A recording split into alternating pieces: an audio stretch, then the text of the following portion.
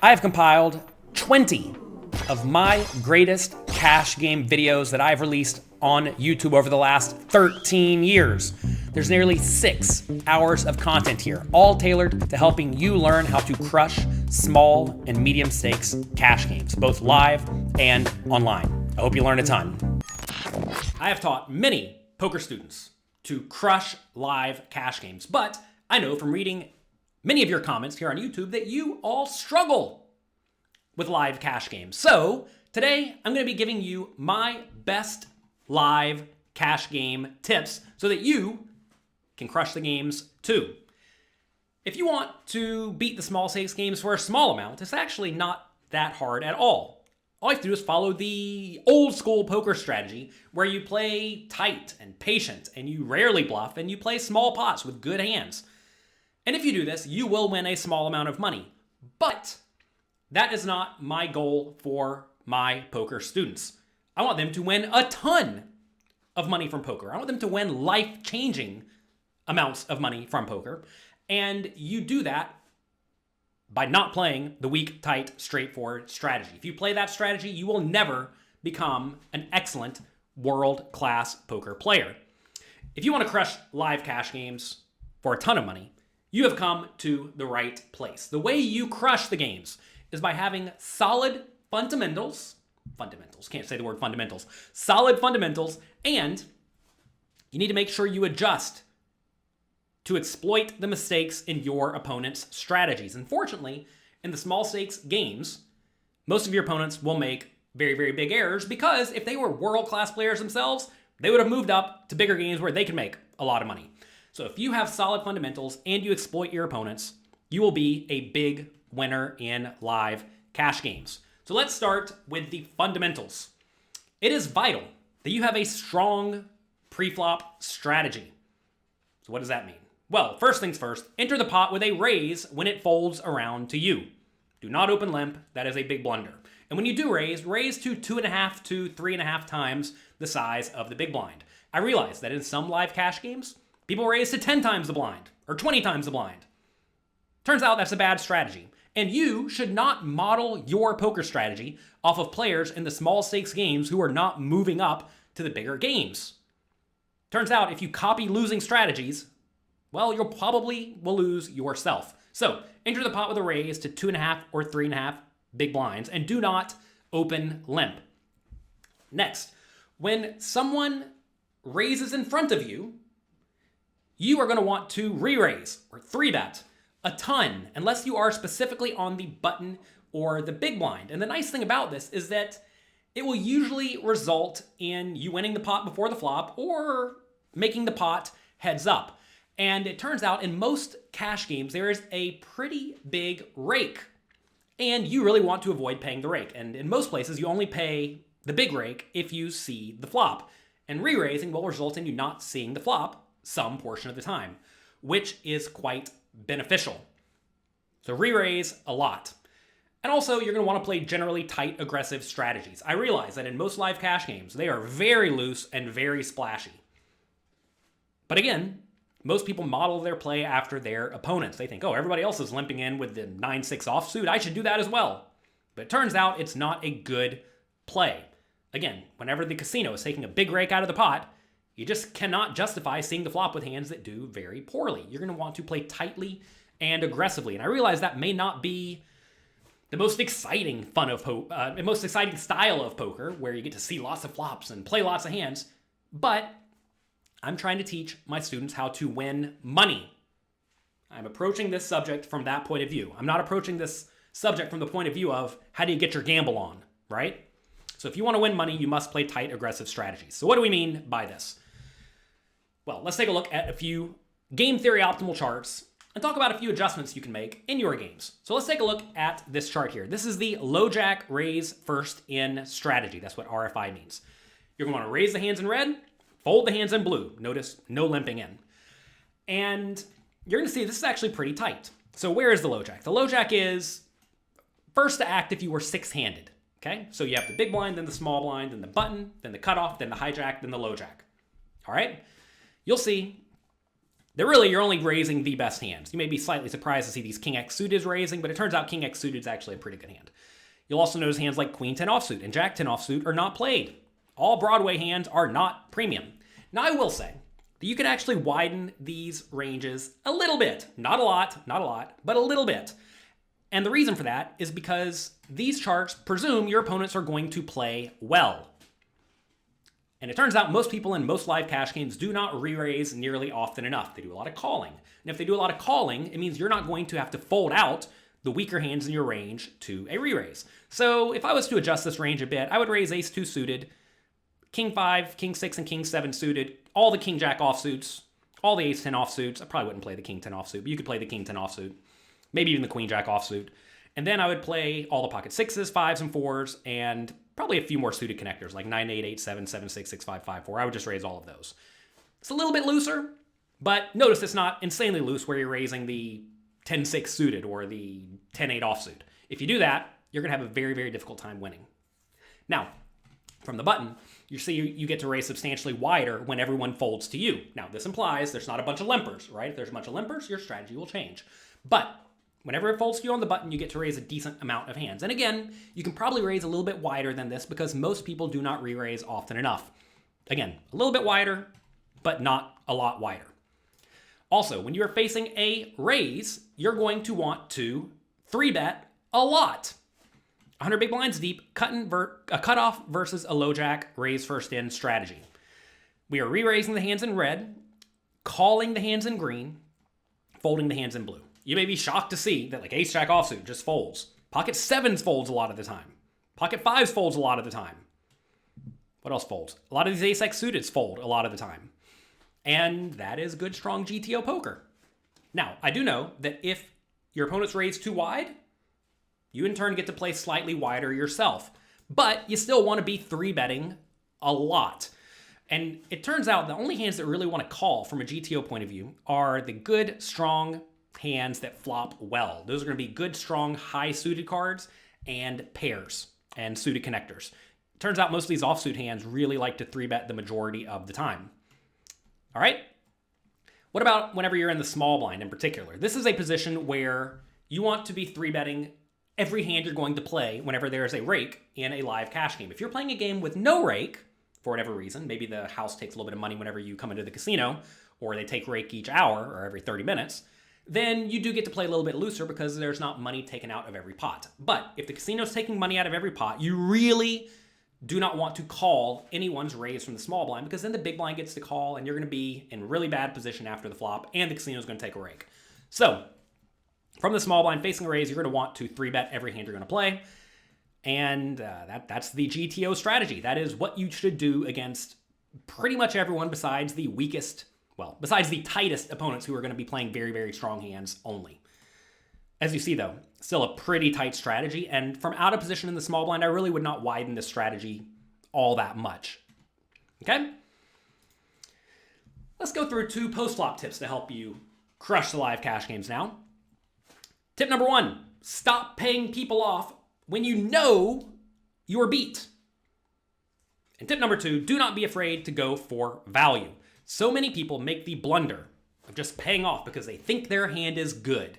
But it turns out that's a pretty big mistake. You are allowed to fold whenever your generally tight, cautious opponent wants to put in a lot of money.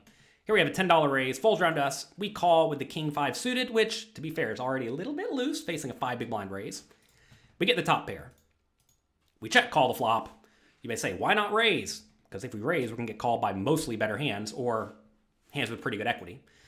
Turns a 10, which is not a great card at all. Now Queen 10 gets there, Ace Jack gets there, Jack 9 gets there. We check, opponent bets 25. Folding would be a little bit tight now, but whatever, we call, that's fine.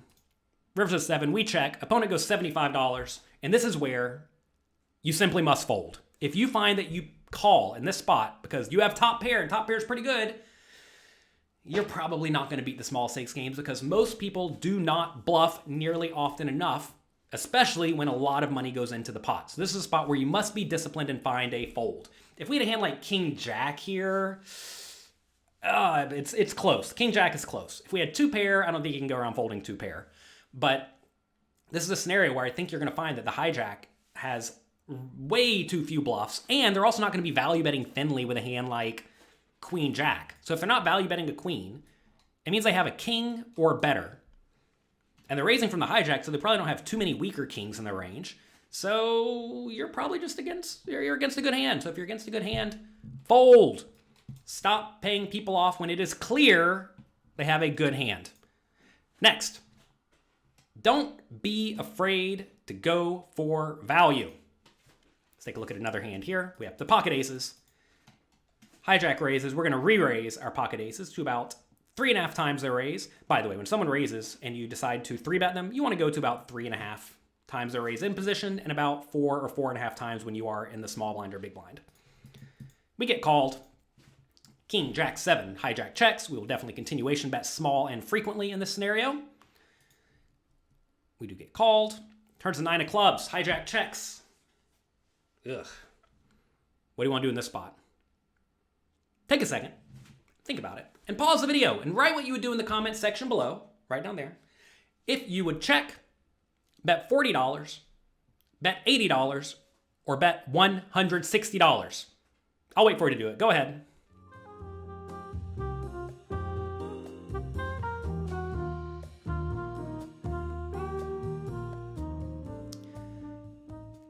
This 9 of clubs is especially bad for us because it's really easy for the hijack to have a newly found 2-pair or a straight or a flush. So this is a spot where even though we do want to be value betting somewhat thinly for value, this is a really bad card. So whenever you get a really bad card, you need to check it back.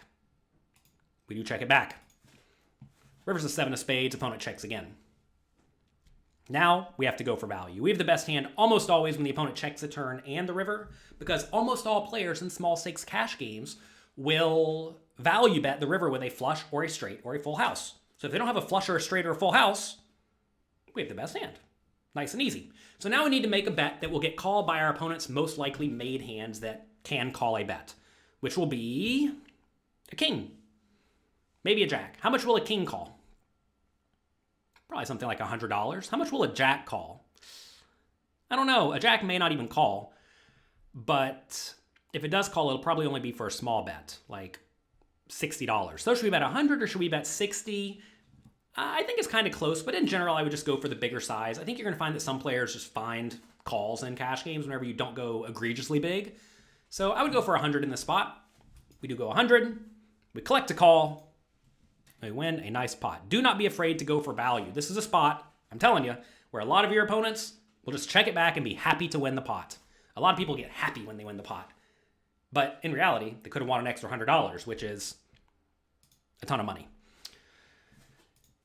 Let's go now through 2 big exploits for live cash games. The first is to use overbets to your advantage, both for value and as a bluff. And also the exploit where you just do not slow play your big hands. From a GTO point of view, you actually should slow play some portion of the time, but in a lot of live cash games, people will just call bets and they'll get their money in a little bit too thin with hands that perhaps should not be getting it in. So let's talk about using overbets to your advantage. Here we have the king, queen. We raise it up. Big blind calls. Flop comes king, 10, 6. Big blind checks. We continuation bet. They call. Turns to 7 of diamonds. They check. Take a second and think about this spot. I want you to pause the video again. 2 quizzes in 1 video. Aren't you lucky? Pause the video and write again in the comments section below. Would you check?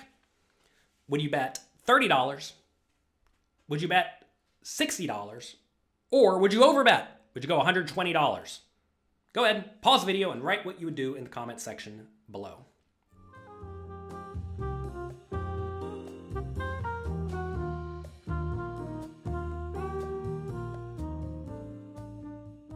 This is a spot where you want to go for the overbet. A very common scenario where the GTO strategy is to overbet is when there are 2 flush draws on the board and the board is very coordinated and you have either a junkie draw, a premium draw, or a made hand that is almost certainly good, but very vulnerable.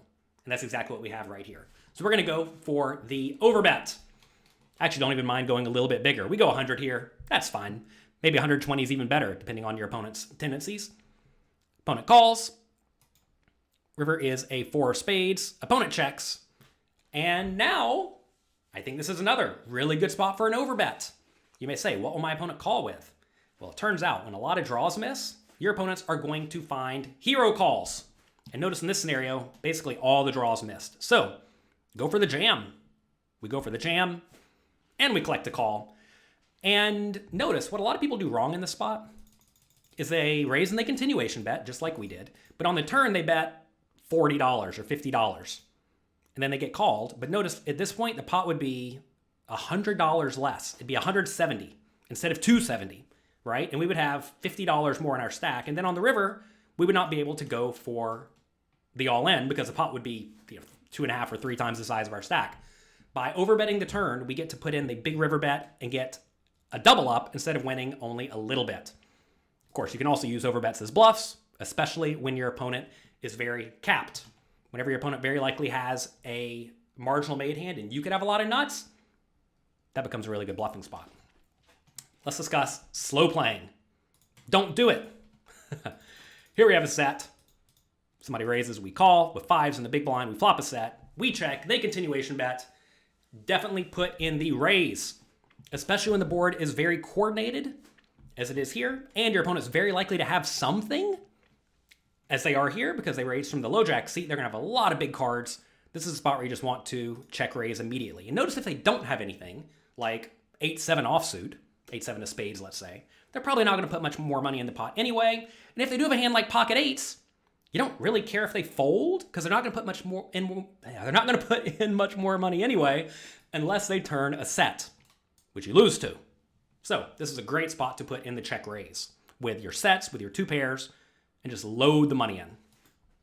We get jammed on, obviously call. We could be beat. Sometimes they're going to get stacked. Sometimes they're going to show up with the king 10 of hearts. This time they have the aces. We win a sizable pot. Notice if we did check call the flop in slow play, sometimes it turns a heart, or maybe a king or a 10, and the opponent checks it back. And again, we would not stack them. When you have a good hand, just get your money in a manner that lets your opponent put their money in. Before we wrap it up today, I have 3 off-the-felt tips for live cash games. Tip number 1, study constantly and improve daily. You want to make sure you're taking notes on your hands and sharing them with people who are working hard at their poker game and who are ideally a little bit better than you. Tip number 2 is to exploit. If you play live cash games at a popular casino, a lot of those places have live streams where you can watch your opponents play before you actually go and play with them. So take notes and figure out what they do incorrectly. And when you are actually playing at the casino, pay attention and exploit your opponents. Tip number 3 is to have good bankroll management. So many poker players think that they're going to take whatever money they have, they're going to go to the casino, and they're going to try to get rich quick. And every once in a while, someone does. But I hate to break it to you. Poker is a really, really, really bad way to get rich quick. But it's a really great way to get rich slowly. You have to make sure you're playing well within your bankroll, and you play in games that you can beat. All you have to do to win at poker is find a game you can beat, which implies either you're playing against really bad players or you've studied a little bit. You have to play that game a lot. You have to actually put in volume, and you must keep a proper bankroll, because even if you're good, you're inevitably going to go on downswings. And for live cash games, I recommend you have at least 20 buy-ins in your bankroll, assuming a buy-in is something like 100 big blinds. That's about the minimum I would recommend. I have an article on bankroll management at PokerCoaching.com/bankroll. Check that out if you want to study more about bankroll management. So that's it. Those are all of my best tips for live cash games. Hope you enjoyed this video. If you did, do me a favor. Click the like and subscribe buttons below. There's also a notification bell down there somewhere. Click that. I try to put out lots of good, high-quality content for you on YouTube. So make sure you click that notification bell. The way to win big pots in live cash games and have a huge edge is to master 3-bet pots. In this video, I'm going to give you 2 tips to increasing your edge in these large pots that will increase your win rate substantially. There are 2 keys to preflop 3-betting. hand selection and 3-bet sizes. If you only 3-bet with the absolute best hands, like pocket jacks and better and ace king and better, you're going to be super easy to play against. So, because of this, you're going to want to balance out your 3-betting range by adding in some bluffs. When thinking about adding bluffs into your range, it's important to figure out which hands to bluff with. And when you're playing with very deep stacks, as you very often will be in no-limit hold'em cash games, you want to make sure whatever 3-bet bluffs you use have good post-flop playability. For example, you could 3-bet bluff with a hand like King 6 offsuit or 7-2 suited, but those hands are very, very unlikely to make a good, strong post-flop hand when you do happen to get lucky. So when you're 3-bet bluffing in cash games, you want to use hands that have good post-flop playability, like 8-7 suited, or ace-5 suited, or queen-9 suited. Essentially hands that can make straights and flushes, because those are the hands that you can actually play a gigantic pot with when you are fortunate enough to get a lucky flop. When you are likely to play the hand in position, you can 3-bet with a much more polarized range, opting to just call with hands that don't want to get 4-bet. For example, if someone raises and you have a hand like King Queen offsuit, you would much prefer to call in position because you really do not want to get 4-bet and have to fold that decently playable hand. But when you are out of position, such as when you're in the small blind or the big blind and you want to 3-bet, usually then you want to be 3-betting with a much stronger linear range of a lot of your very playable hands, because winning the pot before the flop with any hand from out of position is a fine result. Typically when you are 3-betting from in position, you're going to usually want to 3-bet to about 3.2 times your opponent's initial raise. So if you're playing $1, $2 no limit and they raise to, let's say, $7, if you want to 3-bet in position, you'll make it something like $22. But when you're out of position, you're going to want to make it more like 4 times your opponent's initial raise. So if they make it $7, you'll make it more like $28 from out of position. So now that we have pre-flop strategy down, let's take a look at 2 examples to illustrate these points. Let's take a look at this hand from 2-5 no limit hold'em, where the hijack raises it up playing $500 deep, and we are on the button with King 9 of spades. This is a hand that you certainly could call with, and if the hand was a little bit better, let's say it was a hand like King Jack of spades, you may actually want to call it. But because this is a hand that you can 3-bet and then somewhat confidently fold to a 4-bet, that makes it a very good 3-bet bluffing candidate. So we raise to about 3.2 times the initial raise to $50, and the initial raiser calls. Flop comes. Queen 6-2, 1 spade, 2 clubs. The opponent checks. This is a situation where you're going to want to bet very frequently using a small size. A lot of players make the blunder of betting frequently, which is fine, but they always bet big because they're trying to get their opponent to fold. You have to realize if you bet $100 into the $100 pot and your opponent does not fold, you're usually in terrible shape. When you bet small, what's going to happen is your opponent's going to fold sometimes, which is great, but they're also going to call with a lot of marginal hands that you can then bluff on a later betting round. So we bet $27 in this scenario, about 25% pot, and the opponent calls. And again, they're going to call decently wide. Now, when your opponent checks on the turn, you're going to want to continue betting with your best made hands, in this scenario on Queen 6-2 turn Jack, probably with stuff like King, Queen, and better. And then you also want to be betting with draws that are going to be able to improve very frequently on the river, such as our straight flush draw when the Jack of spades comes, but also some junky draws, like perhaps King 9 offsuit in this spot, which is actually drawing kind of thin. And what's going to happen is that when we bet the turn, using a very polarized range of our best hands and some draws, our opponent does not know if we have a really good made hand we're happy putting a lot of money in with, or a draw that hopes the opponent will fold. So in this spot, the opponent checks, and we go for about a 2/3 pot bet of $100 into the $161 pot. And you're going to find that in this spot, most of your opponents are going to fold unless they have a queen. And if they do have a queen, a lot of them will not shove it all in, which will allow you to see if you improve on the river and then bluff if you feel inclined. This time though, we bet 100, the opponent just folds, and we win a nice pot. Let's take a look at another example, this time from out of position. It folds around to the button playing $1, $3, no limit hold'em, who raises it up to $10. We are in the small blind with Jack 9 of spades. This is a hand that a lot of people call with to try to flop well, but this is a spot where you're going to want to 3-bet almost every hand in your range, especially in live cash games, where if you call, a decent rake is taken out of the pot. When you 3-bet, sometimes your opponent folds and you win the entire pot immediately without having to see the flop, without having to pay a rake, and that's fantastic. So we're going to 3-bet to $40. Remember, 4 times the initial raise. They made it 10, 4 times 10 is 40. The opponent calls, flop comes, Jack 10, 5. This is a spot where we're going to, again, want to continuation bet decently often and probably using a small size. So we go $20 into the $83 pot with our top pair marginal kicker, and the opponent calls. And again, they're going to call pretty wide when you bet small, especially when they're in position. And if they do happen to drastically overfold to your small bets here, you're going to print money with all your hands that don't connect with the flop. So we bet small, the opponent calls, turn is the 2 of spades. This is a spot where, again, you're going to want to bet with many of your best made hands and some draws. So is Jack 9 one of your best made hands on Jack 10, 5, 2? And it's close. I think this is a hand that you certainly could bet, but I think checking is quite nice. And you're going to find, especially from a game theory optimal point of view, you're going to want to check with some top pairs, and those are usually going to be your top pairs with the weakest kicker. Because if you keep betting the turn and then betting the river, you're trying to get called by middle pair, and a lot of players will not call it off with middle pair for a turn plus a river bet. So instead, check and give your opponent every opportunity to either bluff or overvalue a worse made hand. So we check. The opponent now bets $50.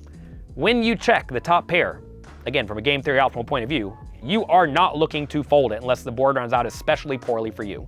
So the plan here is to check call the turn, and then check call on pretty much every safe river.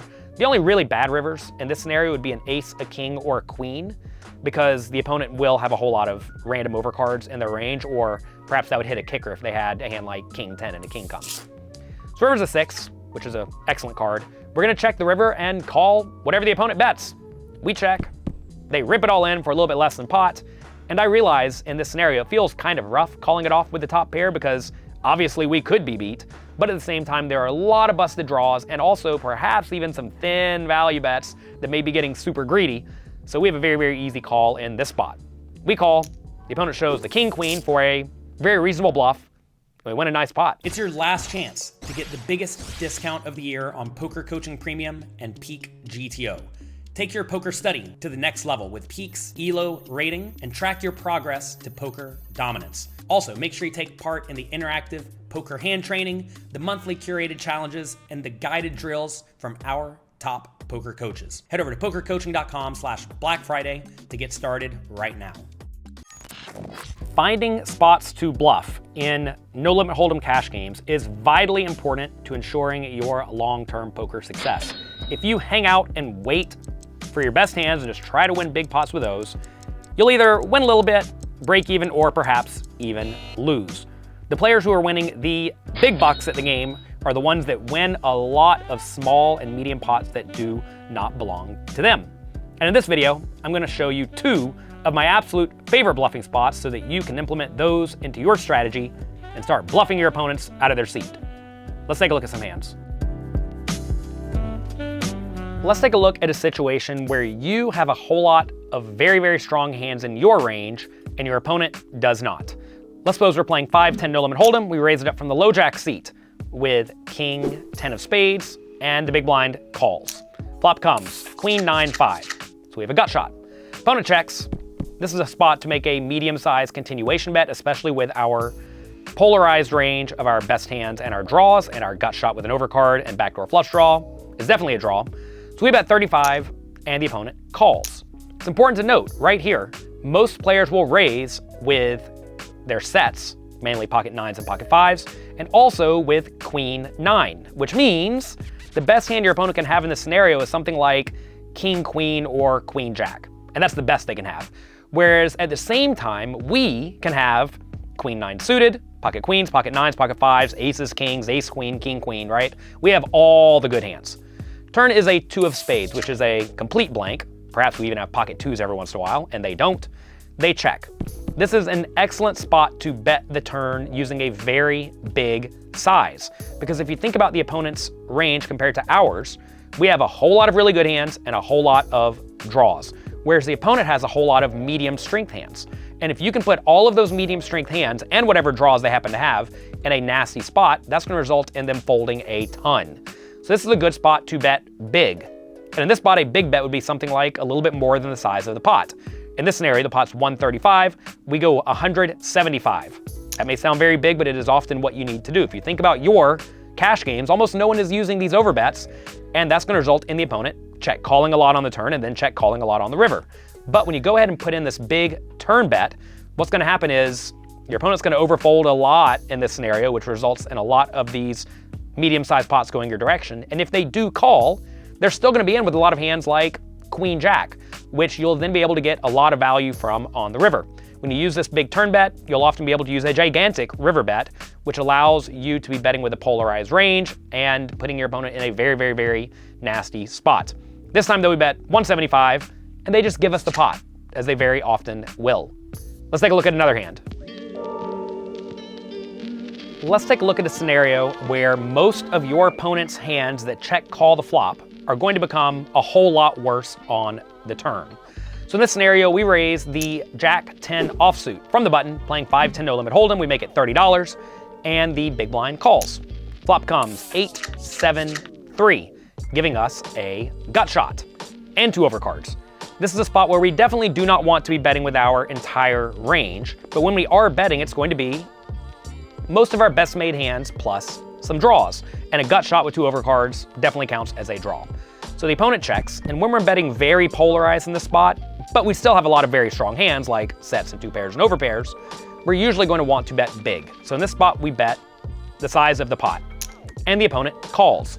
Notice in this scenario, the turn is going to change the board very frequently for a lot of the opponent's check calling range, because they're going to have a whole lot of top pairs and middle pairs. If you think about it, an overcard or a card making a straight is going to come a lot of the time. So we already know we're going to be barreling the turn a lot, unless it's specifically something like an 8 or a 7 or a 3. Those are going to be very bad cards for our range and very good for the opponents. Turn's a queen, and if you think about our range, we're going to have a whole lot of hands like King Queen, Queen Jack, Queen 10, Queen 9. These are all hands that would raise preflop and continuation bet the flop. So this queen connects very well with us, but it connects really, really poorly with our opponent, because they're going to have almost no queens in their range, because they're going to fold out Queen Jack and Queen 10 and Queen 9 to a flop bet. And unless they improve to 2 pair, a lot of their 1 pair hands on the flop are now quite marginal.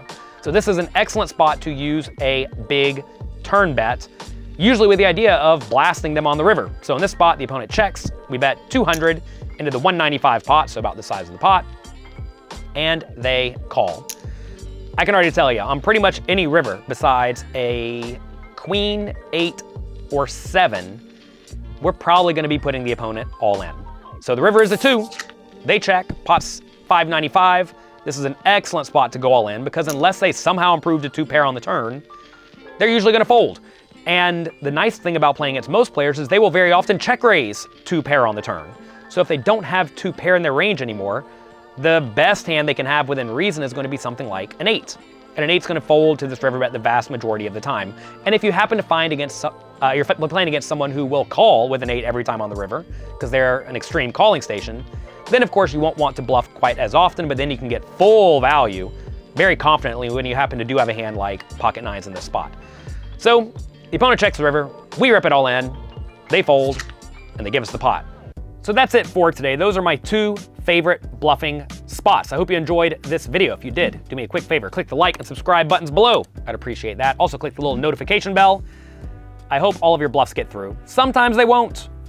When they don't, you can come and blame me. Leave a comment below and say, I ran a bluff and it failed. But it's okay. Sometimes your bluffs are gonna fail. More often than not, a lot of small and medium pots are gonna be going your direction.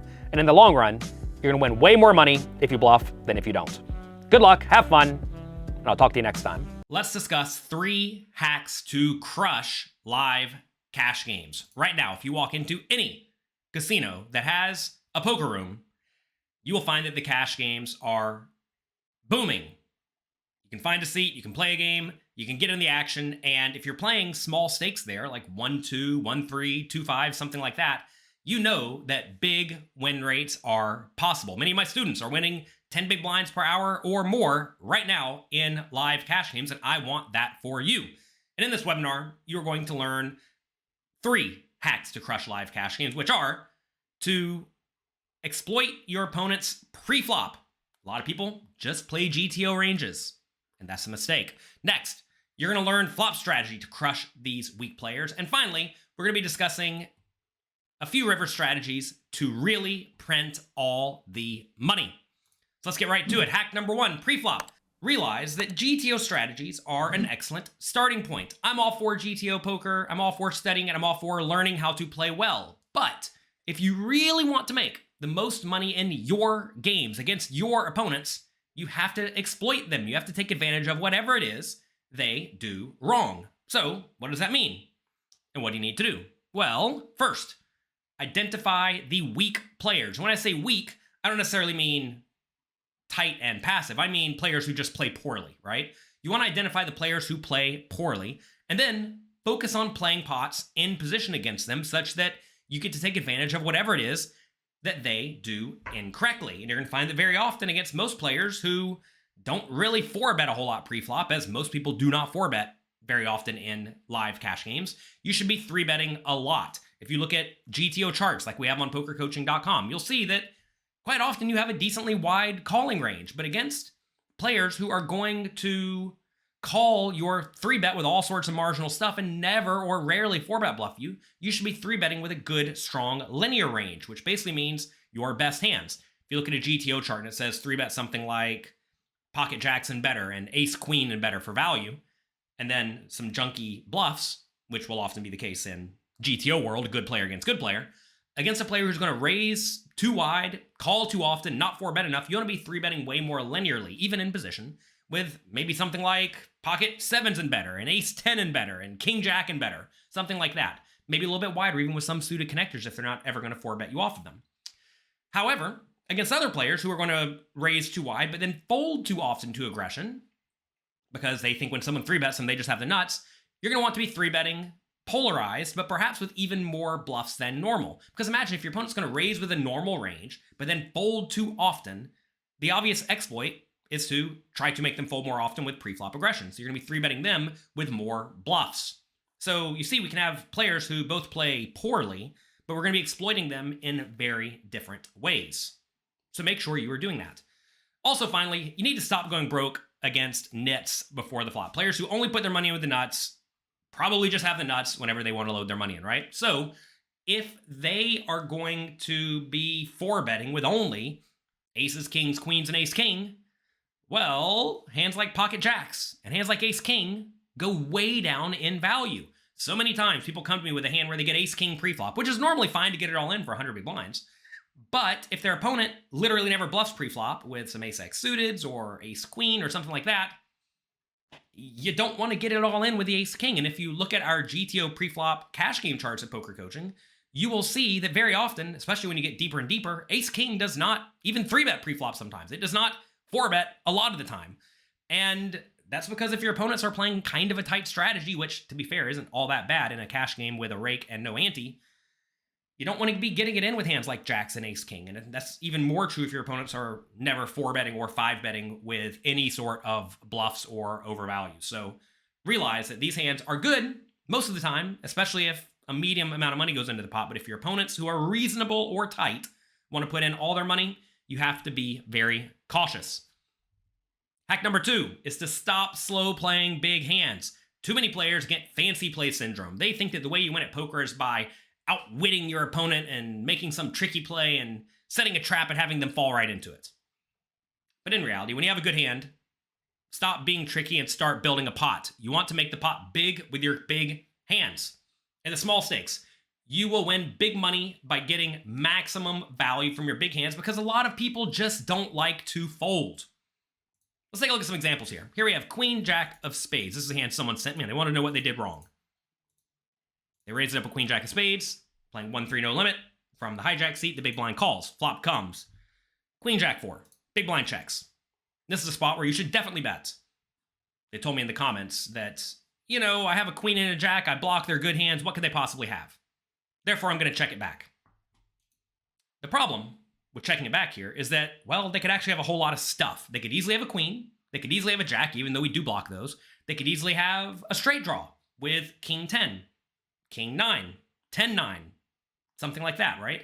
They could also have a lot of flush draws. So this is a spot where, yeah, you block the top 2 pair, but you just want to load money in the pot because they are going to have a queen sometimes, and they are going to have a jack sometimes, they are going to have a decent draw sometimes. So you want to put money in the pot. This player check, though. On the turn, the big blind checked again. Now they start betting $12. I would perhaps advocate even betting bigger. This is a situation where a lot of people check it back on the flop with ace highs, and then they decide to bluff it on the turn, or they check it back with a hand like pocket sixes, and they make a big bet, which may or may not be a good play. But people do that kind of thing, and if your opponent does have a queen or a jack, they're not going to fold. And right here, if they actually do have a draw of some sort, like a flush draw, you don't really want to give them amazing pot odds to continue. So we probably want to be betting bigger in this situation than $12 into 21. Whatever. Opponent calls. Rivers a 2 of spades. Big blind checks. Easy bet. Again, I would go medium or big at this point. We're trying to get called by a queen or a jack. We go 20. I'd probably go a little bit bigger, but whatever. This is the most reasonable bet size we've used so far. The opponent does call, and they show the king and the queen. Oh my gosh. So right here, notice if we just bet flop, bet turn, bet river, we would have been able to get an additional $40, $50, $60, $70 into this pot in this situation, while also giving us protection against all the hands the opponent has that have some equity. And instead, we didn't do that, and we won the pot. And this player who sent me this hand, they felt pretty good about this. They think that they won a nice pot, and they were happy about it. But in reality, this is kind of a disaster, because if we miss out on $40 or $50 or $60, that's 10, 15, 20 big blinds that is staying in our opponent's stack and therefore not ours. This is a big mistake. The right play here is just to bet the flop. Just bet the flop. Let's take a look at a spot where someone showed me a hand that they played well, I think. Low jack raises, we defend with pocket 4s in the big blind. Flop comes jack 9-4. Definitely check raise. When there's a flush draw and a straight draw on the board, and you have pretty much anything besides top set, you usually want to be check raising. When I say anything that is, I think anything that is a good strong value hand. So jack 9, jack 4, 9-4 suited if we have it.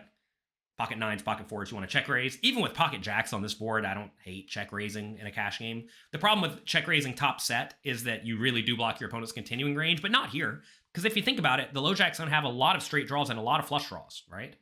And still some decent jacks. So I think I would be check raising the vast majority made hands in this situation, recognizing maybe my check calling range is a little weak, but such is life. I just want to play big pots with big hands. So we're going to check raise, and we're going to check raise kind of big. The opponent bet 10 into 21. We go to 35. I think that's good. This is a situation where whatever the opponent has some equity a lot of the time, or it's top pair, and that's not going to fold. So we just want to get money in the pot with what is almost always the best hand. Opponent does call, turns to 2 of spades. Just bet again and bet kind of big. Just want to load money into the pot. We go 70 into 90. Can we go bigger? I don't hate it. When there's a double flush draw on the board, I typically do like using quite big sizes. I think if we go 90 here, might be a little bit better. I think that could be nice. We could also bet 90 with some high equity draws and some junky draws. The opponent now goes all in for 255 total. Easy call, of course. We could be beat by sets, but whatever. You cannot be sad about stacking off. Some players are definitely afraid of stacking off, by the way. They'll get shoved on here and they'll think, well, if you're shoving, you must have top set or middle set, so I guess I have to fold. But no. If this person has ace jack or king jack on this draw heavy board, a lot of people just rip it in because they realize that my range should have a lot of draws in it, right? I mean, I literally just told you, it's good made hands and draws, right? And they don't want to get outdrawn. So a lot of people will shove with jacks or better in this scenario, a jack or better in this scenario. And against that range, we're in obviously fantastic shape. So easy call. Opponent this time showed up with jack 10 of hearts. I think they probably should have just called. There are some rivers they can fold on, I think. But whatever. We call it off. We get it in good, and we scoop a nice pot. But notice in the first hand, we slow played. We won almost nothing with top 2 pair. This time we check raised, and we got to play a big pot. The alternative here would be to check call flop and then check raise turn. But you're going to find that whenever you check raise turn, that makes a lot of people kind of afraid.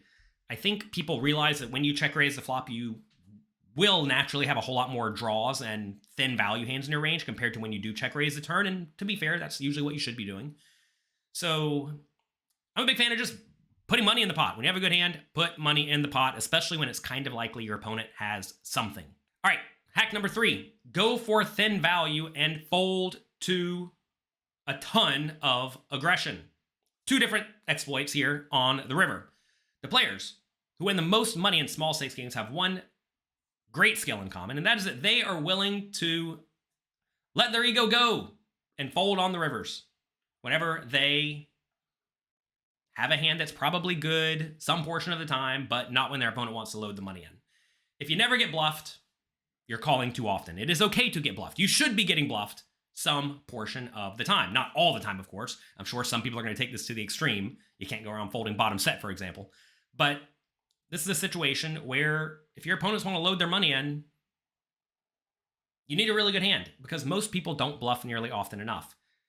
In addition to this, you're going to find that the best players value bet in situations where others will check because they're too scared of facing aggression. A lot of people do not go for thin value.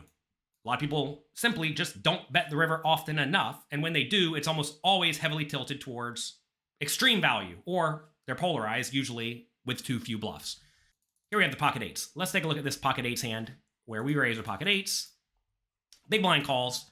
Flop comes 10, 7, 2. Big blind checks. We should probably continuation bet. We do go 13 on this relatively dynamic board. Fine. Maybe a little smaller is fine. Probably doesn't make much of a difference.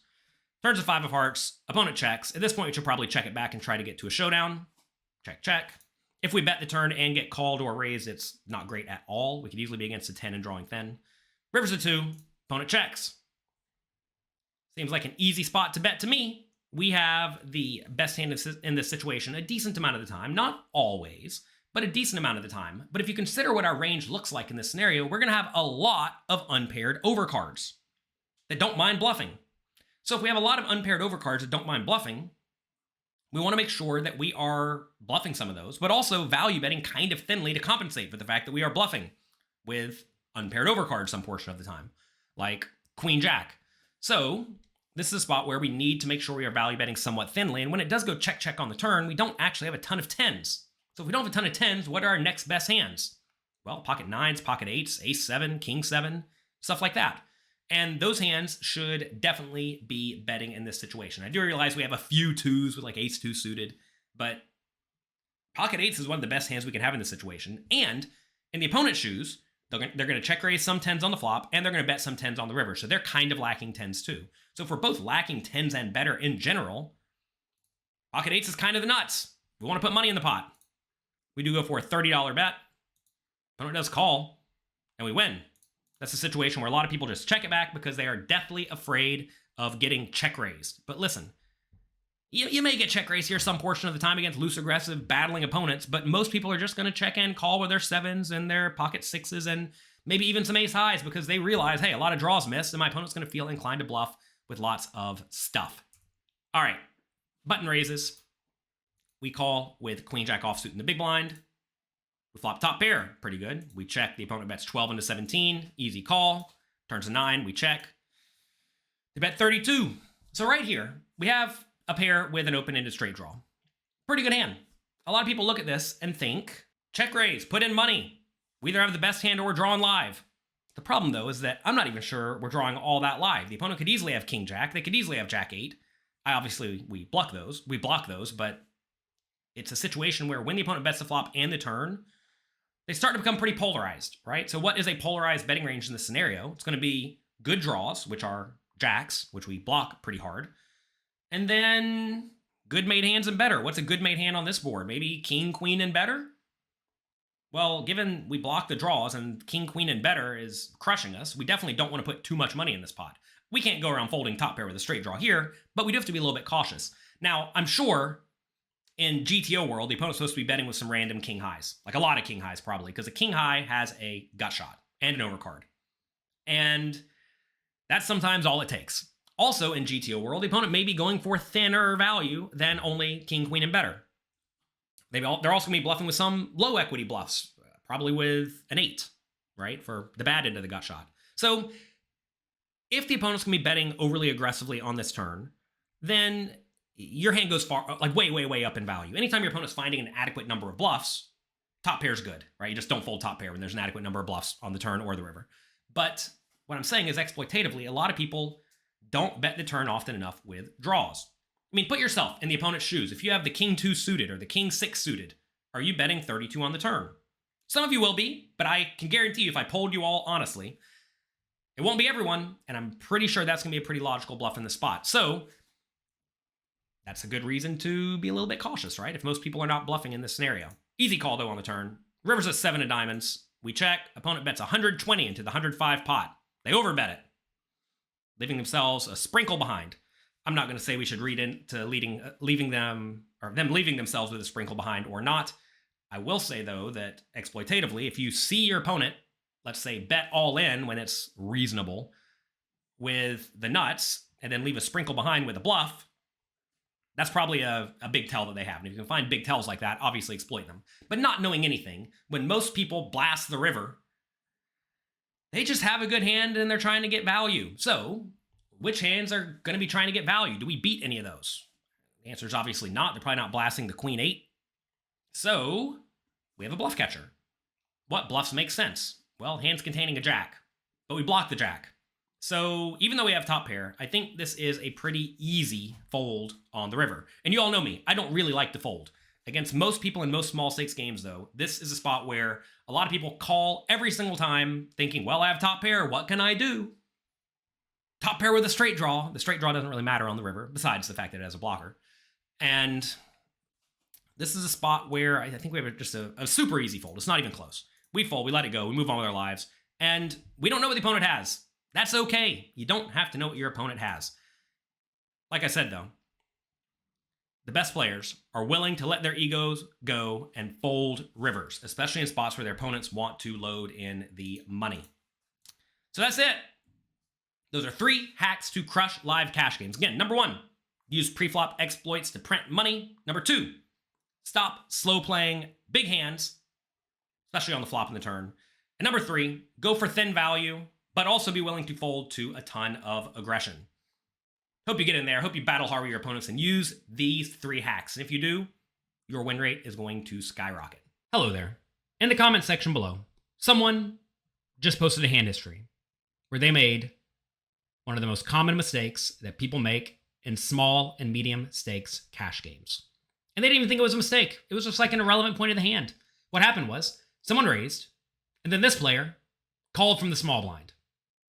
Their hand doesn't even matter because you should not call raises from the small blind in cash games that charge a rake on individual hands for many reasons that we are going to cover today. Understand that in most live cash games, the casino takes 10% of the pot, usually capped at some amount, but in the small initial pot, when someone raises and then you call, they're usually taking 10% of that, which is a lot. Also, from the small blind, you will have the worst actual position in a heads-up pot, but also the worst relative position in a multi-way pot when you call from the small blind, because say someone raises, you call the small blind, and then the big blind calls, closing the action, which is fine. On the flop, you're going to check, the big blind's going to check, the initial raiser is going to bet some portion of the time, and then you have to decide what to do before you have any clue what the big blind does. And you have to understand the big blind's going to check everything so they can have all the good hands in their range. And this puts you in a really nasty spot with all of your medium strength hands, which is often what you're going to have. So that's really bad for you too. So they're taking a lot of rake. Also, you're going to have bad position. Also, you're going to drastically under-realize your equity from out of position. For example, say someone raises and you call from the small blind with pocket 5s. The flop comes without a 5. You check, your opponent bets. This is a spot where your pocket 5s is very often good. But if the board contains 3 high cards, you probably just have to let it go. And you're folding out the best hand a decent chunk of the time.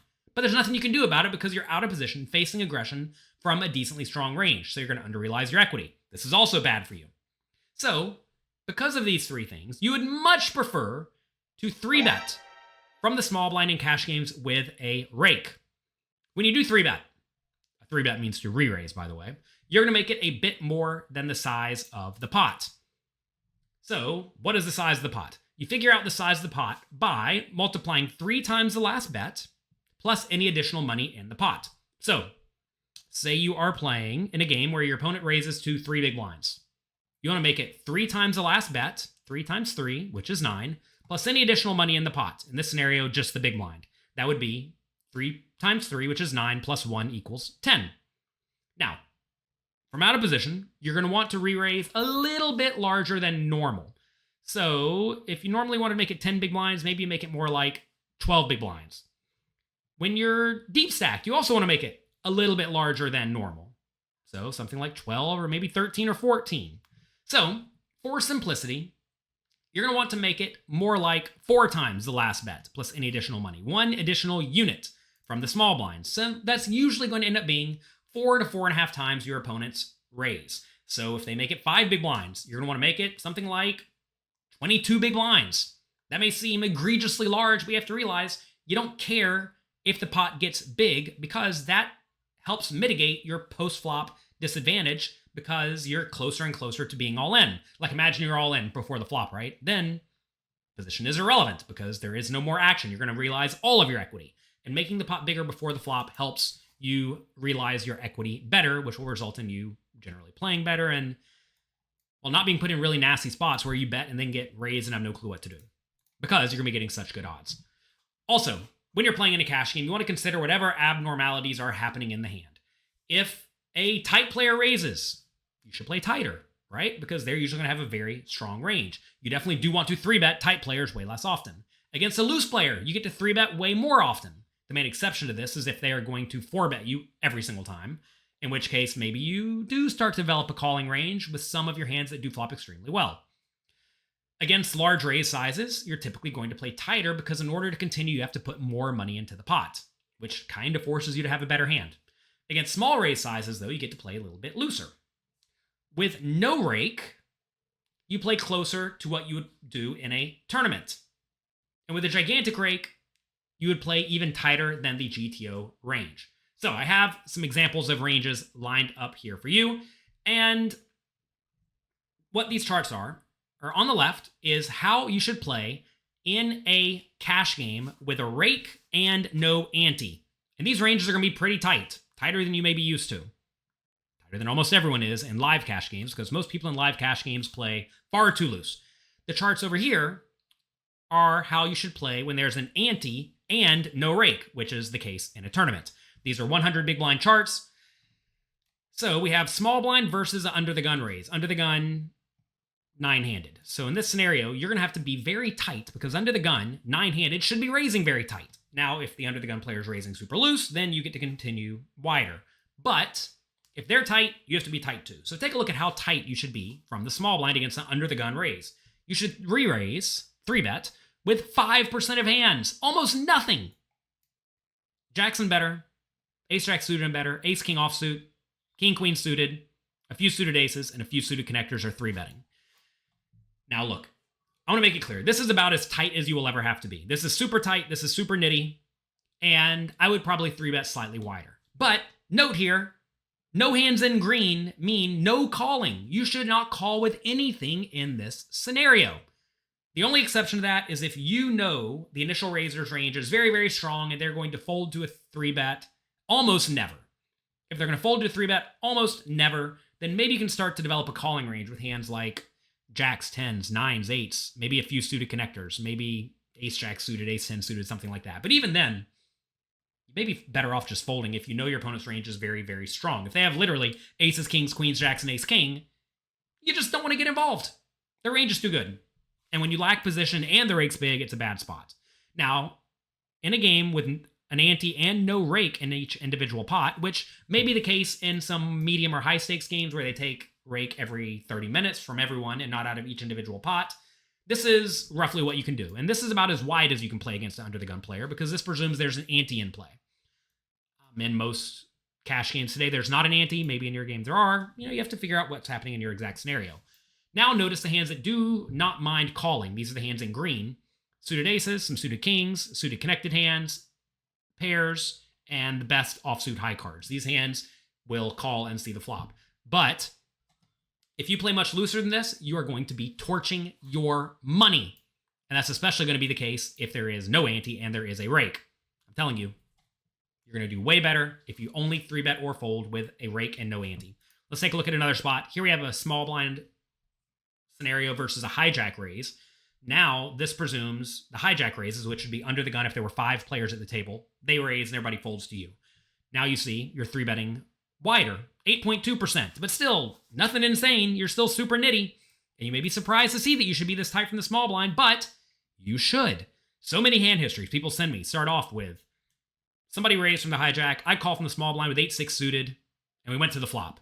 But notice 8-6 suited is way down here in the fold when you're playing a cash game with a rake and no ante. Okay? 8-6 suited is okay to play, though, if there is an ante and no rake, like in a tournament. That's because you're getting way better pot odds. When you're getting better pot odds, you get to continue wider. All right?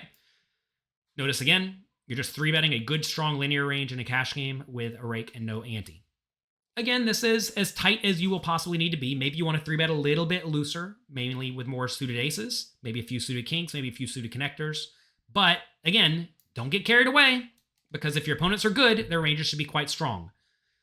Let's take a look at the small blind versus a button raise. This is about as wide as you can be against strong opponents in cash games with a rake and no ante. As you see, pocket sixes and better, most of the suited aces, ace jack off suited and better, king nine suited and better, king jack off suited and better, and the best suited connected hands.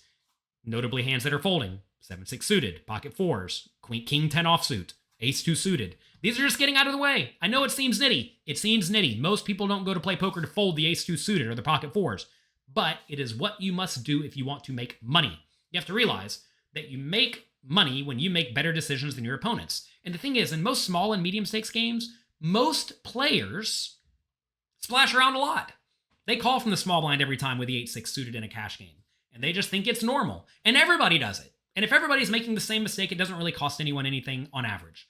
But you have to realize, if one player just starts playing way better than everybody else before the flop, well, now all these people's mistakes are going to start resulting in the player who's playing well collecting a lot of equity. And that is really, really, really, really bad for the bad players, which is why the good players in small and medium stakes games have a gigantic win rate. A lot of people cannot believe that in 2023, when I'm making this video, people playing live cash games, up to 5-10 no limit hold'em, maybe even bigger, are winning 10 big blinds per hour.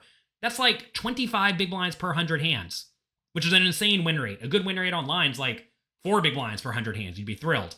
Live, though, you're getting something like 25 big blinds per 100 hands because people are horrible. They have all sorts of mistakes in their games. They went there to the casino. They put on their pants. They drove there. They sat down. They didn't go there to fold. That's a lot of effort. And because of that, if you play well, you will absolutely crush them. But you have to have the discipline and the desire to succeed. Notice in a tournament or a game with an ante and no rake, you get to play looser. But again, you're still 3-betting a lot. Most people in tournaments in this scenario call way too often, especially with the suited connectors and suited king type stuff. But notice, all these hands are 3-betting when you're playing about 100 big blinds deep. Get in there, splash around, battle, and put your opponent in nasty spots. Multiway, I thought about loading up a lot of charts for multi-way scenarios, but really, they're not all that different from these charts I've already shown you. And essentially, you have to understand multi-way, your equity realization will be quite bad. It'll be even worse than when you're heads up, because now, if you have pocket fives and you call and the flop comes whatever, if you check and somebody bets and someone calls or anything, you just have to fold unless you have a set. So you never get to realize your equity with your medium strength hands, which is a disaster. And you just don't flop all that well all that often. So from the small blind, when there's a raise and a call, or a raise and a 3-bet, you're going to be re-raising again with every single hand you want to play, and your range will be very tight. It'll be somewhat similar to these previous ranges, but perhaps a little bit tighter. We have these charts, by the way, in the PokerCoaching app. You can download it in the various app stores, so make sure you check that out. So yeah, still 3-bet or fold with a strong linear range. Do not play looser. If you play 1-3 no limit hold'em at your local casino, it is very common to see raise to $12, call, small blind calls with the 9-4 suited because they're trying to flop something. They know to fold the jack 4 offsuit, but the 9-4 suited for some reason gets them in, and then they end up losing their money when they make one bad pair. Don't do that. 3-bet or fold with strong hands. That is how to do it. Tight is right, it seems, especially when you're out of position and you're paying a rake and you're going to realize your equity poorly and you're not closing the action. When everything's bad for you, you got to play tight. It's your last chance to get the biggest discount of the year on PokerCoaching Premium and Peak GTO. Take your poker study to the next level with Peak's ELO rating and track your progress to poker dominance. Also, make sure you take part in the interactive poker hand training, the monthly curated challenges, and the guided drills from our top poker coaches. Head over to pokercoaching.com/Black Friday to get started right now. Today, we're going to be discussing why many good, strong, fundamentally sound poker players lose at cash games. It is because they completely neglect bankroll management. But bankroll management is vital to long-term success. In order to win at poker, you only have to do 3 things. Shouldn't be that hard to do 3 things, should it? First, you have to find a game you can beat. A lot of players can do that. All you have to do is find really bad players to play with, or you have to get really, really good at poker strategy. Then, number 2, you have to play that game a lot. You have to put your butt in the chair and grind. A lot of players are good at that. But they forget the third part. Number 3, you have to keep a proper bankroll. It really is that simple, but almost no one does all 3, and a lot of players who are very good at poker forget to keep a proper bankroll, and because of that, they lose. Understand that you will inevitably experience variance when you play poker, even if you have a large edge.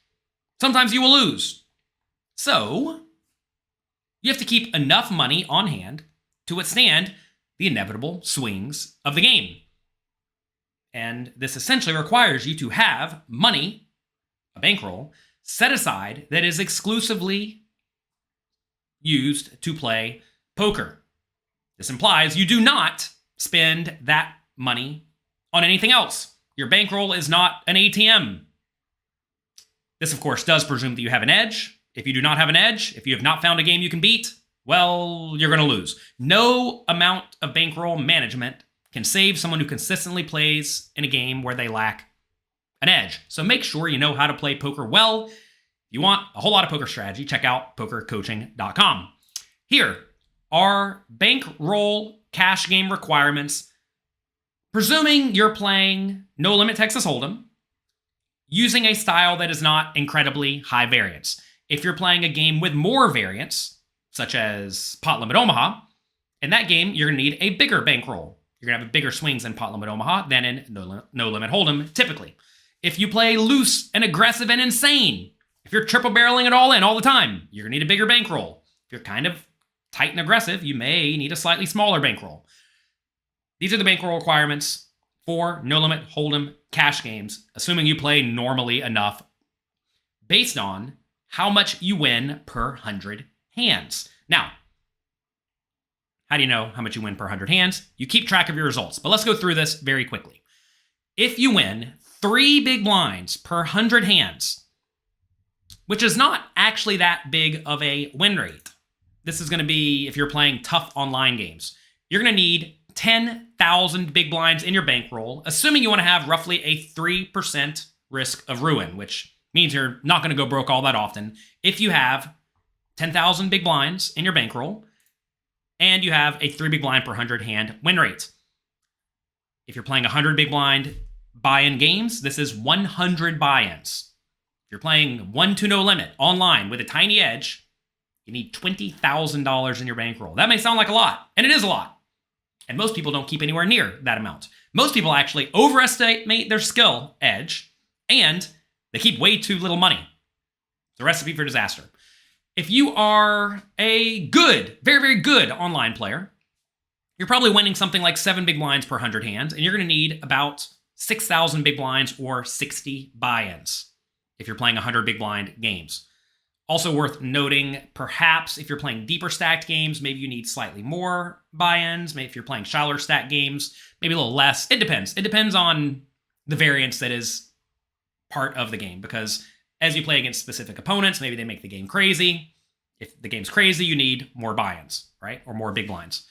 If you are a good, strong, live crusher, you're probably winning 20 big blinds per 100 hands or so. In that case, you're going to need roughly 2,500 big blinds, which is not that much. 25 buy-ins. It may sound like a lot, but really it's not. That is almost nothing. Back when I used to grind 5-10 no limit hold'em at Bellagio every single day, 12 hours a day, I would win roughly $100 per hour. And we would play something like 30 hands per hour, which means I'm somewhere in this vicinity, right? And I really never had much of a downswing at all. My biggest downswing was something like $15,000, which is not a lot. And I was winning about $30,000 each month because I had a big edge, I was playing a ton, and I had a very substantial bankroll. Like I mentioned, this gives you a small risk of ruin if you cannot add more money to your bankroll because you are a professional poker player and that is all. You do not have a job. You probably want to have lower than 3% risk of ruin. You want to never go broke. I personally always kept far more money in my bankroll than was required because going broke would be a disaster for me.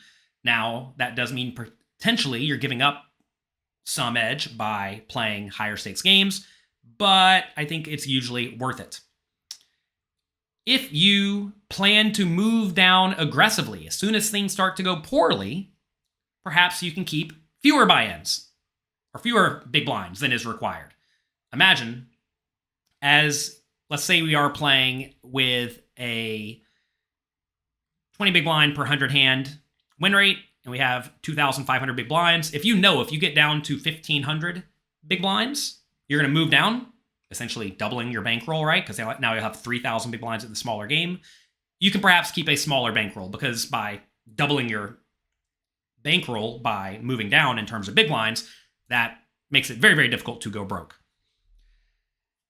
As you move up, when you start trying to play higher stakes games, understand that your win rate will decrease. A lot of players think they win, let's say 20 big blinds per 100 hands live, and let's say 2-5 no limit.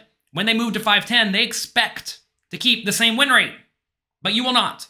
When you move up, you will inevitably play against better players. As you're playing against better players, your win rate is going to go down. As your opponents play well, your win rate goes down because you're not extracting any value from those players, right?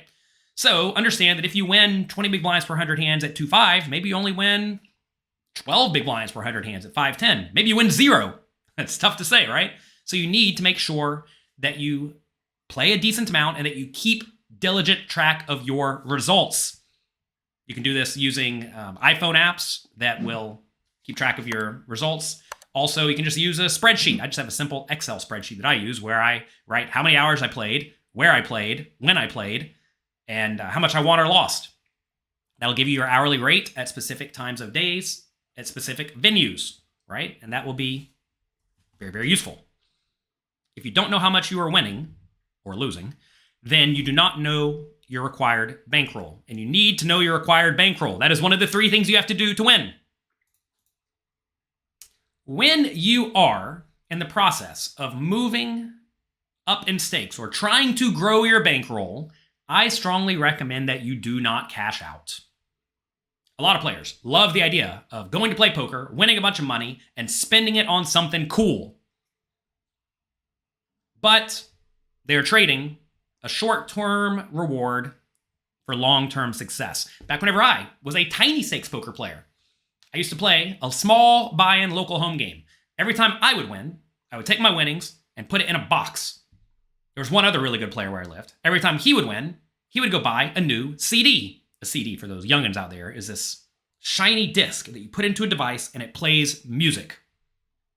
That's what he did with his winnings. After about 6 months of this, he had a lot of CDs. And I had a lot of money. And he did not make it as a professional poker player, despite being very good at poker, because he spent all of his money on CDs. He never had the opportunity to move up with an adequate bankroll. Let's consider 2 players. Both players are equally skilled, okay? They both play 1-2, and they want to move to 2-4. They both have $10,000 to start. Let's say one of these players cashes out $600 each month, and the other cashes out $200 each month. Now, if you have expenses in your life, obviously you're going to have to cash out money to pay your expenses. You need to be aware of this if you're trying to be a pro, right? This is what actually happens to a lot of pros. They do a great job of growing their bankroll when they have no expenses, but whenever they start spending money out of their bankroll each month, it becomes a whole lot harder to move up in stakes, right? If it takes the player, it takes out $600 1 year to get to $20,000. Well, that is roughly how long it will take them, assuming they have a reasonable edge. In that same 1 year, the $200 cash outer, the player who cashes out $200, will end up with $46,800. By cashing out $400 less each month, this player, who only cashes out 200 each month, has more than double the money at the end of the year. How in the world does that happen? Well, it happens because, first things first, you just add more money to your bankroll and you move up quicker, right? But then once you move up, assuming your win rate stays roughly the same, which maybe it will, maybe it won't. We discussed that earlier. If your win rate stays the same, you're going to essentially double the amount of money you make per hour. And if you can double the amount of money you make per hour just by moving up to twice as high of stakes, well, that's obviously fantastic, right? And realize that edges compound over time. A lot of world-class poker players you know today, many of them that are the top players in the world, they started with almost no money. I started with $50, a $50 deposit a long time ago. I never had to reload. I never went broke. I never went anywhere near broke. And that's because I learned a long time ago, it's not fun to go broke. Some people think going broke is a badge of honor, that all good players go broke all the time. No, they don't. I have a group of close friends. None of us have been anywhere near broke. A lot of the best players in the world have been nowhere near broke. And you should strive to grow your bankroll in a sound, logical manner that ensures long-term success. If you're consistently out of action because you play too big, well, you're not making any money. If your butt is not in the chair and you are not playing, you do not make money. So, do your best to grow your bankroll as fast as you reasonably can, because the faster you grow it today, the more money you're going to have tomorrow to play bigger games where you're going to make even more money. We should make this clear, but you need to ensure you have an edge. Remember, you have to find a game you can beat. It is vitally important. It is vitally important if you are not winning in your game. If you're not one of the biggest winners in your game, it's probably not going to be all that profitable of a spot for you. So how do you ensure you have an edge? Well, first things first, you need to sit at the best table in the room. How do you sit at the best table in the room? Say you go into the casino and you know you want to play 1-2 no limit, and you know your casino has 5 tables of 1-2 no limits. Maybe one of them is a must-move game. You have to go there first. Okay, you put your name on the list, and you get in your game. Ideally, you show up when there's no list, or you call ahead of time and know when you're going to have a seat, because if you're sitting around waiting to get in a game, you're not making any money. Once you get in the game, and you're at a must-move table, let's say, they're going to make you stay at that must-move table for an hour or so. You have to sit at that table until people at other tables break, and then you're going to get moved to one of the main games. There'll be 4 main games, let's just say, in your casino. One of these tables is almost certainly going to be better than the others. And I say better, meaning the players at that table are going to be worse than the players at the other tables. So as soon as you get to your table, you let the floor person know that you would like to be on the table change list.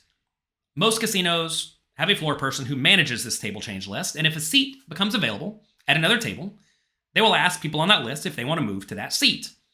Now, you're not going to know, as soon as you sit down most of the time, if that seat is better than the seat that you're currently in.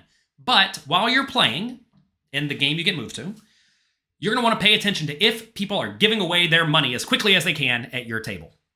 If they are, great, stay on the list, but whenever it comes time for you to move to a different table, just don't go. Say, no thanks, I'm going to stay here.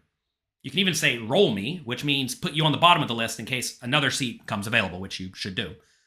If your game is not very good, perhaps everyone there plays pretty well, or the game's very tight and passive, and you don't think you're winning all that much money, assuming you know nothing about the other table, you should probably move. Because if you're playing at a weak, tight game where no one's really putting money on the line, you just can't have that big of a win rate. While you are playing at your table, ideally though, you're doing your best to pay attention to some extent to the other tables. When you are under the gun or in second position, get up and go take a look at the other tables. Usually they'll be right near you anyway. And you'll hopefully have some idea of if the pots at the other tables are very big and players are in there gambling. Ideally, if everyone's throwing a party and the table is loud and everyone's laughing and having a good time, usually that's the sign of a game you want to be in. If everyone's wearing sunglasses and hoodies, that's probably not going to be a good game to be in. So you want to make sure you are in the best table in the room of your stake. Next, once you get to the table that you're happy at, or when you're at any table to begin with, you want to make sure you sit at the best seat. What makes this one seat better than the other? Well, ideally, you want the bad players on your right. And if they can't be on your direct right, you usually want them on your left. You want them near you. And that's because you win or lose money to the players next to you more often than the players across from you, right? Because typically, if the player to your right raises, you're going to be somewhat inclined to play with them, because if they raise the button, you're going to be in the blinds, you're probably going to play. If they raise the cutoff, you're going to be in the button, you're probably going to play. If they raise under the gun and you're in the small blind, you're probably not going to play, right? If they raise middle position, you're in the small blind or the big blind, whatever, you're not going to play all that often, right? So you want to be seated near the bad players, and ideally you want the bad players on your right, because chips flow to the left in No Limit Texas Hold'em. So ideally you're at the best table in the room, and you get the best seat in the room, which is the seat in the best table. The best seat in the best table at the room. When you do go to your table, you should ask to be on the seat change list. If they have that at your casino, sometimes they give you a seat change button, which means that if you have this button, you get the first priority to move to a seat if it becomes available. Sometimes it's just based on seniority, who's been at the table long enough, where if someone gets up at your table, they'll say, all right, who wants to move to this table? And then you'll all figure out who is there the longest, and whoever's been there the longest gets to move to that seat first if they feel inclined. Now, when you do move to a seat to have position on the bad players, you probably don't want to announce to the table, hey, I'm taking this seat because I think this player's bad. Don't do that. Just move to the seat. And then if they ask why you're moving to the seat, give them some excuse. The excuse can be, I want to watch that TV that's right over there. Actually, right over there, and I need this over there to go see it, right? Whatever. Say, if you're at the ends of the table, say you can't see the cards very well, so you want to sit at the middle. If you're in the middle, say you don't like sitting in the middle because you got to turn your head to see everybody. So you want to sit on the ends. Whatever, right? Come up with an easy excuse. Life's going to be fine. You do want to make a point to somewhat actively change seats. A lot of players go to the casino, they sit down, and they literally never move. And that is a disaster. They take a random seat. But you will have a humongous win rate if you actively get the best seat in the best game in the room. And if for whatever reason you cannot get a profitable seat, it's usually best to quit. A lot of players don't like this. One year during the World Series of Poker, I would go to my favorite casino, and I would sit down in the cash games, and they would be terribly tough. Okay, fine. I would usually wait a little while to see if the game gets better. I would scope out games of different stakes, maybe play a little bit bigger, maybe play a little bit smaller. None of the games were good. So, what do? You sit there and play in games that are not good? If the game's not good, you may win 2 big blinds per 100 hands. Like nothing, right? So if you're going to win nothing, should you play? Well, if you are playing purely for experience, sure. But during hectic times like major tournament series, you don't want to sit around playing for experience because you'd rather be resting and recuperating because you have to play lots more tournaments the next day. So I would just not play, and you should not play. I do realize a lot of people play poker because they want to test their skills or they want to push the boundaries. But look, you win money by playing against players who are really bad at poker. And if your opponents are all really good at poker, you're not going to win any money. So you're just essentially squandering your time. You do get some experience, but you're not winning any money. Today, we're talking about growing your bankroll. You grow your bankroll by playing in games where you have an edge. Let's discuss moving up in stakes. It is fine to play 1 stake higher than your normal game when the game should be especially soft, which are usually going to be on nights and weekends. Or perhaps, if you know, there are a few players in the game of a higher stake than yours who are especially terrible at poker. If you play at the same casino on a regular basis, you probably know the players who are especially bad. And if you play, let's say, 2-5, and they want to play 5-10, it's probably okay to play 5-10. Because essentially what's happening is if we go over here to this chart, say you normally win at, 16 big blinds per 100 hands. If these players are especially bad, and your assessment of them is correct, your win rate's going to jump up, maybe to 25 big blinds per 100 hands. And you see, the required bankroll is substantially smaller, right? So if the required bankroll is substantially smaller, because your edge at this particular table is going to be through the roof, and very, very high, then that allows you to play in bigger games. Now, people are going to take this over the edge. They're going to think that, all right, I know this player's bad, so I'm going to win all the money. I'm going to go play 25-50 when I normally play 5-10. That's a mistake. You do not want to play substantially higher. You want to play a little bit higher. And when you are taking a shot at a higher game, you want to be kind of cautious with this shot that you are taking. So what I recommend is you partition a small portion of your bankroll for taking shots. Let's say you normally have, let's say you have $7,000 in your bankroll, and you're a 1-2 no-limit hold'em player. So you have 35 buy-ins. Maybe you think you only need 20 because you know from playing a lot that you win at that win rate, right? Let's say we're over here. We have 3,500 big blinds. Let's say we know we only actually need 2,500 big blinds. Well, in this scenario, perhaps you want to partition 400 or 500 big blinds to play a bigger game, which will give you 4 buy-ins or so to play a bigger game. So say you play 1-2, maybe you give yourself $2,000 to go play 2-5. If you lose your $2,000, fine. Be disciplined and move back down. Now, obviously, you're going to go on a 4 buy-in downswing a decent amount of the time, but if you do still have a very large edge at 2-5, quite often you will not need to move back down. Then you can just continue playing with double the win rate, or even more than double if you're going from 1-2 to 2-5. But you have to be disciplined and move back down. Playing with a short bankroll is playing with fire to some extent. But if the game is super soft, either because they're really bad players or maybe it's nice and weekends and everyone's looking to gamble, it quite often does make sense to play a little bit bigger. But you must be disciplined and move back down if your shots fail. Also, when you are taking a shot, when you are playing bigger, don't play scared. A lot of people let the money get to them and they end up playing weak, tight, passive poker. And that's not what you need to do. You need to play absolutely normally, which does mean you are going to lose 4 buy-ins sometimes, and you are going to have to move back down. Speaking of moving down in general, if you want to ensure longevity, when you get down to 50% of the required bankroll or less, it's probably smart to start moving down. And that's going to be especially true when the game is more difficult than normal, which is usually going to be the middle of the day on weekdays. This will give up a little bit of your edge, your potential win rate, but you ensure longevity. Longevity is vitally important to professional poker players because if you are out of action, you don't make money. If you cannot play because you are out of money, you're not extracting any value. A lot of players hate the idea of moving down because now it looks like they are a failure. They get in their mind that they're a 2-5 player. They play 2-5 for, let's say, 3 or 4 months. They do okay, but then they go on a big downswing to the point that they need to move back down to ensure longevity. A lot of them do not do it. And they don't do it because they don't want their 2-5 peers to see them playing 1-2 because they'll think, why is he playing 1-2? He must be broke. He must be bad at poker. Get all these concerns out of your head. It does not matter what people think about you at the end of the day. You need to ensure your long-term success. Don't worry about if random dude at the 2-5 game thinks you're not that good at poker. If anything, they're going to realize you have an immense amount of discipline and you will do what is required to ensure long-term longevity in poker. A lot of people don't do that. A lot of people move from 1-2 to 2-5 to 5-10 kind of quickly. Maybe they're going on a bit of a heater. They're getting lucky in a lot of spots, whatever. And maybe they're taking shots at 5-10 with 2,000 big blinds.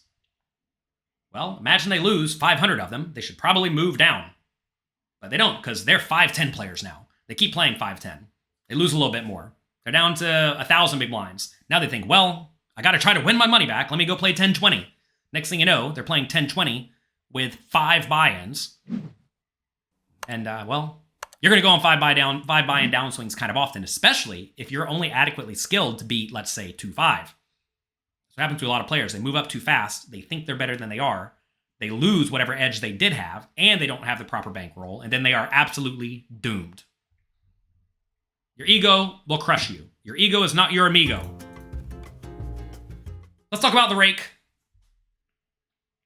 Cash game rake crushes most players. More rake is not better. More rake is very, very bad for poker players. It is difficult to beat a 10% rake capped at 3 big blinds, which actually isn't all that much in a lot of small stakes games. Consider you're a casino where you play 1-2 no limit hold'em. Do they take $6 out of each pot? They probably do at some places. And if that's the rake, you're going to have a tough time winning because they're raking away a ton. So you want to find a way to pay proportionally less rake. You want to pay as little rake as possible. And you can do this in a few ways. Consider a 1-2 game capped at $4 rake. You'll often find this in Las Vegas.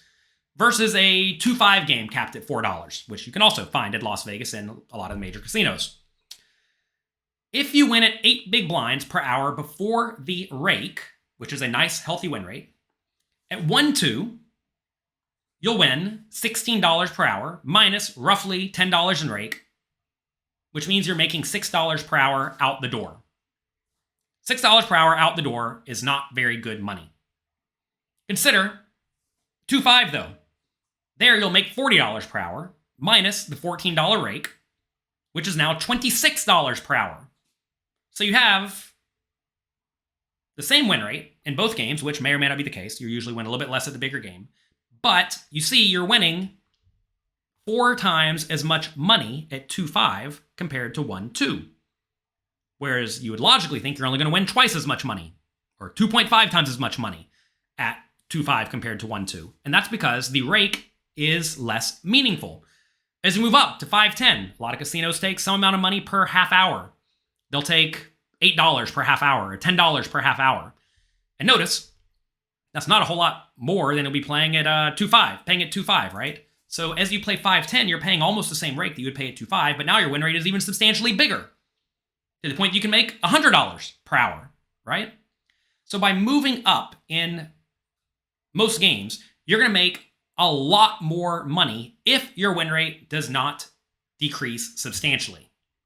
Again, as you play against better players, your win rate will decrease some. The question is, how much? Also, I know some of you are going to be playing in games that rake a ton. Say you're playing 1-2 and they rake $10 per hand. Or you're playing a game that rakes 5% of the pot uncapped. In games like that, the way you win is by playing super duper tightly.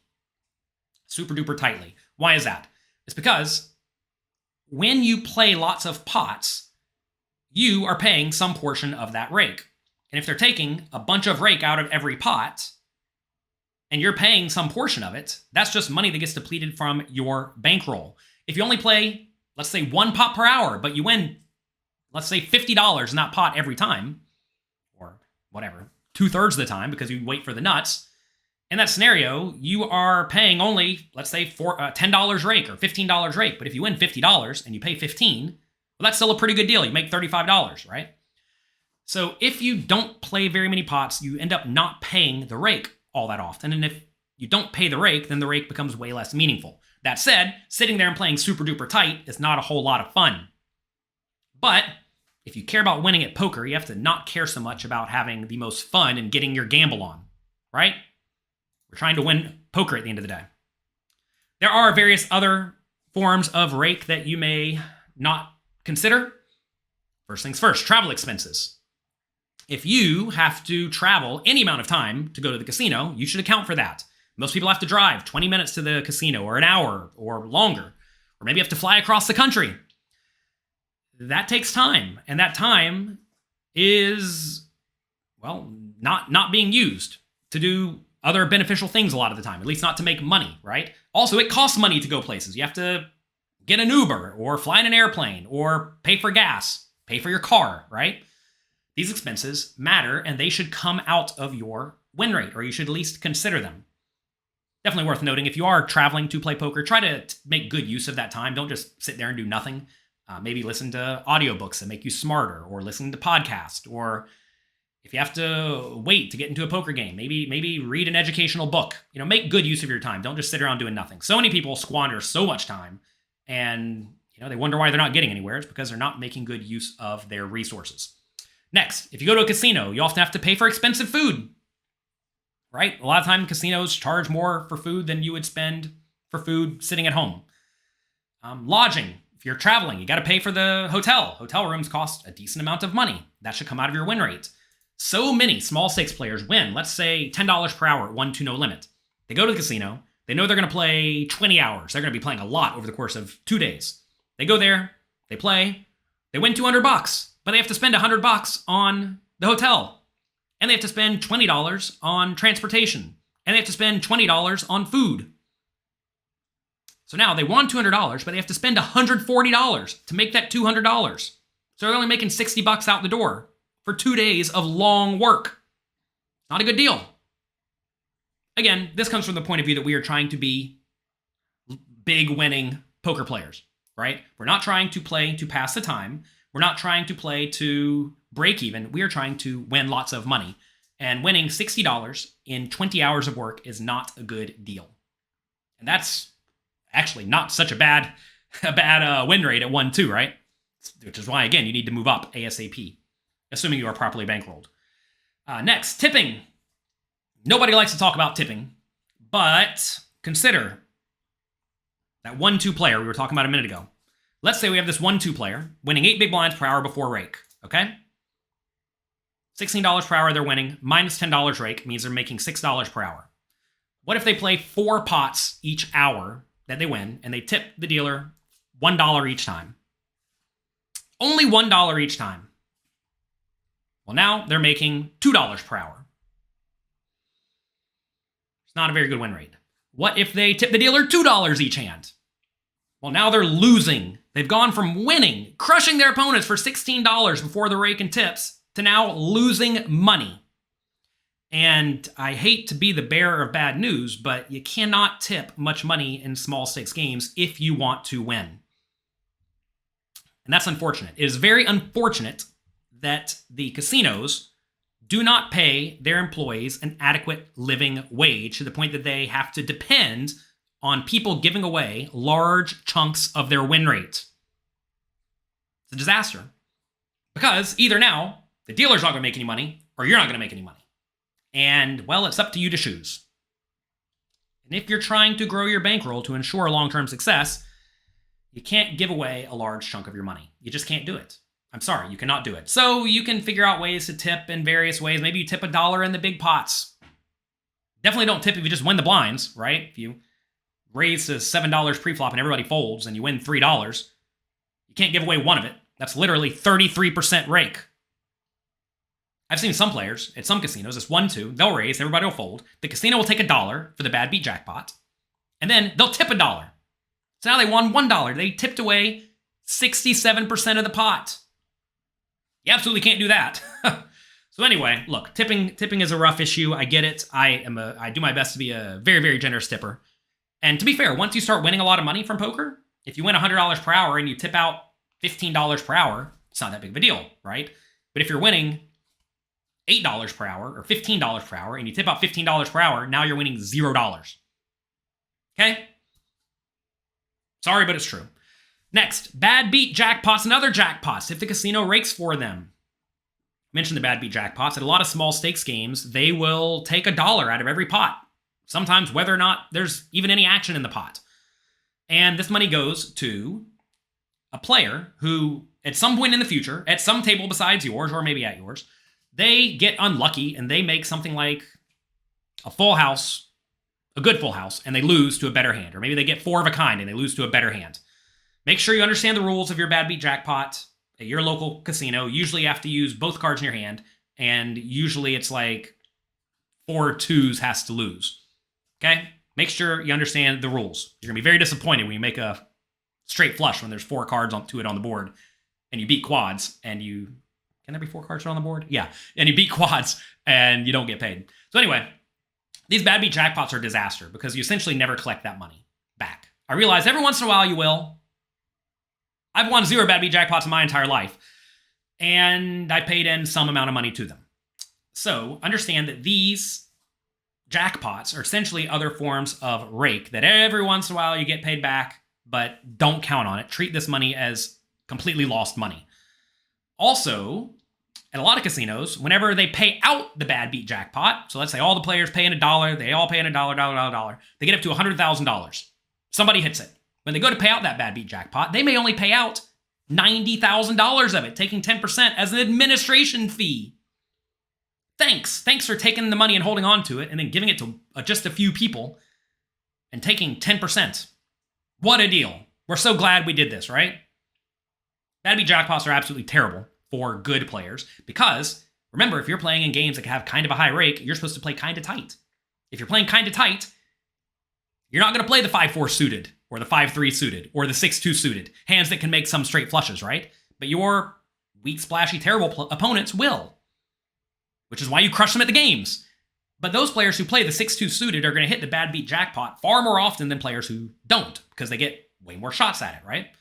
And so if you're a good, strong winning player, you are not going to win the bad beat jackpot proportionally as often as the bad players, which is also really bad for you. So if you're a good player, you're now paying more rake than other people on each individual pot because you are not going to collect back that jackpot money. There are other forms of jackpots some casinos run. Sometimes they take money out of the pot from them. Sometimes they do not. Some casinos do, like every half hour, the highest hand gets $100 or something like that. Sometimes they take a rake for this. Sometimes they don't. And a lot of casinos, you can actually opt out of the bad beat jackpot.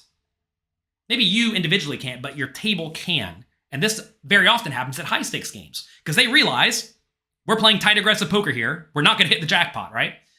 If your casino lumps in the limit hold'em bad beat jackpot with a no limit hold'em bad beat jackpot, you're drawn dead because limit hold'em players get to the river far more often than no limit hold'em players do, just based on the way the game works. So if your table can opt out of the bad beat jackpot, you should try your best to make that happen because you're just going to save a ton of money. So that's rake. What about rake back? Rake back is money that the casino gives back to you in various forms. Online casinos give frequent player points or perhaps just straight cash back to the players, which is great. If you are a player who plays a lot of volume on even some of the major sites, they'll give you half of your money back in the form of bonuses or just straight cash or tournament entries or television sets, all sorts of stuff like that. So make sure you collect your frequent player points, and quite often it makes sense to play at the same venue, online site or live, in order to maximize that. Because imagine you could either get, well, let's imagine you're going to play, let's say 40 hours a week, and you know you have the same win rate at lots of casinos. You don't really care which one you play at, assuming you're playing at the softest one, right? So you don't care which one you play at. And if a casino will give you 50% of your rake back, or they'll all give you, let's say, 10% of your rake back, you'd rather get 50% of your rake back than 10% of your rake back, right? It will add up to a lot in the long run. Live, there also will be some jackpots that you do not have to pay into. That is usually a slightly better time to play. Usually people are trying to get that high hand every 30 minutes or whatever, right? If you don't have to pay into those jackpots because they don't take any rake out of the pot for it, good. I mentioned here again, play at the same casino that rewards loyalty because that's just going to give you substantially more rake back. In live casinos, they do this in various forms. Sometimes they'll have a leaderboard for the players who play the most each month at the casino, and they'll just pay out straight cash or tournament entries or something like that. Sometimes they have an end of the month free roll. Maybe it's worth a lot of money. Maybe it's worth a little. You got to figure that out. Say it's a $10,000 free roll. We get to play the monthly 10K. But if there's 100 people in it, it's only worth $100. If you have to play 160 hours to get $100, it's not actually a whole lot of rake back. So anyway, try to get bonuses. Take whatever the casino will give you. Some casinos, if you're traveling, will give you a discounted or free hotel rate. Some casinos will give you free food. Ask the floor person, see what they can do. Here is a typical winning cash game player's graph. This is what it will look like if you track all of your hands individually. This was done using Poker Tracker, or you can use Hold'em Manager or a few other programs online. Live, you can just track each session. It won't be so jagged like this, but it will look something like this. So what does this graph show? This graph showed this player winning. I know it's a little bit tiny. This player won $58,000 over the course of 68,000 hands. Okay? This was actually 23 days of play. It's a lot of play in 23 days. Playing mostly 3, 6, and 5, 10 online. Okay? Notice, the graph basically goes from one corner right up to the top. What a beautiful, straight up graph. Well, take a second and try to extrapolate this to live poker. This is a player who does not actually have that high of a win rate. They're winning at 7 big blinds per 100, which I already said is actually a really good online win rate. But that translates to about, 3 big blinds per hour of live play, because you play way fewer hands per hour live than you do online. This many hands live will take you roughly 2,000 hours, which is roughly 1 year of play if you play 40 hours a week. This is an entire year of live poker for a, smallish winning poker player. Still a very beautiful graph. Can't complain, right? Notice though, that this player broke even from roughly right here to right here, which is about half of the time on this graph. Half of the time on this graph, this player roughly broke even. Could you play half of a year and break even? Most people can't play half a year and break even. Most people, after half of a year of breaking even, they go nuts. They get mad, they get frustrated, they think the game's rigged, etc., etc., etc. So you have to realize that if you are playing with a small edge, inevitably you will have swings, and that is okay. That is expected. I mean, notice here, this player went from, what is this, $32,000 down to $26,000. $8,000 swing, down. 8,000 up, 8,000 down, 8,000 up, 8,000 down, 8,000. It's like zigzaggy, right? And that is normal. That is not abnormal. That is regular, common, standard. Okay? Do not let the inevitable swings of the game get you down. Sometimes you're on hot, sometimes you're not. And this is actually a nice, relatively tame graph. They get a whole lot crazier than this, especially if you're playing a high variance style. Let's also discuss how much to buy in for. We discussed this earlier, but chips flow to the left on average. So you want to have more chips than the players on your right. So if this player here has $1,000, this is my right, I want to have $1,000 because I want to be able to win all that player's money. If this player to the left has $20,000 and this player to the right has 1,000, I should buy in for 1,000, not 20,000. Even if this player to my left is not all that good, I should be in for 1,000 only because I don't want to lose to the player on my left on average, right? So you want to have more chips than the players on your right, which to some extent implies you want to have fewer chips, or at least enough to cover the player on your right, but you want to have fewer chips than the player on your left. Also, chips flow to good players on average. So you want to have more chips than the worst players. Take a look at some examples. How much should you buy in for in this example? Imagine this is a poker table. This is like, say, under the gun +1, low jack, high jack, big blind, small blind, button, whatever. So here we are, middle position. The players to our left have 200 big blinds. The players to our right have 100 big blinds. How much should we buy in for? Well, very clearly, 100 big blinds, because we want to have enough to cover the players on our right, which is 100 big blinds. And that's all we want to have, because we are going to be losing chips on average to these players. Many players, though, if the table maximum is 200 big blinds, they'll just automatically buy in for 200 big blinds. And that is a mistake. It's a big mistake. It's a detrimental mistake. That'll make it actually perhaps difficult for you to win. You want to have more chips than the players on your right, and that's all.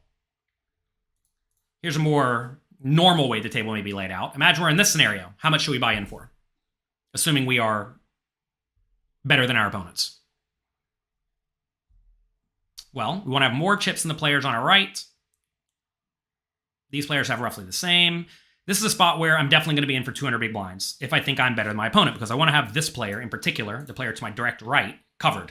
Also, the player on my direct left does not have 200 big blinds, which is good. So I'm going to be winning 200 big blinds on average from this player and losing 100 big blinds on average to this player. Maybe on average is not the right term.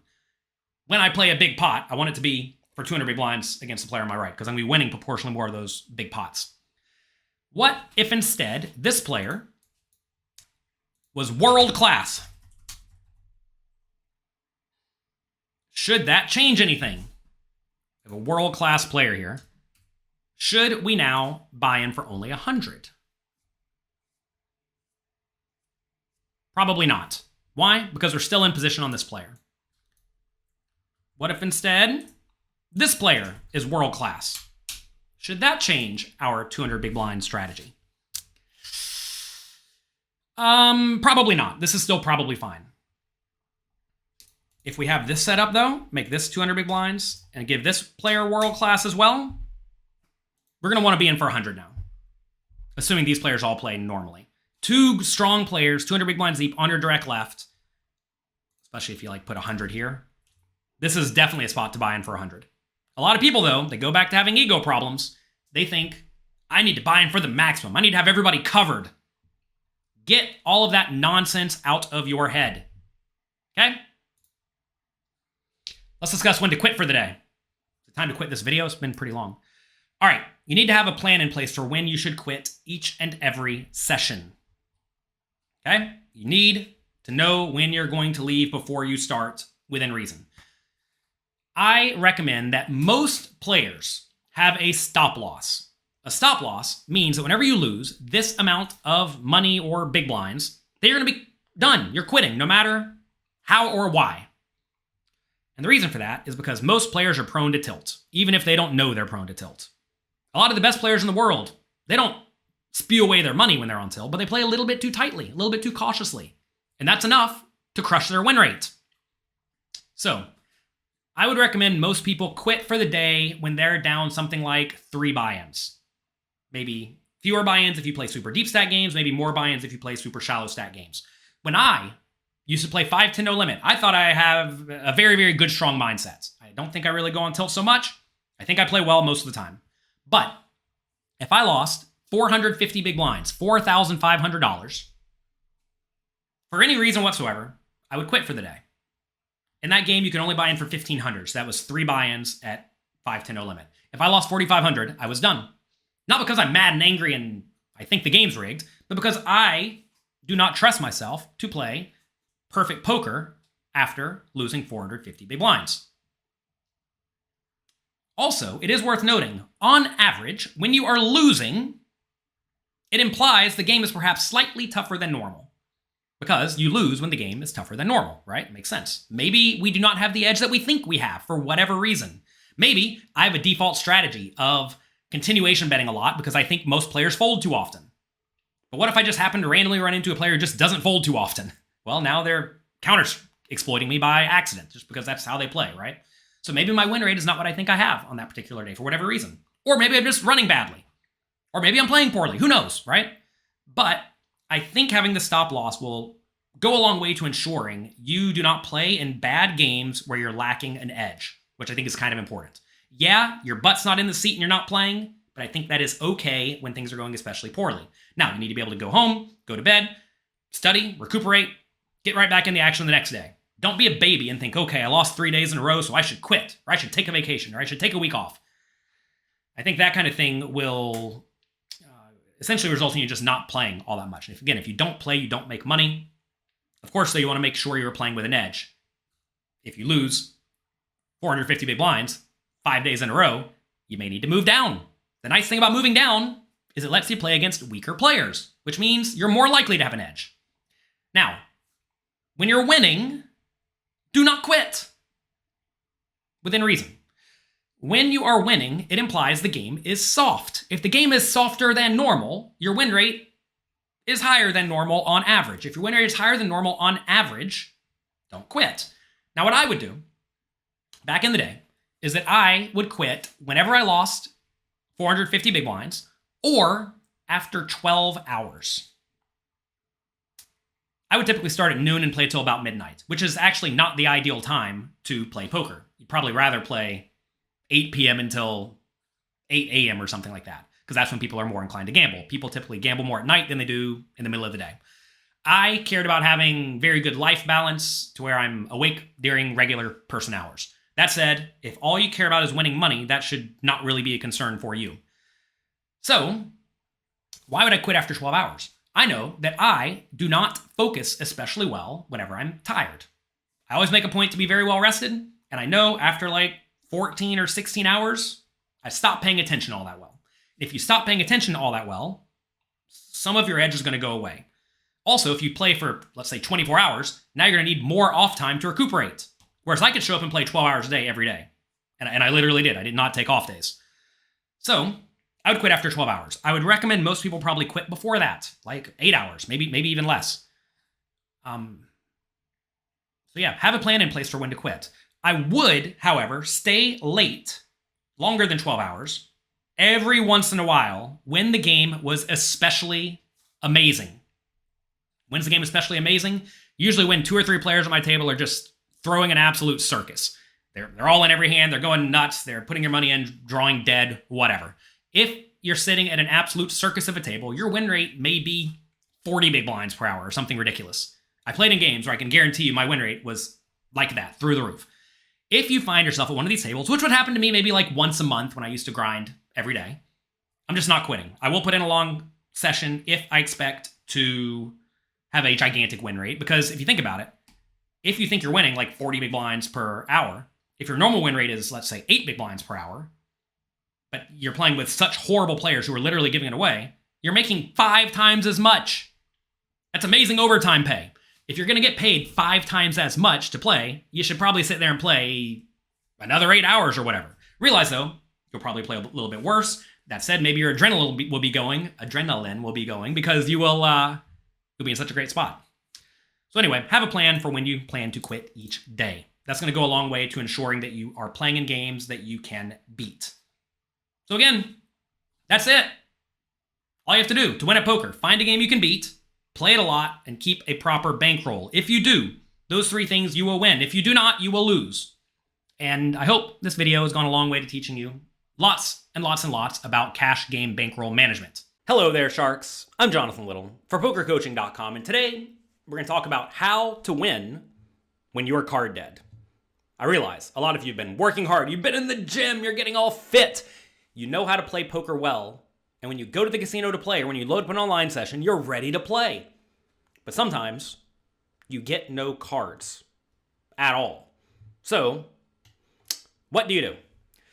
First, you have to understand that your goal should not be to win a specific hand or even in a session, but instead to make long-term profitable decisions. If you think about live poker, right? Let's say you're going to get up, go to the casino and play 2-5 no limit hold'em, or you're going to play a $500 buy-in tournament.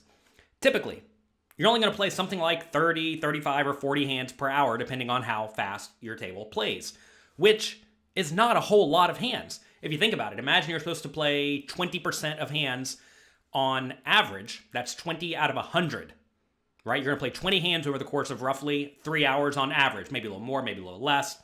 You get what I'm saying, though. That means you're going to play roughly 6 or 7 hands per hour. And it's really easy to just not get any of those 6 or 7 hands in any particular hour.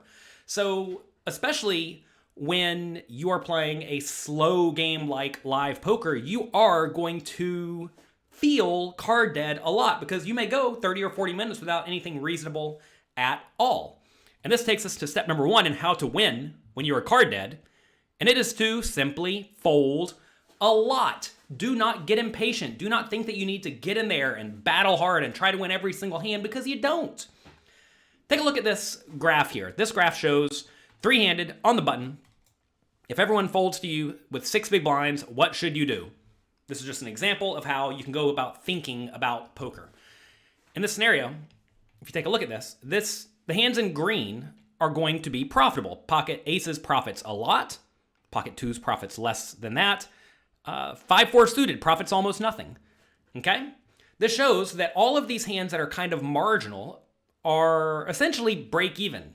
While you may win an individual hand by jamming with the Jack-4 suited, you should expect to lose a little bit of money on average. Same thing with this 10-7 offsuit, right? They fold to you 6 big blinds on the button. You should probably just fold. Whenever you have bad cards or even slightly suboptimal cards, you should usually just get out of the way. And this becomes perhaps even more true as you get deeper and deeper stacked, especially as your opponents play better and better. Because then whenever you do play the 9-6 offsuit from the button, what's going to end up happening is, even though you're in position, you're playing a hand that is so incredibly bad that you're going to make a lot of middle and bottom pairs. And middle and bottom pairs are not really where you want to be, especially against players who play very well postflop, who are also kind of aggressive, because they're going to make you fold out a lot of your middle and bottom pairs by the river. So you're going to find that you simply need to fold a lot. If you are in there playing too wide, unless you are exploiting your opponents because they play too weak and tight, it's just not going to work out for you. I have GTO charts available on the PokerCoaching.com app. You can pull them up while you're, anywhere. When you're on the train, on the bus, probably not when you're driving. When you're at the poker table, if your casino allows it. If you're playing online, some sites don't allow it. Don't break the rules of your site, because bad things will happen. But you should be consistently referencing whatever tools are legally available where you play to make sure that you are playing as well as possible. And we have charts for all sorts of scenarios: tournaments, cash games, shallow stacked, deep stacked. It's also available on the PokerCoaching.com website. So be sure you get the Poker Coaching app and look at the GTO preflop charts. And if you somewhat rigidly stick to those, at least for your initial opening ranges, you're going to be perfectly fine. Once you've been card dead for a while, though, it's important to realize that you will have perhaps an image of a tight player. Now, if you're a 25-year-old kid, who many players are going to naturally suspect is going to be a little bit loose and a little bit aggressive, your opponents are not going to think that you are just a weak, tight player. They're probably going to think you just been card dead, right? But if you have a very tight image, maybe you're an older player who are usually thought to be a little bit on the tighter side, maybe you're dressed incredibly conservatively, if you are giving off the image that you are tight, and you've been tight because you've been card dead, right? You just haven't played a hand in an hour and a half, you should slightly widen your range and 3-bet a little more often because people are likely to fold against you because they're going to presume that your range is much stronger than it actually is. Here's one of these GTO charts that's available in the app for all of you. And this is a scenario where 40 big blinds, we're in the cutoff against a hijack raise first in. So everyone folds to the hijack seat, which is, it goes big blind, small blind, button, cutoff, hijack. Okay, so middle position in a 9-handed table. They raise, you're in the cutoff, the position to the right of the button. The hands in red, 40 big blinds deep, should be re-raised small. The hands in green should be called. And the hands in blue should be folded. Okay, this is the perfect game theory optimal strategy. If you stick to this, you will probably be fine. Obviously, you should adjust to whatever your opponent's doing correctly. In this scenario, you'll find a very common pattern is you re-raise with all of your best hands, aces, kings, queens, jacks, tens, ace, king, ace, queen, sometimes ace, queen suited. And then some hands that are good, but perhaps not quite good enough to call, often that have decent playability. That's going to be some suited aces, some suited kings, some of your weaker suited connected type hands, and then some big blocker cards like ace, jack, ace, 10, king, jack, etc. And the plan here is to re-raise these best hands in red at the top, planning to call it off, and then you're going to re-raise these weaker hands in this vicinity, planning to fold if your opponent shoves. And then you're calling with all the hands that flop pretty well. Okay? Standard stuff. If this is unfamiliar to you, check out my fundamentals course. It's completely free. You can get that at pokercoaching.com/fundamentals. Fine. Here's the GTO strategy. What should you do if you have been on the tight side and you think your opponents are going to think that you are on the tight side? Well, you should widen your range a little bit. So you're essentially just going to include more bluffs in your range. So notice in this scenario, the hands in red are something like jacks and better and ace queen suited and better. So notice we have jacks and better, ace queen suited. So we're 3-betting the same value range pretty much. Maybe we could include tens here. But then notice that hands like ace jack and king jack and ace 10 are called sometimes and re-raised sometimes. They're mixed, right? But we exploitatively are going to re-raise those hands every single time as a bluff. Same thing with a lot of these other hands that are partially selected in red over here. We're going to be re-raised bluffing them every time. And that's essentially going to make us bluff a little bit more often than your opponents will expect you to. And if they are going to overfold to you, this is going to result in little bits of equity being pushed your direction. If you think your opponents are going to play really tightly against you, maybe because they're raising super wide to begin with because they think you're really tight, and they do think you're really tight, so they're going to fold your re-raise, maybe you want to start re-raising even more as a bluff. Maybe you want to start re-raising even some hands that are not quite on the chart, like king 7 suited, king 6 suited, 8 7 suited, 9 7 suited, 7 6 suited, queen jack offsuit, king 10 offsuit, ace 9 offsuit, right? That said, you can't be insane, right? If you go back over here to a chart like this, it kind of shows how unprofitable some hands are. Like, if you take a hand like 10-8 offsuit and play it, it's losing, but it's like barely losing, and if your opponents are going to overfold to you, it's probably okay. But if you take a hand like 7-4 offsuit and start playing it, now there's like almost no way to recoup that substantial disadvantage you're starting from. So you can't just go around 3-betting absolute garbage. Some people call them pet hands, that they think are lucky for them or special for them. Like they always re-raise the jack 3 suited, let's say. Why? I don't know, because they won with it one time, a long time ago. Don't do anything like that. That is ridiculous. But you can widen your bluffing range just a little bit in a lot of spots, and that's usually going to be okay. And to be fair, if you think your opponents generally overfold to aggression to begin with, or you think they do not 4-bet often enough, like in this scenario, if you think they don't 4-bet all in often enough, you can 3-bet wider for value because they're either going to fold or call a lot. And if they call and you have a hand like jack 9 suited, it's fine. You're going to flop something, you're going to be in position, and you're going to play reasonably well post-flop. Step number 3, You have to develop a strong mindset. It's important to realize that a penny saved is a penny earned. Saving chips by reducing unprofitable plays in your overall strategy is just as important as building a stack and taking the profitable spots whenever you are playing poker. Every time you make a decision, you either win or lose money. And if you consistently make plays where you lose money, well, you're going to lose. Great players do not worry when they're card dead because they understand that it's part of the game. Everyone's going to get the same cards in the long run. Poker is a long run game. I say it a million times on this channel. All you really have to do to win at poker is find a game you can beat, play it a lot, and keep a proper bankroll. But most people are overly concerned with the short-term variance of the game. I mean, if you go play at a casino for 6 hours, you may only play 200 hands. That's almost nothing. You may only get to play 2 or 3 big hands over the course of 200 hands. And if you lose 2 out of 3, well, sorry, you're probably going to have a losing session. That's just how it goes. Understand that that is part of the game, and that is why the game is so profitable. If there was no variance, if you could just win all the time, well, that means somebody's just losing all the time, and the game would quickly die out, or at least not be played for substantial money. So whenever you are at the table and card dead, just stay focused and present in the situation, because at any point in time, the cards could shift. Not that you can have any way of predicting that, but you can easily go from being card dead for a while to playing a bunch of hands in a row, and you need to be in there making intelligent decisions. I mean, this happened to me during the World Series of Poker main event this year. I was card dead for like 3 hours. I got literally nothing to work with. And then all of a sudden, I just got a whole bunch of playable hands to the point that my opponent started to think I was a lunatic. They thought I was super tight. Then they think I'm trying to run them over. And it's an interesting spot. But whenever you are in a lot of hands back to back to back to back, it's easy to, I guess, have an adrenaline rush and get excited and inevitably perhaps make a poor decision. So you want to make sure that you are always focused and just trying to make the best decision at each decision point in a hand. And if you do that on every single decision point you have at the poker table, and you play well and you've studied and you've worked out hard away from the table, then you will thrive. So how do you win when you're card dead? You stay disciplined, and perhaps you get a little bit looser to take advantage of this perhaps tight image that you've developed. But what you do not do is you do not lose your mind and try to win every pot, which is what torches a lot of less disciplined players' stacks. It's your last chance to get the biggest discount of the year on Poker Coaching Premium and Peak GTO.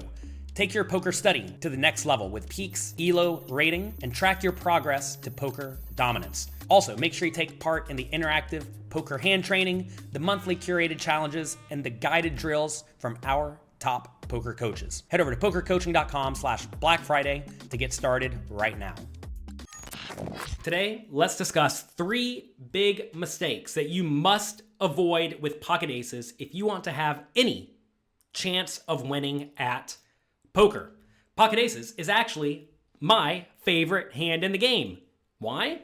Because it's the best hand. It is the most profitable hand by a mile. But despite this, I sometimes get questions in the comment section on YouTube saying something along the lines of, my pocket aces always get cracked. Now, obviously, they don't always get cracked, but you may find that you play in a manner that results in your aces getting outdrawn a decent amount of the time. Or as other people say, that I never win a big pot with my aces. That's also a big mistake. And you have to realize that if you are experiencing these things, you're probably making errors. And if you make errors, you're not going to win as much money as possible from poker. But if you can fix these both costly and common mistakes, you're going to lose less when you happen to get beat, because look, you are going to get outdrawn sometimes, and you want to make sure you're minimizing your losses. And when you have the best hand, you're going to win more. So let's discuss mistake number 1. That is trying to play in a tricky manner before the flop. Simply put, stop trying to trick people. Just play good, strong, fundamentally sound strategies, which usually involve putting in a lot of money with your hands that are almost always good, that are also vulnerable to being outdrawn. And it turns out pocket aces is not going to win 100% of the time, right? So because of that, you usually want to be raising and re-raising with it. So enter the pot with a raise. Do not limp. The idea of I'm going to limp and try to limp re-raise someone is not a great strategy, because if you call the big blind and then 4 other people call the big blind to see the flop, you just let all of your opponents see the flop for basically nothing. And now if they make the best hand, you're going to have a difficult time getting away from it, right? So that's not ideal. You want to make your opponents put money in the pot poorly, and raising accomplishes that. But you may say, if I limp, someone's going to raise me every time. Well, first off, you don't know that. And even if someone does raise you, and then you re-raise them, unless you're doing this on a regular basis with a bunch of junky hands, your opponents are going to know you have a really good hand, right? So if they know you have a really good hand, that's not ideal either, because now they can play perfectly against you. And I'm sure you may find some incredibly obtuse opponents who will just pile all their money in with ace jack offsuit or king jack suited or pocket sevens. But I'm presuming we're playing in games where our opponents are trying to win and not just give all their money away, okay? So unless your opponents are oblivious, you do not want to limp with your pocket aces. So you want to raise whenever everyone folds to you, or if people limp before you and it folds around to you. If someone raises in front of you, you want to 3-bet, re-raise your aces.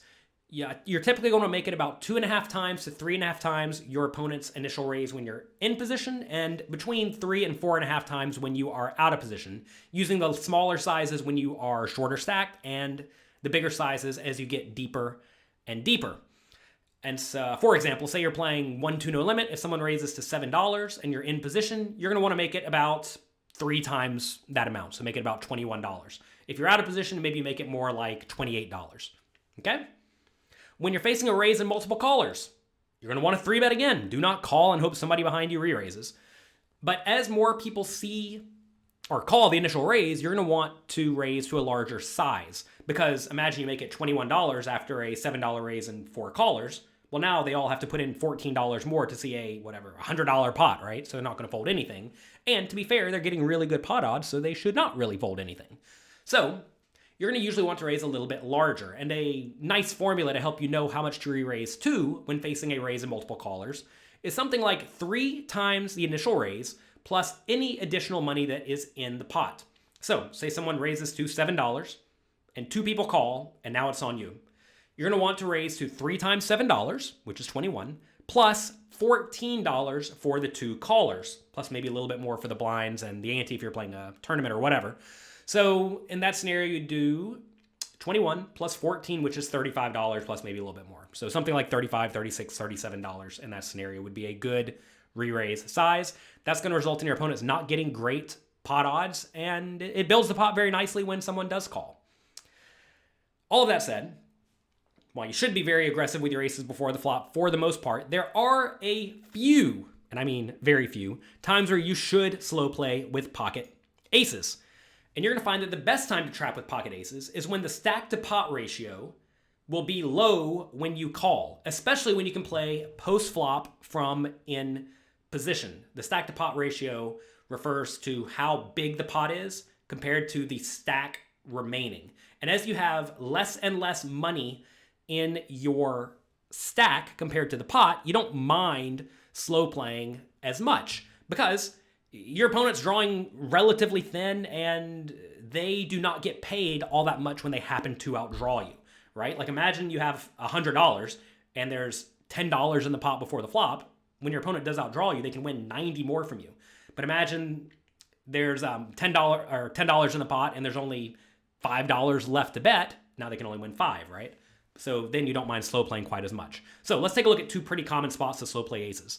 20 big blinds deep when you are on the button versus a low jack raise first in. This means the low jack player, which is under the gun if you're playing 6-handed, when they raise and you're on the button 20 big blinds deep, the game theory optimal strategy is to go all in with the hands in red and call the hands in green. Some people may be surprised to see that you should call raises on the button with a range this wide with all these hands in green, but realize this range also contains aces and kings. These hands never re-raise small. They never shove all in. They call every time because the stack to pot ratio is going to be very low. And calling these hands allows you to call a little bit wider. Some people will pull up a shove or fold chart in this scenario whenever someone raises in front of them and they're playing 20 big blinds deep. But if you do that, notice all these hands that you will end up playing poorly because if you only go all in, the whole range would be red, and that results in you not being able to jam or not being able to call nearly as many hands, which makes you less profitable. Remember, we're playing no limit hold'em, which gives you lots of options. So when you're shallow stacked facing a raise, especially on the button, you're going to find that you should call with aces a lot. We have an app, the Poker Coaching app. You can download that in the iTunes or Android App Store. And we have these game theory optimal charts available for our members. Check it out at pokercoaching.com. Also, here's another situation where you should slow play, where in this scenario, you raise the button 40 big blinds deep and the big blind 3 bets. So 40 big blinds deep, everyone folds to you on the button. You raise, big blind re-raises you. This is another scenario where if you call, the pot's already going to be quite big. So you make it, let's say 2 big blinds, they make it 8 big blinds, and you call. Pot's going to be 17 or 18 big blinds in this scenario, and you will have about 30 left, 32 left. So you have roughly a 2-to-1 stack to pot ratio, which is very shallow. That said, notice again, all these hands in green do a lot of calling because you're in position. And notice we're also, again, slow playing aces and kings every time because these hands are basically always going to be strong enough to get it all in on the flop. But notice, in both these scenarios, you're playing very shallow stacked. So either the pot has already grown gigantic preflop because there's a raise and a re-raise, or you were just shallow stacked to begin with. Okay? For the most part, though, don't get tricky before the flop. Do not slow play aces. Just play good, strong, fundamentally sound strategies, which, does sometimes involve slow playing the aces, but relatively infrequently. Mistake number 2 is overplaying marginal made hands. This is the biggest mistake I see from small stakes players across the board. And while aces are normally very strong and very premium, common situations when it becomes a marginal made hand are when you're deep stacked on a very connected board, when you're multi-way, and when a lot of money goes into the pot and you have only one pair. So let's take a look at a few examples I have pulled up for you. Here we have the aces. We raise it up to $8, playing 1-2 no limit from the low jack seat. Folds around to the big blind who calls. Flop comes 6-5-4. Big blind checks. What should we do in this spot? I want you to take a second and think about this very common scenario. I want you to pause the video and write in the comment section below if you would check it back, if you would bet $4, if you would bet $8, or if you would bet $16. Pause the video and write what you would do in the comment section below.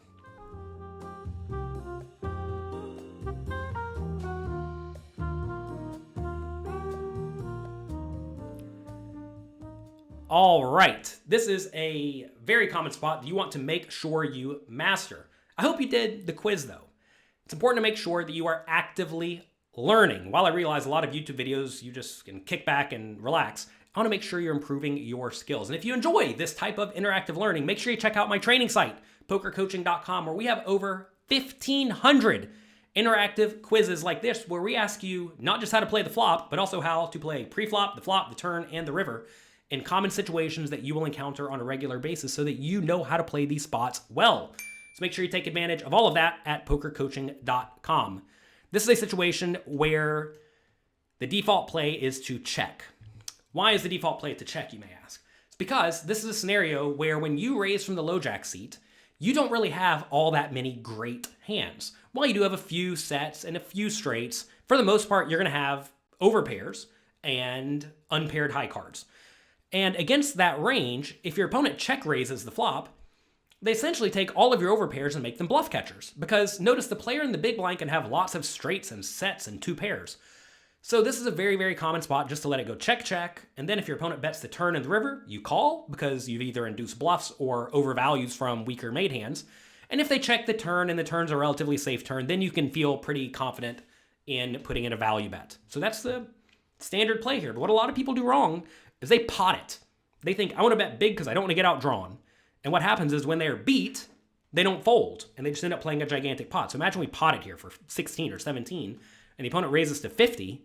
Well, now we're just in a miserable spot because they could be check raising if they're good with any 7 for a straight draw, maybe even any 3, but also with all the nuts. And that puts you in a really, really bad spot that you would rather avoid. Now, if you are playing against the weakest, tightest, most straightforward opponents, then value betting is probably fine. But as you start playing against tougher opponents, and I hate to break it to you, the games are getting tougher all the time, you want to make sure you're playing much more strong, balanced, fundamentally sound strategies. Check, check, turns a king. Opponent bets $15. This is a spot where they really shouldn't bet all that often because a lot of our flop checkbacks are going to have a king. So when they bet, alarm bells should kind of be going off, but we're not going to fold our aces. Again, we wanted to play in a manner that would induce them to bluff and or overvalue worse hands. Like if your opponent has a hand like a king here, king, queen, they're probably going to value bet it, right? King, queen, king, jack, king, 10, whatever. And they may bet with any 8, 7, 3, or even a 2 as a bluff. So we have a call. You may say, why not raise here to make sure we don't get outdrawn? Because we could easily be crushed. And whenever a lot of money goes in the pot, we lose most of the time. But not all the time if your opponent is a good, strong, battling player. River's a queen. Opponent bets 30 bucks. This is, again, just an easy call. You may think, should we raise? Because when they bet smaller on the river, they probably don't have the nuts. I don't know. This is a big enough bet to where I'm just going to call. I would not be shocked to see random 2 pairs here. Random straights, right? I do think we're going to win in this scenario most of the time, though. Not this time when he shows up with 6-5, but notice this would have been way worse if we just bet the flop and got raised, right? Because then we can't really fold on a blank, effective blank king turn, and we definitely can't fold on an effective blank queen river. So even though we lost this hand, notice we lost $50, whereas a lot of people in this scenario lose $200. It's way better to lose 50 than 200. And you got to realize, whenever you're playing poker, a penny saved is a penny earned, and you want to make sure you are minimizing your losses when you happen to be in one of those setup spots. Here I have aces again, playing 2-5. We raise it up to 3 big blinds. A bunch of people call. Jack, jack, 9. It's another spot where a lot of people just put out a bet. They may make a big bet, like $75, because they don't want to get outdrawn by the straight draws and the flush draws. But in reality, if you bet 75 here, yeah, you don't give the straight and flush draws great odds, but you also make all of the worst made hands fold, or most of the worst made hands fold. So unless your opponents are just extreme calling stations, when they continue here, you're going to be in terrible shape. You're going to be against a jack. And think about the calling ranges these players are going to have before the flop. It's going to be a whole lot of jacks, right? So just check and see what happens. If you check and one player bets and they fold to you, just check call. But if a decent amount of action takes place here, you should probably just fold immediately. Like say it goes bet raise or bet call, call, call. You should probably fold. Ugh, weird one. So here we have a small bet. We're obviously not folding to a small bet, but then it goes call and call. Look, if you wanted to take a card off here and see the turn, I don't hate it, but at the same time, you have to realize this is not going to go well for you at all unless you peel an ace, which is not going to happen very often. A lot of players will bet small in this spot with a jack just because they really want to get action, even though it's not necessarily, I mean, I guess it's a fine play, really, because they're in pretty good shape, especially if they have a hand like queen jack or jack 10 that blocks some of the random straights and like random flush draws the opponents could have. But I think in this scenario, folding's fine. It may seem nitty. And to be fair, if you're playing a small stakes game against like really bad, loose, splashy players, calling's probably fine. But this is a scenario where a lot of people screw up and they put in a raise. They think, all right, I have the best hand because they only bet small. But realize you don't know how your opponents play. A lot of people like to think they're mind readers, but I'm pretty good at this game, and I definitely don't think I know exactly what my opponents are doing in all scenarios. So I think this is either a call or a fold. With the ace of spades, I guess I don't hate calling, but you told me you wanted to fold. I think fold's fine too. And this time we just get out of the way, move on. I think that might be a little bit tight, but fine. If we're facing a bigger bet there, then folding's definitely good. All right, raise it up, playing 1-3 to $10. Big blind calls. King 10-2, he checks. We'll definitely value bet.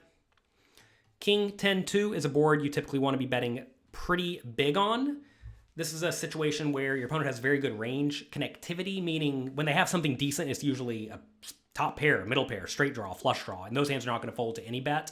This is a concept that comes from my cash game masterclass at PokerCoaching.com. And while there are a lot of spots where you should continuation bet small, when you're playing deep stacked, these king high boards are very common spots for the initial raiser to bet big. If you do not know that, well, you probably haven't studied a ton. Make sure you check it out at PokerCoaching.com. All right, we bet big, opponent calls, turns an 8, opponent checks. We'll definitely bet again. This is another very common spot to bet big when the turn is a blank or an effective blank, but it brings a few various backdoor draws. This is a very common spot to bet big with your hands that are almost always good, but very vulnerable to being outdrawn. And hands like aces and ace king definitely fall into that category here. We get called. River's the 9, and opponent donk leads all in. It's annoying. I would say in general, unless your opponent is known to be a very battling opponent, this is just a fold. While some players will mostly or only lead on this river with busted draws, I think most players in this spot are going to show you a straight literally every time. So fold. Do not pay them off. A lot of people think, oh man, I have aces. I guess I have to call. No, you don't. So anyway, don't overplay your marginal made hands. Mistake number 3. Kind of the opposite of overplaying your marginal made hands. It is that many players do not go for thin enough value. Most players in small stakes games are just too worried about being bluffed. They think, oh, if I bet and I get raised, I have to fold. But realize that just doesn't happen all that often. You want to go for thin value when you likely have the best hand. And if you are raised, you should fold. Let's look at a few examples of this. Here we have our aces again. Somebody raises, we will definitely re-raise because we are deep stacked here. About 3 times their bet, right? As we do. They call. King, Jack, 10. Interesting spot. I think we're supposed to bet this frequently and small because we have a whole lot of nut hands in this scenario. We do go 25. Opponent calls. Turns to 6. They check. And this is probably a check back at this point. Now, yeah, this is a scenario where you have to ask, are you trying to play GTO or maximally exploitative? Because a lot of players in this spot will always check raise better hands on the flop. If that's the case, we just always have the nuts. But good players will check call a lot on the flop with hands like ace queen. And if that's the case, we have to be a little bit more cautious. So check on the turn. This is a GTO principle. Again, check out the Cash Game Masterclass to see what GTO strategies look like in spots like this. River's a 2 of spades, an opponent checks. This is a spot where you will find that most small stakes players just check it back. They think, well, flush came in. They probably won't call me with a jack, which, you know, maybe they will, maybe they won't. But realize they could easily be sitting here with a hand like ace king or king queen or king 9 suited, right? And they will call a small or medium bet. So I definitely think something like half pot in this scenario is a good, strong bet. And if they raise you, you fold. You may say, why not bet smaller, like $30? Again, from a GTO point of view, you're going to find that you should very rarely make a tiny bet on the river in position. Usually you're going something like half pot or very big. We do bet 80. We do get called. They do have the ace-king suited. Kind of surprised they did not 4-bet us before the flop, but they didn't. But notice, though, the real takeaway here is that a lot of people just let it go check on the river because they're worried about the flush without thinking that hands like king 9 in this scenario can call a river bet. So make sure you are getting full value. Here, raise it up with the aces again.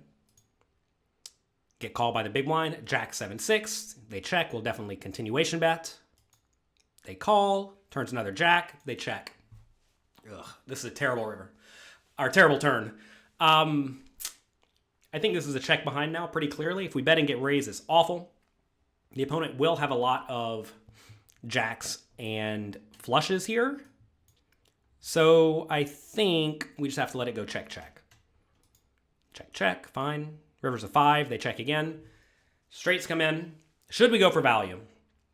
I think the answer is definitely yes. I mean, this is a spot that you may feel like we can't get called by many worse hands, but think about it. If they have pocket 10s or king 7, a lot of people will find a call for a medium bet size in this scenario. So we do go for value. I like it. And like I said, if we get raised, we fold. This time they want to go all in. So we just fold, right? This is another spot where a lot of people now overvalue their marginal made hand and think, well, I have the aces. Guess I got a call. No, you don't. Just fold. It is okay to get out of the way when you are in bad shape. But these 2 hands are pretty good examples of spots where I realize a lot of draws came in, but there is definitely still value to be had. And a lot of players just let it go check. And that leaves money on the table with your aces, but it also makes you way easier to play against. And, at least from a GTO point of view, forces you to not have quite as many bluffs, which takes away value from your overall strategy.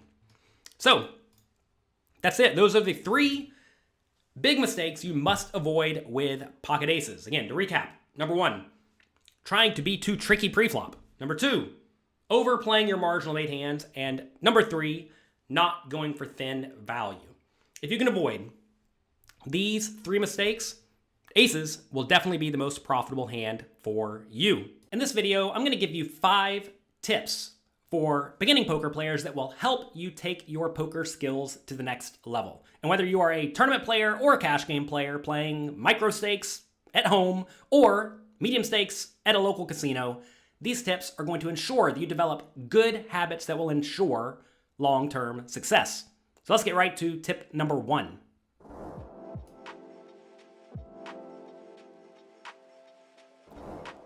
It is vitally important that you approach luck like professionals approach luck. It's important to understand that there is a lot of variance in poker. So many poker players think that they are going to show up to the casino and win every time, which does not happen. I hate to break it to you. No matter how good you are going to go on big upswings and big downswings. It is very, very important that you focus on making good decisions and not necessarily on making sure that you're up or that you win the hand. Because if you think about it, an easy way to win most of the hands that you play is to just go all in before the flop. Everyone's going to fold most of the time and you're going to win. Unless they call, and then you're going to be in terrible shape and then you're going to lose a ton of money. So understand that your goal is to make the best decision possible at each decision point. And sometimes that's going to work out, but other times it is not. And that is okay. Also, I hear players who are new to the game, or sometimes long-term players, discuss things like waiting for a rush of cards where they'll win a hand or two and then they decide they're going to start playing every hand because they won 2 hands in a row, so they're more likely to win the next one. But cards do not have a memory. The cards do not care if you won 15 hands in a row. The next hand is going to be another completely random hand. Other players say things like 10s are running hot at this table, where a 10 will come on the flop for 3 hands in a row or something like that. And then they start playing any hand with a 10 because if they have a 10, they're going to make a pair, and a pair of 10s is pretty good. But again, that is not how poker works. So many players try to think, well, what do they even do? They just assume that there are things in the game that are under their control or that there are various streaks that they can somehow manipulate. But every time the dealer shuffles the cards are going to be random and you have to accept that. And also realize that you are going to have big swings even if you are a world-class poker player. And if you're a beginning poker player, well, you're probably not nearly as good as a world-class player, which means you are going to have incredibly big swings, sometimes in the downward direction, and realize that is okay. Let's get to tip number 2.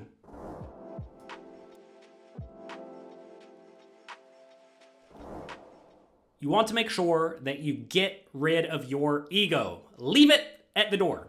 So many players get it in their heads that either they want to be the table bully and run over everyone, or they may be sitting there playing and someone runs over them.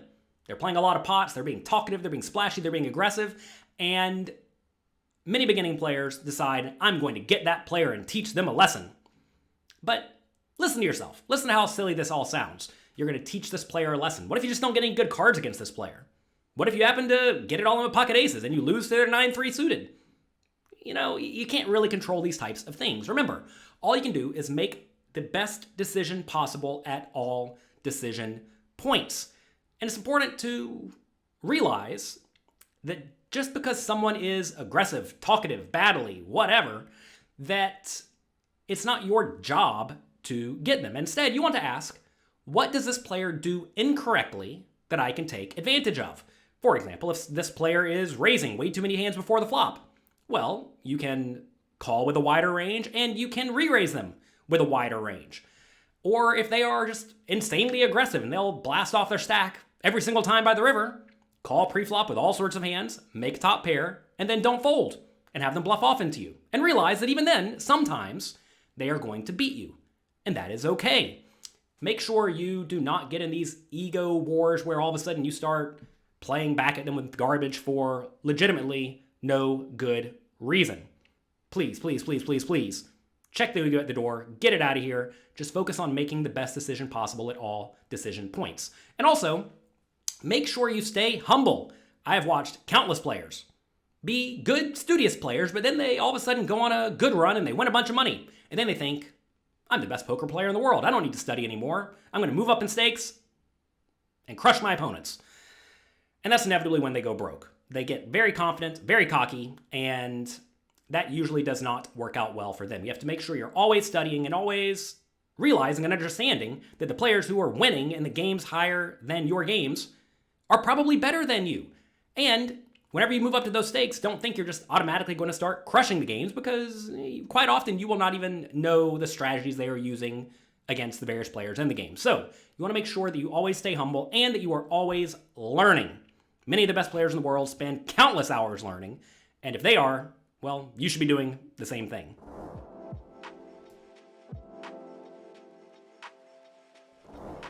Tip number 3 is that position in poker is everything. And there are a few reasons for this.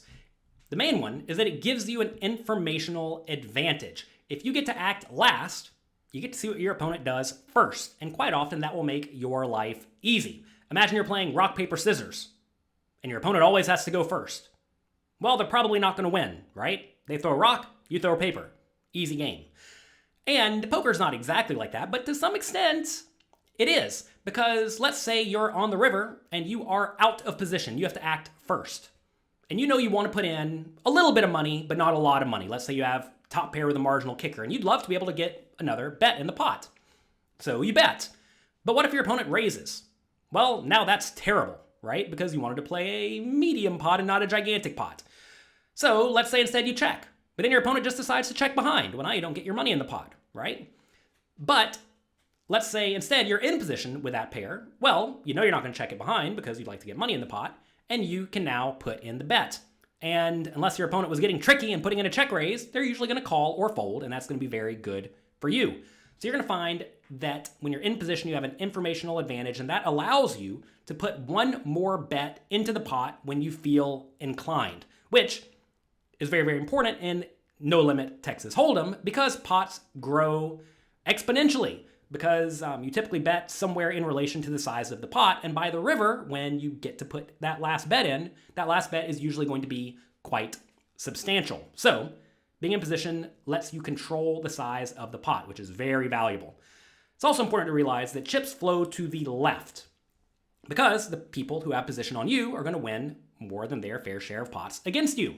And the people on your right are going to lose more than their fair share of pots against you. Going back to leaving your ego at the door, a lot of people get annoyed at the players on their left because they're winning a lot of pots against them.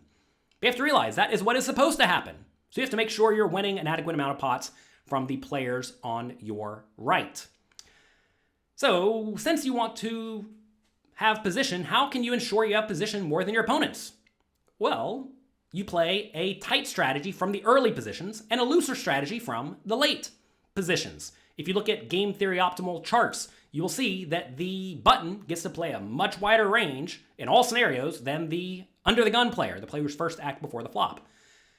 Something a lot of beginners do wrong is they play a lot of hands from the small blind. They think that if someone raises, they should call a lot because they have to put in, well, half a big blind less than if they were not in the small blind. But the small blind is actually a spot where you should be re-raising, 3-betting, a lot before the flop, because what's going to happen is if you call in the small blind, now the big blind's going to call a decent amount of the time because they're closing the action.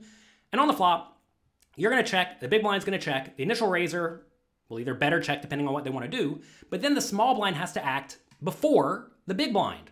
And if the big blind happened to be checking with a good hand, you're going to be in a very, very bad spot. And you're out of position in general, which is also very bad.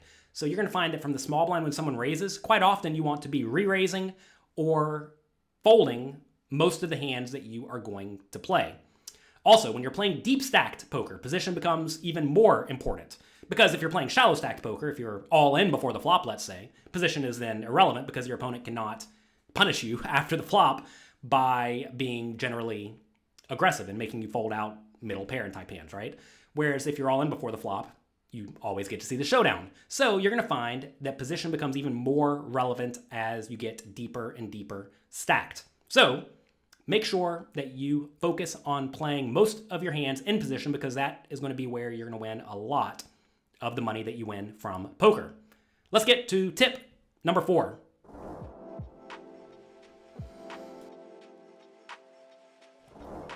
In order to win at poker, you simply must be very aggressive. Because whenever you're aggressive, you get to steal pots or steal equity from your opponents that does not belong to you.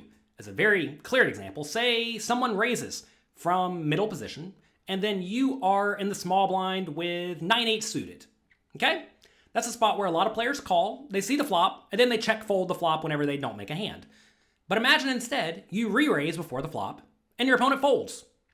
Well, now you just took whatever they raised before the flop and added it to your stack, which is highly valuable. Or imagine they call, and then you continuation bet on the flop, and if they don't have a hand, they're going to fold. Well, now you're winning whatever they called before the flop by you making the continuation bet. So you're essentially forcing your opponent to fold out better hands, or hands that have some chance to win. Whereas if you check, you do not have that opportunity. So you're going to find that it is important to be aggressive. And especially in the small and medium stakes games, it is vitally important that you continuation bet after the flop frequently. I know a lot of players think that their opponents are extreme calling stations in the small stakes games, but assuming you're playing for real money and not play money, most players do not want to put all their money in the pot by the river unless they have a good hand. So going back to that situation where someone raises and you re-raise from the small blind with 9-8 suited, if the flop comes and you bet medium, they call. On the turn, you bet, let's say, medium again, and they call. If you think on the river they do not have a good, strong top pair or a better hand, you should be making a big bet a lot of the time, because most players fold out something like top pair bad kicker or worse to a substantial river bet. What a lot of people do wrong, though, is they re-raise the 9-8 suited before the flop, bet tiny on the flop, bet tiny on the turn, and then check the river. And they never give their opponents a chance to actually fold. So it's important to make sure that you play aggressively, not just before the flop and on the turn, but also aggressively on the river. That way you win a lot of pots that do not actually belong to you. Let's get to the final tip. Make sure to enjoy yourself. Realize that poker is a game, and we play games to add value and joy to our lives. Do not let the routine swings of the game affect your mental state. So many beginning poker players make the blunder of just playing way too big of stakes to the point that if they lose, it is detrimental for their finances, but also for their emotions. And you do not want to let poker negatively impact your life. But I realize a lot of people do exactly that, and they are screwing up. So if you're a beginning poker player, you want to make sure you're not playing for money that is way too big for you. Just because a game exists does not mean that you have to play it. Let's say you have $1,000 to your name, and one of your friends says, hey, let's go play this poker game where we buy in for $200. Probably not a good idea, because losing 20% of your money will cause emotional trauma. So say, no thanks, the game's too big for me. Don't be sad or offended or feeling like you're missing out.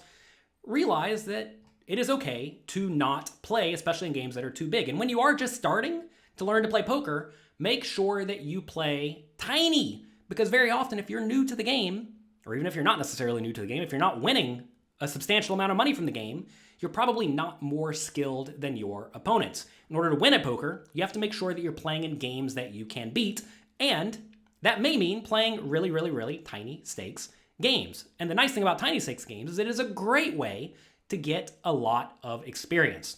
So make sure that you have fun and you enjoy your experience. You only have one life to live, and if losing at poker makes you miserable, you're probably not doing it right. Today, I'm going to share with you the secret to crushing calling stations.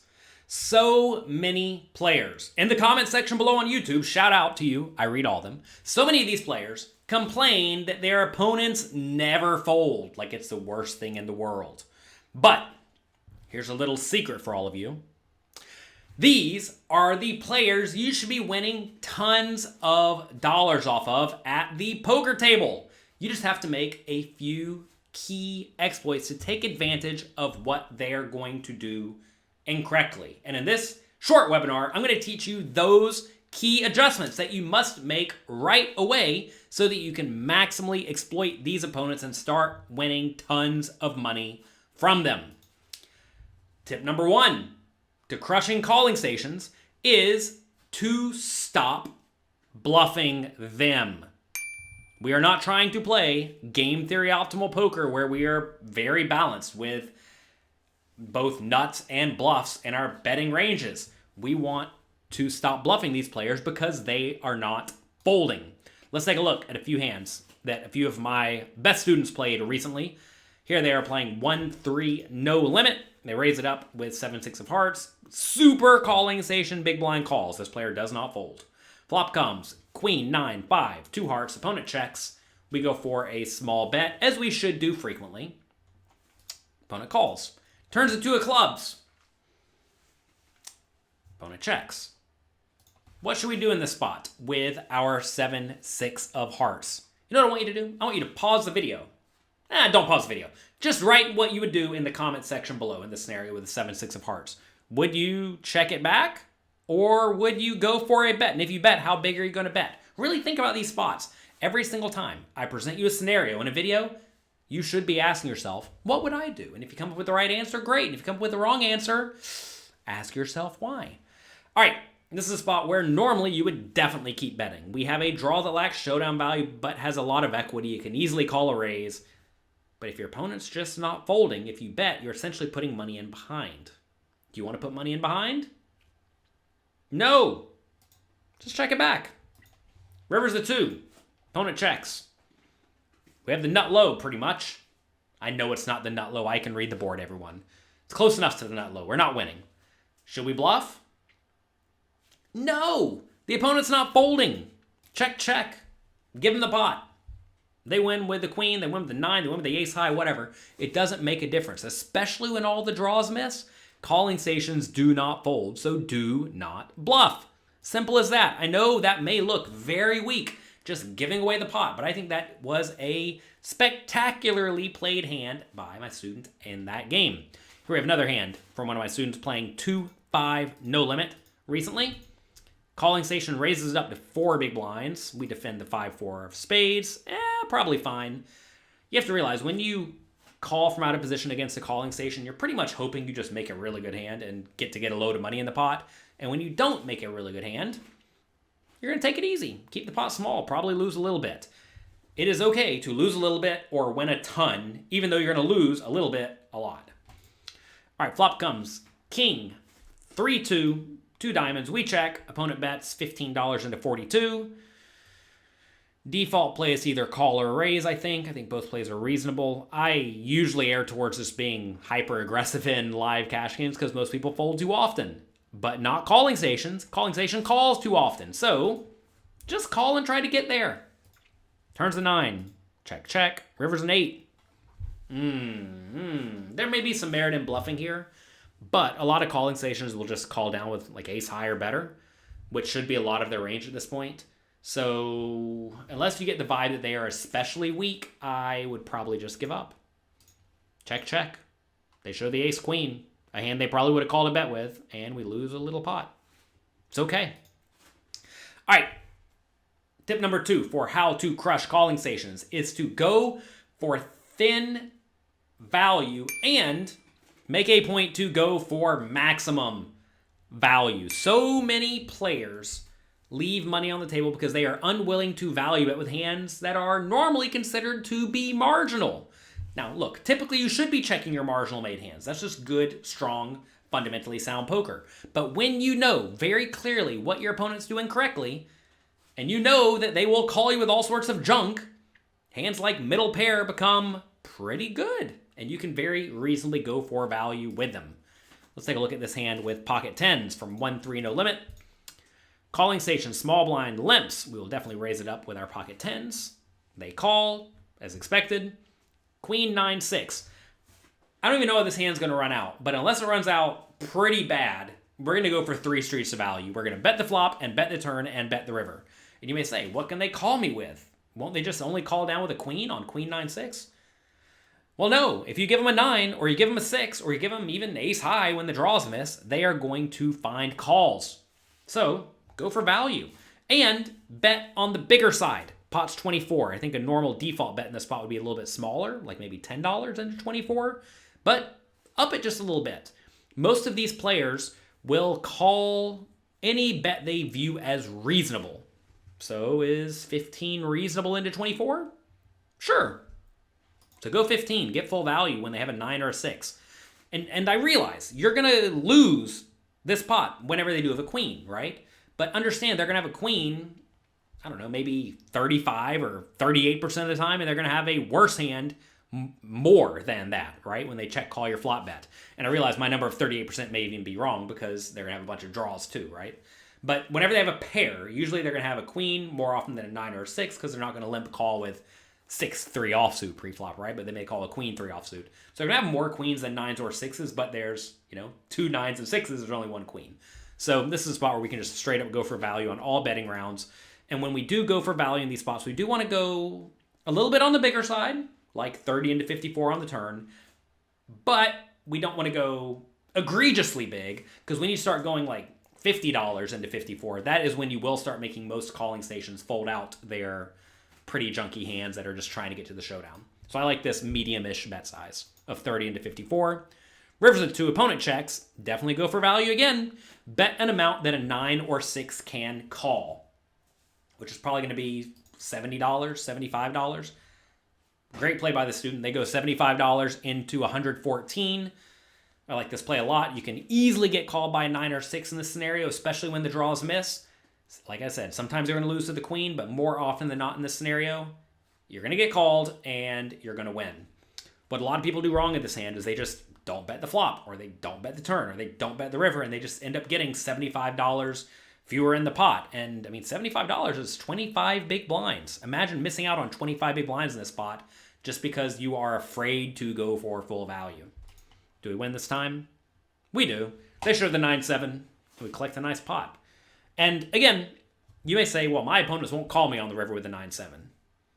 Then just bet the flop in the turn. You're not against an extreme calling station. Simple as that. It's important to make sure that you classify not just the player pool in general who you play against, but your specific opponents. Let's take a look at one more hand for today. Facing a raise from the cutoff, we call with the ace-9 offsuit in the big blind. Perfectly reasonable. Jack 9-5. We check the continuation bet small. Easy call. You may ask, should we go for value against a calling station here? I think you're going to find that as the pot gets big, you want to be a little bit wary that your opponent, who is normally a calling station, will start to fold out their marginal-ish hands. Most people are happy to put in, most calling stations are happy to put in a little bit of money with hands like a 5 or a jack or a 9 or whatever in this scenario. But once the pot starts to get really big, they're going to fold out their 9s and 5s, which is really, really bad for you. So as long as this pot stays manageable, your hand is almost always good with a good, strong middle pair. But if the pot gets huge, it's almost never good. So check call, turns a 2, check, check, rivers a 3. Again, ask yourself what you do in this spot. I know what I would do. I would bet, and I would bet pretty big. This is a spot where, notice, big into a $35 pot is not big compared to the opponent's stack size. They have $283 remaining. The pot's only $35. If you go for a solid pot size bet here, maybe a touch less, like $30, they're going to call you literally every time with a 9, a 5, maybe even a 2 or a 3, maybe even ace high, especially because the draw's missed. Even if the river brought a diamond, though, I'd probably go for a similar $30 bet because a lot of these calling station-y players just want to see what you have. For whatever reason, they want to be able to sleep very, very soundly at night because they know they did not get bluffed. What a lot of people do wrong in this spot, though, is they just check, thinking either I have a clear marginal made hand, I need to check, or they check because they don't want to bet and get raised. But remember, calling stations call a lot. They don't raise a lot. But this is a spot where our hand is definitely good enough to go for value. And I would go for value with any 9 in this scenario. I'm trying to think if how wide would I go for value here? Maybe in a hand like pocket 6s, I think is reasonable. That's thin. Pocket 6s would be really thin, but I think it's probably a good play. Maybe even ace 5 is an okay hand to go for value. That's probably pushing it, but ace 9 is definitely a value bet. We do go for the full pot size bet in this scenario. We do get called. They show up with pocket 7s. Like I said, pocket 6s would be thin. Ace 5 would be thin. That's about right. And by value betting in this scenario, we win a pretty big pot, whereas most people in this scenario, they just check the river. And it goes check, check, and they win. And they think, yes, I won the pot. But they don't realize they missed out on a lot of value. And you have to realize that getting maximum value from these players is how you are going to absolutely crush them. So that's it for today. These are the 2 tips you need. That's it. To crush calling stations. You need to stop bluffing them, even if you have no showdown value. Just give up. They win. Let them win their small pots. That is A-okay.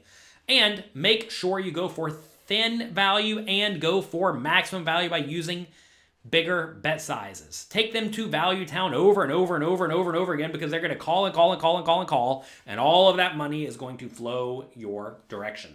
It's your last chance to get the biggest discount of the year on Poker Coaching Premium and Peak GTO. Take your poker study to the next level with Peak's ELO rating and track your progress to poker dominance. Also, make sure you take part in the interactive poker hand training, the monthly curated challenges, and the guided drills from our top poker coaches. Head over to pokercoaching.com/Black Friday to get started right now. Today I'm going to answer the question that many of you ask me over and over and over again on a regular basis. It is, how do I stop losing with pocket jacks? It's frustrating. I know. So many people complain that they hate the pocket jacks. But here's a little secret for you. Pocket jacks is actually one of the most profitable hands in poker if you play it well. You just have to limit the big mistakes that most people make with them. And they make a few very big mistakes. And in this video, I'm going to give you 2 very important strategies to help you maximize your profit with pocket jacks and, more importantly, help you limit your big losses. So, tip number 1 is to stop overplaying pocket jacks before the flop. Pocket jacks should actually do a lot of calling when someone re-raises you before the flop, especially when you are deep stacked and when you are in position. Let's take a look at these 2 charts. Here we are playing 100 big blinds deep in a cash game, okay? Standard cash game, standard rake.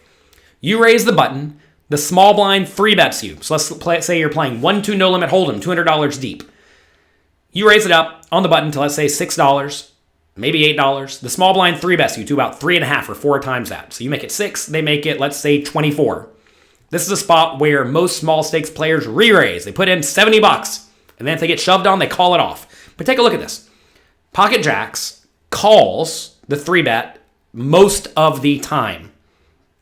And I would venture to say that if your opponents are not 3-betting often enough in the small blind, as most people will not, you should actually call with them every time. Notice the decently wide calling range. Having hands like jacks in that range helps protect that range a little bit, but also you just don't want to get all the money in against a 5-betting range. The desire to not see an overcard on the flop causes many players to make blunders with their pocket jacks and instead get all of their money in decently bad. You have to realize that when you pile all of your money in before the flop with jacks against people who are playing anywhere near reasonably, they're usually going to show you aces, kings, queens, or ace-king. And it turns out jacks actually does not do well against that range. You have to accept the additional, variance you will have where you're going to call the 3-bet, get a bad flop, and then lose. That is okay. Let's take a look at a scenario where you're just facing an initial raise. Let's say under the gun +1 raises in a 8-handed tournament. So let's say you're in the cutoff. The second player to act raises. Take a look at this 3-betting range, the hands in red. Realize that jacks doesn't even re-raise before the flop a lot of the time. And notice 10s and 9s definitely don't. They just call and see the flop. All of these hands in green flop reasonably well and want to see the flop, including the pocket jacks. And again, if you think the under the gun +1 player is primarily raising with just a decently strong range to begin with, perhaps a little bit tighter than the game theory optimal range, you in turn should not re-raise your jacks. Now, if you do re-raise your jacks here and they shove it all in, you can't really fold. But you have to realize that is a really, really, really bad spot for you, and you would rather not do that in a tournament, especially if you're anywhere near getting in the money. So instead, call, see the flop, and then realize sometimes things are not going to go well for you after the flop, and that's going to be okay. But keeping the jacks in your range, a hand that will, make an overpair a decent amount of the time, or at least a strong underpair, is very, very good for you. So stop overplaying the jacks pre-flop. I'm telling you, so many people, they 3-bet, 4-bet, 5-bet, whatever. They're trying to get their money in with jacks because they don't want to get outdrawn, and that is a big mistake. Because, yeah, you're not going to get outdrawn by the worst hands, but when you're beat, you get your money in very, very poorly. So, you know to not overplay the hands pre-flop. Well, you should also stop overplaying your hands made with pocket jacks post-flop. Let's take a look at 2 examples where players drastically overplay their jacks. Here we have a very common scenario, playing 1-3 no limit. You raise it up to $10. Button calls, big blind calls, flop comes 9, 7, 5. We have the pocket jacks. This is actually a spot where I think checking is the default play. Whenever you raise and there's somebody yet to act in a multi-way pot on a low card board, you should very often check with your entire range. I know that may seem incredibly weak or passive, but you very often should be checking in the spot. Now, I will say, I don't mind betting, especially if your opponents are going to play very straightforwardly, as they very often will do in small and medium stakes games. So, against good, strong, world-class players, I think you need to check here. But against more straightforward players, betting could be fine. We bet 15, button calls, big blind raises to 45. Oh, an annoying spot, right? This is exactly what you don't want to see, because in this scenario, now you're beating your opponent's draws, but you're losing to all logical value hands. Now, to be fair, you may think, well, I beat ace-9 and king-9 and queen-9 and jack-9 and 10-9. Yeah, but if your opponent's playing those hands by check raising the flop, they're probably really bad at poker. So if your opponent's going to drastically overvalue top pair on this very coordinated board, where you have to remember, you could easily have aces, kings, queens, jacks, all the sets. If they're going to overplay their hands, then you can't go around folding the jacks. But this is a spot where if anyone's good, they're going to just call with those hands and keep the pot manageable. Also, some players will not bluff with some logical bluffs in this scenario, like various gut shot straight draws. When your opponent check raises in this spot, they should be very polarized. Either very good made hands they're happy to get it all in with, or draws. Some of them high equity draws, some of them junky draws. So what should we do with these jacks here? I think it's a very clear, non-all-in hand. And in this spot, we should either call or we should fold. What a lot of people do, though, is they just rip it all in. You want to know why? Because they don't want to get outdrawn. And whenever you do jam here, if your opponent is sitting here with a hand like ace-8 or king-8 or queen-8, they're going to fold, sure. But whenever they have you crushed, they're always going to call and you're going to get your money in poorly. Would I have folded to the flop check raise? It's definitely a tough spot because you don't necessarily know what turn cards are bad for you, and the player on the button could have been slow playing, which would be really bad. But I think calling the smallish check raise is at least justifiable. However, playing in a generic 1-3 game at the win, I don't mind folding. Especially if you know your opponent is not going to use this size with a bluff all that often. And I will say, when people use small check raises, as this one is pretty small in this spot, it's usually going to be very tilted towards hands they don't mind giving you good odds with, which are usually going to be the nuts. So anyway, this is probably a call or fold, but definitely not an all-in, because when you do get called, you're going to be dead or close to dead. We do get called. Oh, we have 0%. Not zero. 0 means almost 0. And not shocking. You're going to be shown in this scenario a set, 2-pair, or straight basically every time you shove and get called. Let's take a look at a spot from a tournament. We raise it up with the jacks. Big blind calls. Queen 10-2. Opponent checks. I think you can bet or check. Either play is reasonable. We go for a small bet. Sure. Opponent calls. Turns a 7. Opponent checks. Tricky spot. We have the best hand a lot of the time if almost no more money goes into the pot.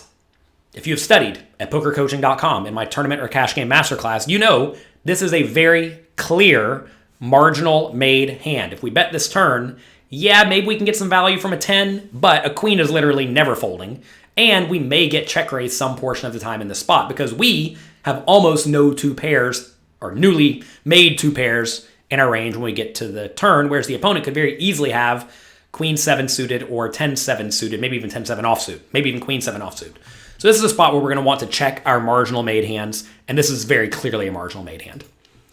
However, in this spot, our hero, Alan apparently, bet 3,000, and I think this is a pretty clear mistake. He gets raised. And this is where it's a pretty brutal spot because your opponent's range is going to be very polarized again. What's a polarized range look like here? It's going to be 2-pair and better, maybe like king, queen and better. And then it's going to be some draws, some high equity draws, some low equity draws. Low equity draws may be stuff like Jack 8. That'd be a pretty spicy low equity bluff if they check call the flop. But notice we actually block some of the Jack 8s, so that's a little bit unlikely. Maybe some bad flush draws, maybe. That's about it. And then some very high equity draws like King Jack of Hearts or Ace Jack of Hearts that's happy enough getting all the money in. So this is a spot where we definitely should not have bet the turn. Once we bet the turn and get raised, it's just a fold. It's annoying, but it's probably a fold because we're going to play quite poorly on the river. We call, river's a 9. Jack 8 gets there. Bona bet's 15K. Interesting spot.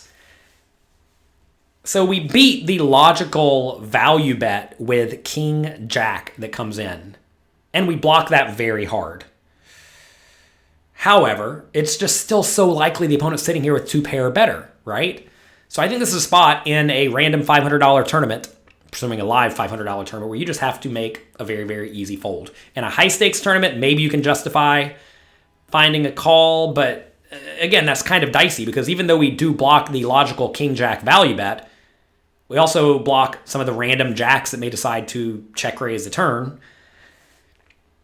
And a lot of those that came in either were Jack 8 that just made the nuts or Jack 9 that may not even bluff the river or make some weird value bet on the river. So this is just a fold. This is a fold.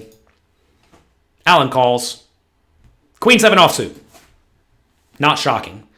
But the big mistake here was continuing to bet on the turn. So you have to make sure you do not overplay your pocket jacks, both pre-flop and post-flop.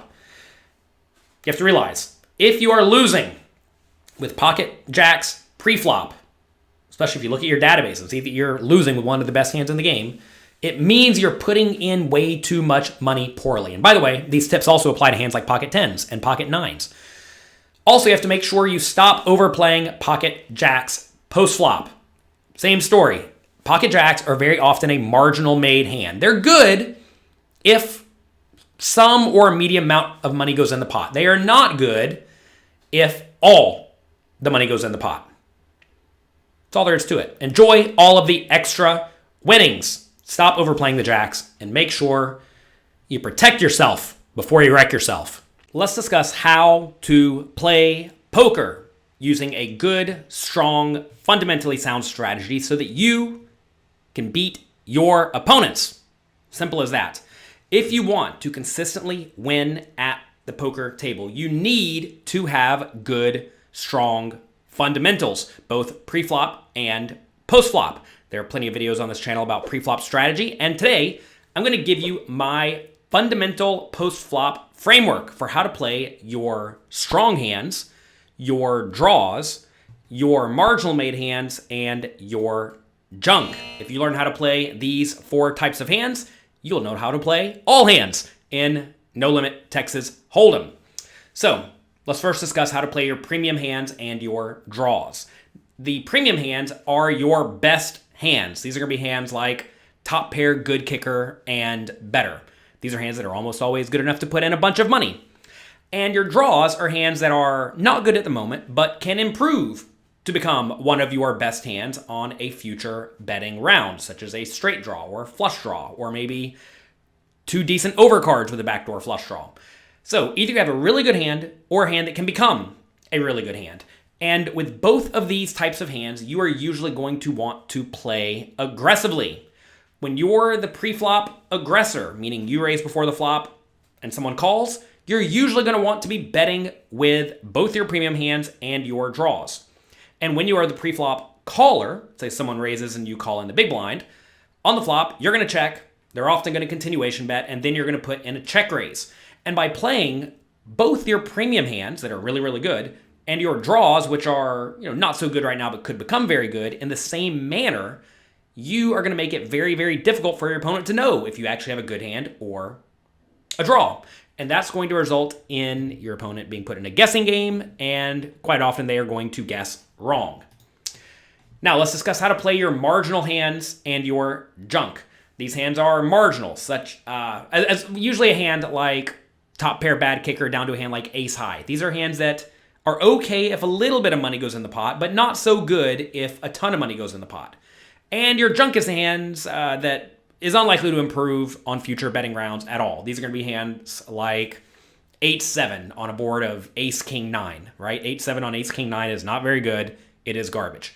So with both of these types of hands, you're usually going to want to play passively.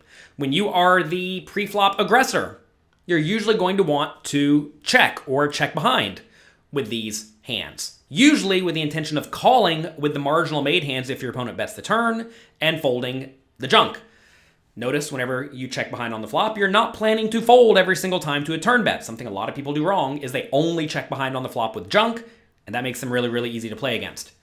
When you are the preflop caller, so someone raises and you call, if you face a bet on the flop, you're usually going to want to check and then call, or call if your opponent bets, with your marginal made hands, and then check and fold with your junky hands against a bet. And by playing in this manner, your opponent's not going to know if you have a hand that you plan on calling down with, that they're not going to be able to make you fold, or a somewhat junky hand that plans to let go immediately. So notice, whenever you're betting, your opponent does not know if you have a really good made hand or a draw. And when you're checking, they don't know if you have a marginal made hand or garbage. And that's going to put them in a guessing game whether or not you bet or check. And that's going to result in them making errors. The key to winning with this framework is to classify your hands correctly and accurately and understand how different situations will change that classification. So let's take a look at 3 examples. Let's suppose you raise to 2 big blinds from the button with king 9 of hearts and the big blind calls. The flop comes king 10-4. Right off the bat, you want to classify your hand. You want to ask yourself, do I have a premium hand that can easily get called by a lot of worse hands? Do you have a draw? Well, clearly not a draw with top pair. Do you have a marginal made hand?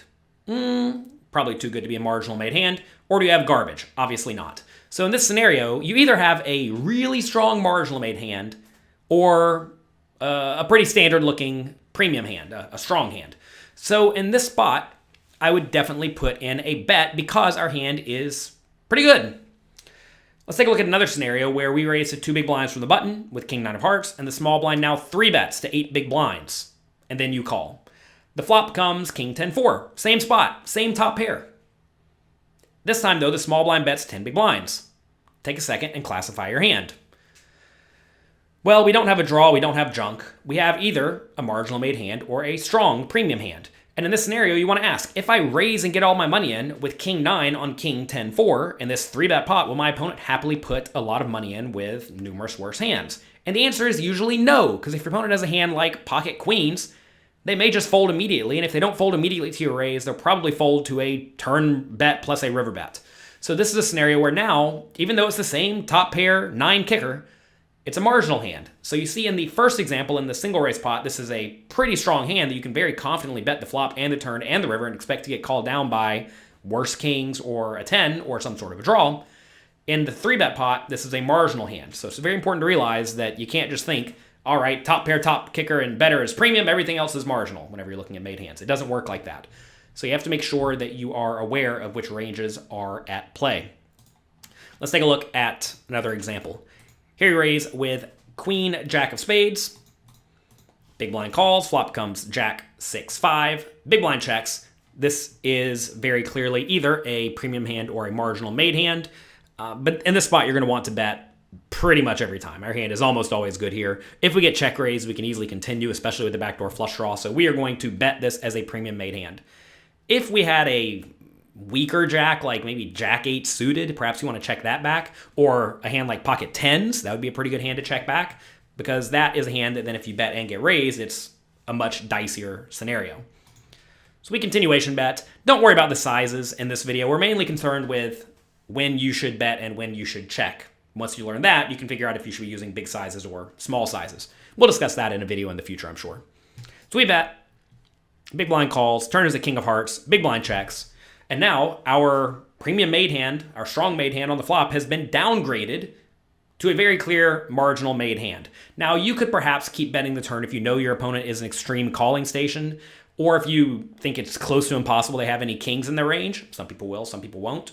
But this is a scenario where I think the play now is to just simply let it go, check on the turn, as you would with your marginal made hands, planning to call if your opponent bets on pretty much any river. And if they check the river, we will probably then go for a value bet with, not an overly premium hand, but a hand that's almost always good, because most players on the river would be betting if they have a king.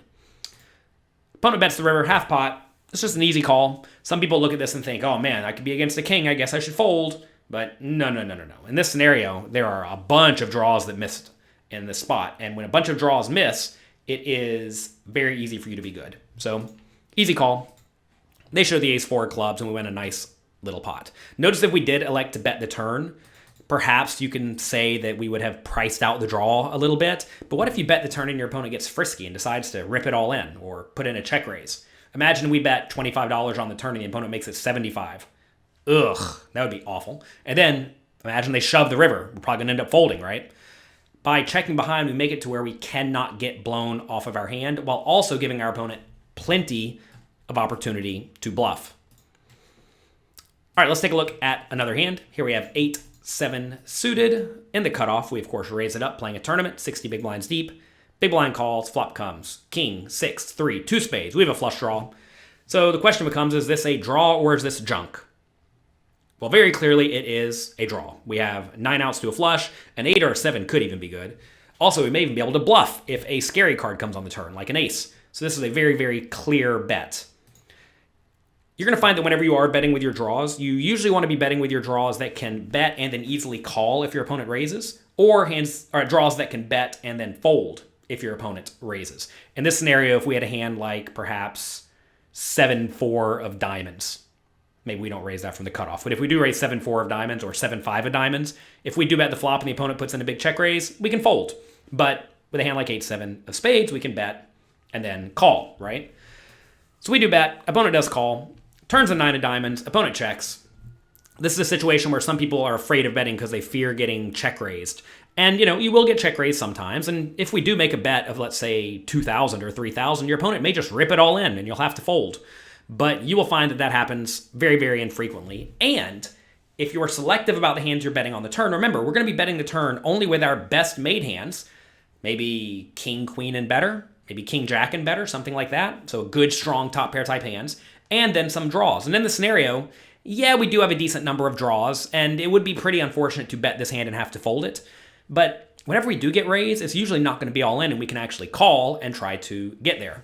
So this is a spot where I definitely like betting. And I want to make it really clear, we would play many, many other hands that are very strong in this manner as well. So by betting in this spot, if our opponent even has a hand like pocket queens, it's a very marginal scenario because they lose to all the kings. And against the draws, we are going to have, in this scenario, something like 20, 30, 40% equity sometimes. So this is a spot where we are going to be in very, very good shape with what is referred to as a strong polarized range. Either we have a really good made hand that's crushing our opponent's mostly marginal hands, or we have a draw that is very live to outdraw them. So we do bet 3,000, and they just concede the pot. Fine and good. So that's it. That is how you play poker using a fundamentally sound strategy. With your premium hands and draws, you usually want to be aggressive. And with your marginal hands and your junk, you usually want to play passively. And very important, you must practice, practice, practice. You're going to find that this may not come easy to you naturally, but if you consistently think on every single betting round, is this a premium hand, a draw, a marginal made hand, or junk, and you do that consistently, you are going to get better and better and better at it. You're going to do it every single time. And it's going to be like riding a bike. I know some of you out there can't ride a bike. I'm teaching my kids to ride a bike right now. It's not easy. But once you know how to ride the bike, it's easy. You just do it automatically. And that's going to go a long way to helping you play fundamentally sound poker, which will help you crush your opponents. Today, I'm going to answer a question that I've asked on a very regular basis from small stakes players. And that is, how should I play in situations where lots and lots of people limp and then it is on me in the blinds? First things first, what are the limpers' strategies? This is very, very important. Are they straightforward limpers who limp with mostly kind of junky hands that they don't think are good enough to raise? Or are they tricky limpers who will limp with pocket aces and pocket kings, hoping somebody will raise? That's a really, really important question, because if they're limping with all sorts of junk, well, then this is a spot where you want to be pretty aggressive. But if they're limping with aces and kings, then, some marginal hands, that's a spot where you want to be incredibly passive, right? Because you have to realize that you're going to be out of position against these limpers, which means that either you want them to do a whole lot of folding, or you just want to keep the pot small and you want to see if you flop something. Next, are your opponents calling stations? As they're going to limp with more marginal stuff, but then call every single time with it, that should result in you raising with a very strong linear range. Like if they're going to limp and call a raise with king 9 offsuit, raising stuff like king jack suited is probably pretty good, right?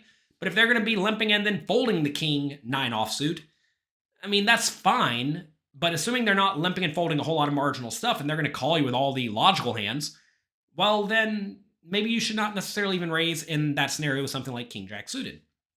Also, understand that the first limper is your main concern, because the first limper is the limper that's most likely to be trapping, right? Because usually if one player limps, the limpers after the first limper usually do not limp behind with hands like aces and kings, because they really, really, really don't want to have a bunch of other people limp and then see a 7-way flop with 7 big blinds in it with pocket aces. It's not the worst spot in the world, but it's also not good. And they know that if the initial limper is limping something reasonable, they're going to call a raise. So they get to play a pot in position with pocket aces, right? So you're going to find that the first limper is the one you need to be most concerned about being tricky. And because of that, the subsequent limpers will usually have okay hands, but generally a weak range, because if their hands were good, they would have raised, right? Also, in your particular games, you are definitely going to want to experience raising to various raise sizes. Now, let's say 4 people limp and it's on you in the big blind. In that scenario, if you're going to raise, you usually want to make it something like a pot size bet or even bigger. A pot size bet is 3 times the last bet plus any additional money in the pot. So let's say there are 3 limpers. The last bet was the last limper. So 3 times the last limper is 1 big blind. So we're going to make it 3 plus 1 big blind more for this first limper. This first limper. 1 big blind for the initial raiser. So that's 3, 4, 5 plus any additional money in the pot. Your big blind and the small blind. So we're looking at something like 5.5 big blinds. Because we're out of position, we usually want to make it even a little bit more. So like 6.5 or 7 big blinds. That's about as small as I would ever go in this scenario. What a lot of people do very wrong in this spot is 3 people limp and they'll raise to 3 or 4 big blinds from the big blind. Well, in that scenario, your opponents are going to call every time because they're getting amazing pot odds in position. If you give people amazing pot odds in position, they're going to call every time. So usually you're going to want to raise to something like 7 big blinds or more in that scenario, because then they actually will start to fold. Imagine somebody limps with the 10-8 suited and you make it 8 big blinds. You really want to put in 7 big blinds more with the 10-8 suited? Not really, right? And that's the way to get a hand that has pretty good equity in position against you to fold. If your opponents are going to limp with all very marginal ranges, like let's say junky suited connectors, junky offsuit hands, ace-x, etc., maybe you want to make it something like 15 big blinds. That may sound crazy. Imagine 3 people limp, you make it 15 big blinds.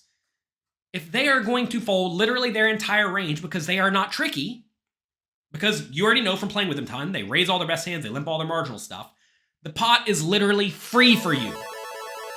It's pretty nice to get a free 4.5 or 5 or 6 or whatever it is big blinds, because your opponent's ranges are very unprotected and they are literally never going to call a 15 big blind raise with the ace-3 offsuit or the 10-8 suited or the jack-8 offsuit. They're just not going to do it, right?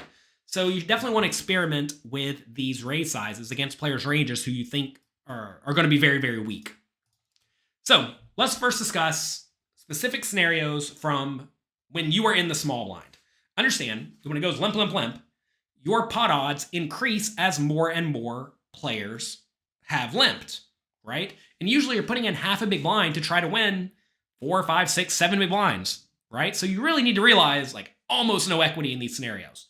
So what you're going to want to do is you're going to call with a pretty wide range of hands that can reasonably flop effective nut hands. So that's going to be pairs, suited connectors, really a lot of suited hands. Then connected hands like 7-6 offsuit, maybe 6-4 offsuit. 6-3 offsuits, probably pretty rough. 9-5 offsuits, probably pretty rough. But if these hands are suited, you can play them. You should, however, fold hands that have huge reverse implied odds that can't reasonably make straights or flushes. This is going to be hands like King 5 offsuit, Queen 7 offsuit, 9-2 offsuit, etc. Yeah, you can make 3 of a kind with these hands. You can make top pair, but you have to realize you don't really want to make top pair with a hand like King 5, because if any amount of money goes in this pot, you're probably actually in not that great a shape because they're going to have better than top pair. And realize that even though you are getting very good pot odds, you're going to have a very tough time actually realizing that equity, and you're out of position, which means that usually with a hand like King 5 offsuit, you're either going to win a small pot or lose a big one. And that's really where you do not want to be. So you should fold out the junky offsuit hands. A lot of people make the blunder of calling with any 2 cards in the small blind whenever it goes limp, limp, limp in front of them, because they think, all right, I'm getting 7-1 odds, so I'm always going to realize whatever it is. Like, I mean, let's say there's 7 limpers and you have to put in half a big blind. So you need to win 1/14 of the pot. It's not that hard, right? The problem, though, is that you actually may win less than that with a hand like 9-2 offsuit. So forgive me for my rough math, by the way. If you appreciate my rough math, I'll do my best to record this in one take. Do me a favor, click the like and subscribe button below. Show me some love. I feel insecure when I cannot do simple division for all of you. Aww. I feel the shame. Okay. You want to raise with your best hands, straight up for value, and then perhaps some hands that cannot call as a bluff. We're raising really polarized here, which I realize is not necessarily the GTO strategy in this spot. But remember, if your opponents are limping with stuff that's mostly going to fold if you raise, well, then you should start raising a lot. And some of the best hands to raise are hands that block your opponent's continuing range. So that's going to be stuff like Ace X, King X, and Queen X, the offsuit ones, because you'd rather just call with the suited ones that can flop well. And this is assuming they will fold, right? If your opponents are calling stations and they're going to call any raise no matter what, maybe you want to raise with a slightly wider linear range, including hands like Ace 10, King Jack suited, etc. But in general, in spots like this against limpers, you probably want to raise with something like pocket 9s and better, Ace Jack offsuit and better, Ace 10 suited and better, King Queen suited, King Queen offsuit maybe. Those are hands you want to raise in pretty much all scenarios, unless you think the initial limper is very tricky, in which case you should raise with a substantially stronger range, right? And then, assuming we do limp, assuming we do see the flop, you're usually going to play pretty straightforwardly, because there's going to be 4, 5, 6 people in the pot, and someone's probably going to flop something. And if it's not you, well, it's probably someone else, right? Now, certainly you may find yourself in a spot where it like checks through on the flop, and then on the turn brings like a low blank card, and you think you're probably in pretty good shape to steal the pot. Maybe you want to throw out a bluff, especially if you have something reasonable, like some sort of draw. But for the most part, in multi-way pots, you just don't need to get all that out of line when you are first act. It's okay. Remember, you put in almost nothing. You don't flop anything. It is okay to get out of the way. Let's now discuss from the big blind.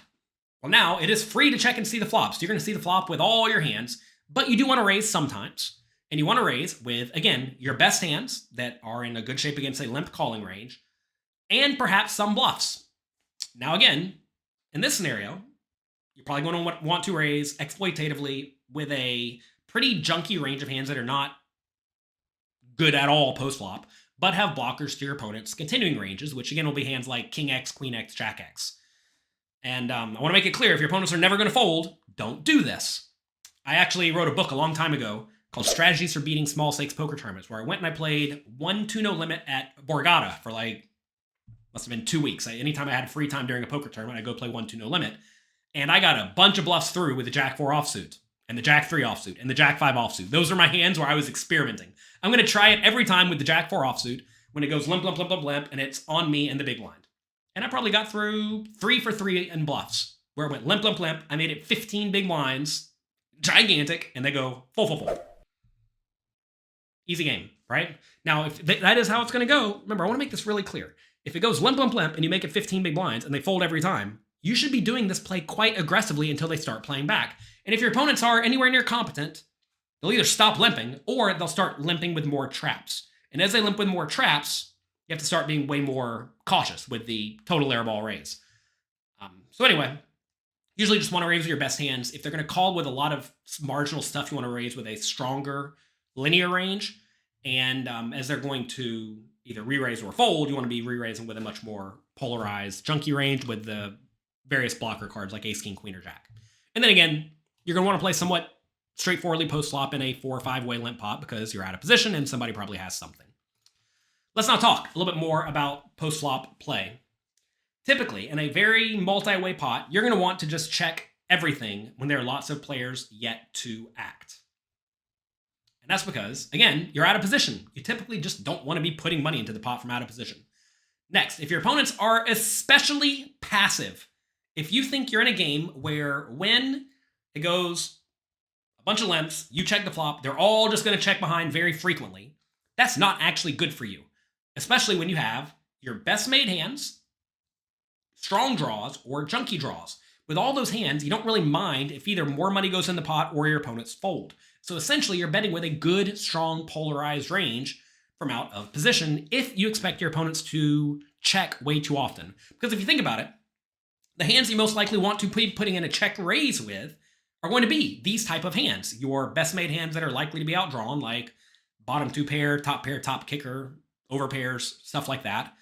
And then also, you want to be check raising with your best draws, your high equity, straight flush draws, stuff like that. Then also some junky draws, like gut shots. And by check raising with that range, it puts your opponents in a pretty nasty spot because their marginal made hands, like top pair, no kicker, lose to your value hands. They're not in great shape against your premium draws, and they're crushing your junky draws. So they're kind of lost, right? But if they're not going to be betting all that often when you check to them, you'd rather just lead these hands yourself.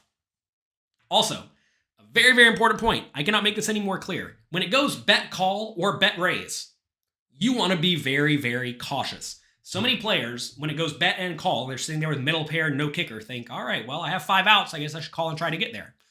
The problem is that when you do get there, there's no guarantee you're going to get paid off by top pair, bad kicker, or whatever.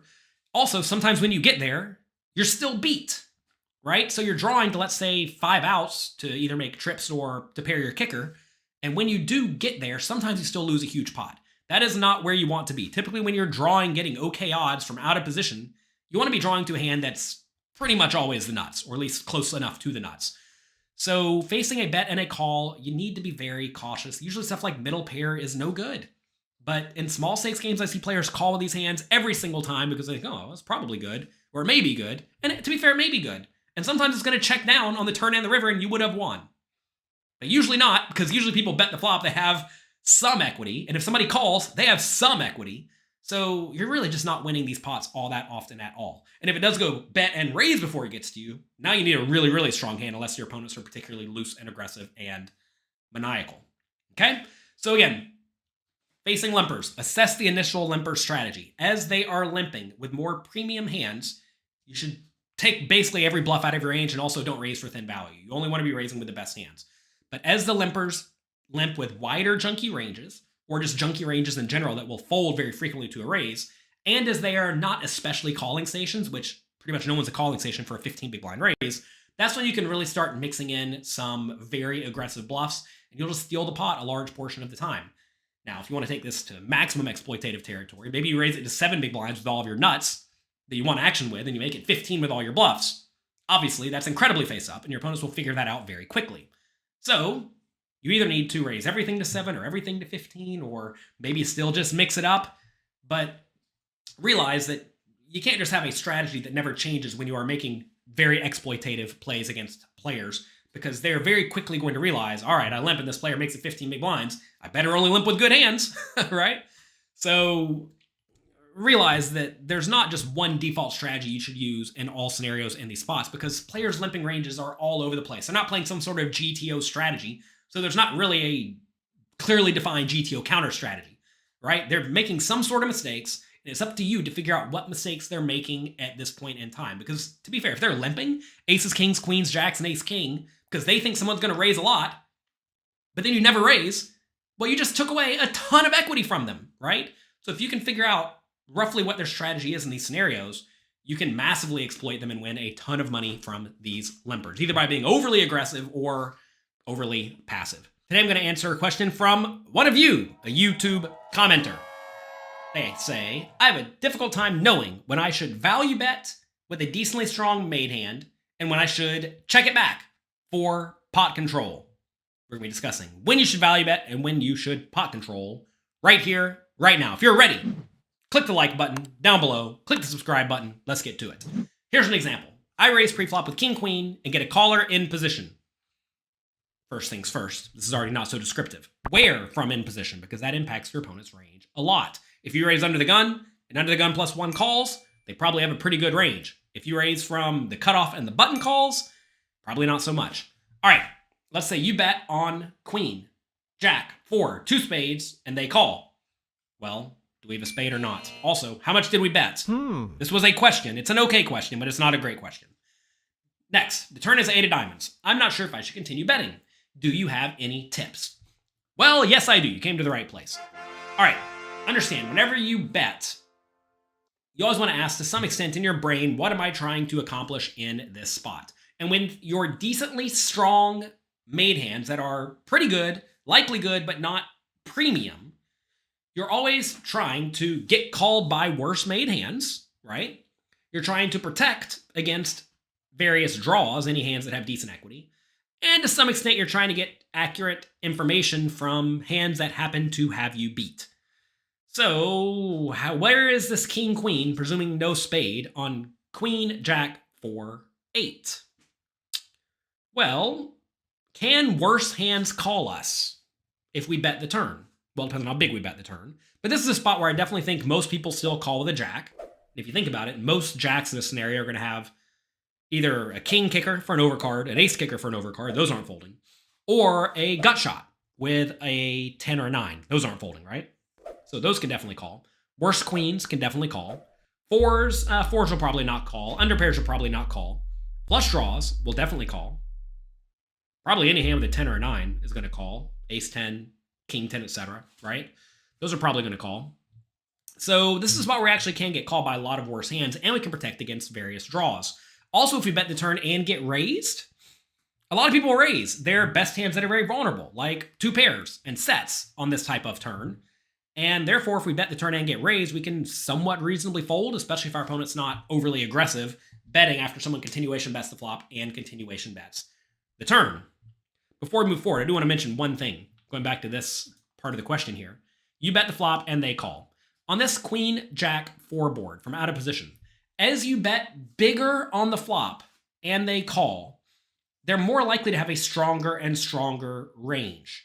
Because to call a big bet, they must have something decent, right? But if you bet small, let's say 1.5 big blinds after you raise to 2 big blinds preflop or 2.5 big blinds preflop, well, they're going to call the flop substantially wider. So you're going to find that when you bet the flop big and your opponent calls, usually you should be betting the turn very polarized, meaning you're betting with just your best hands, your high equity draws, and some junky draws like gut shots. So is this king queen one of our best hands if we bet the flop big and they call? And I think it's close. It's close. But if we bet small on the flop, now presumably we're betting small with a much wider range, and the opponent's range to call the flop bet will be much wider because they're getting better odds.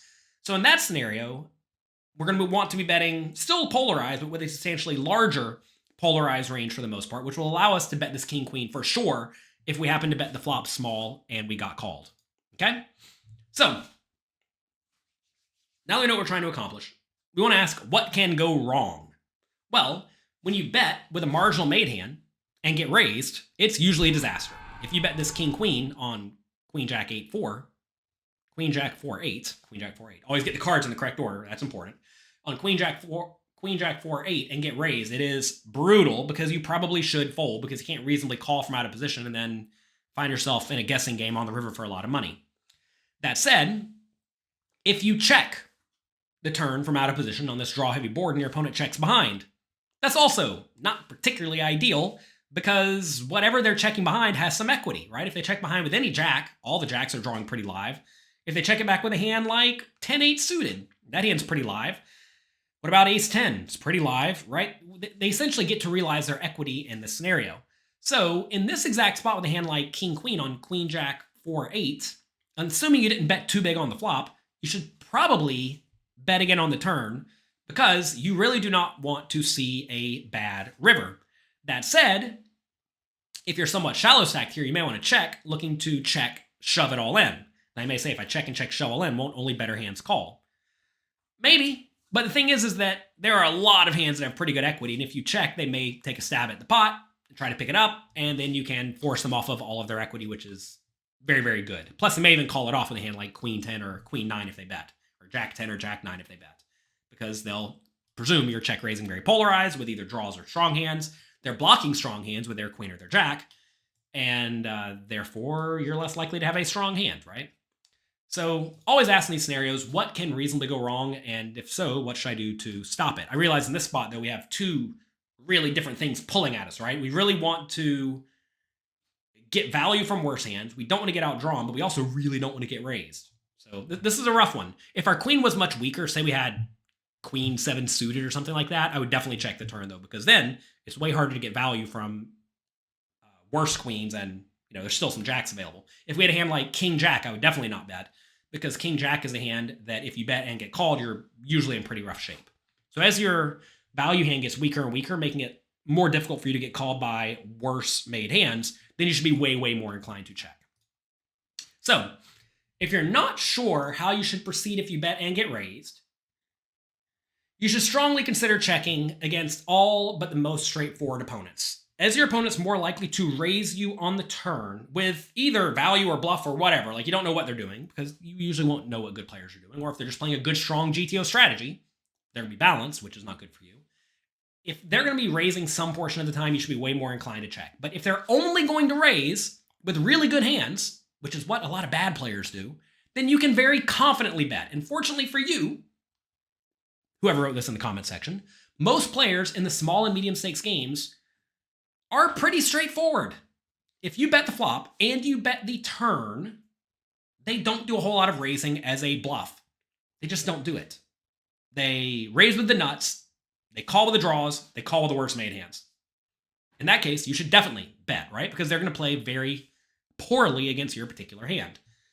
Also, if your hand is highly susceptible to being outdrawn, but it is usually good, kind of like our King Queen in this spot, it's actually pretty likely to get outdrawn, but it's almost always good. These are the hands that almost always want to bet. And by the way, when they do bet in these scenarios, quite often they do want to bet pretty big, because the worst top pairs and the middle pairs are still going to call, the draws are still going to call, and we're just getting more money in the pot with a hand that is very likely good. Let's talk about exploitatively though. Exploitatively, meaning we're trying to take advantage of what our opponent's doing correctly. You are going to want to check far more often against players who will bet when check to with a wide range of marginal hands, draws, junk, whatever.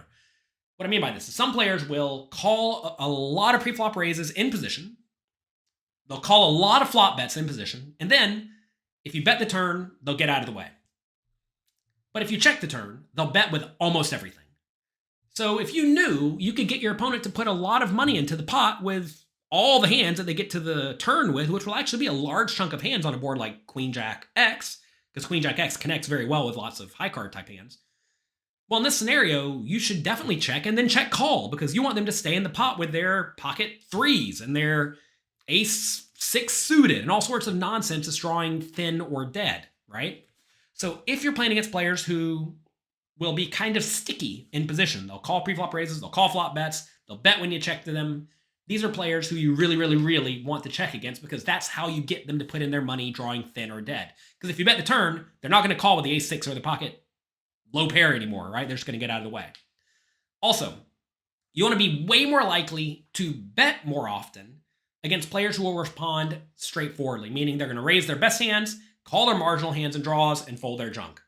Kind of like we just talked about earlier, right? On King Queen, if you're against someone who's going to never raise you as a bluff, and they're only going to raise with maybe 2 pair and better, it's pretty much free to bet, because they're going to give you very, very, very accurate information.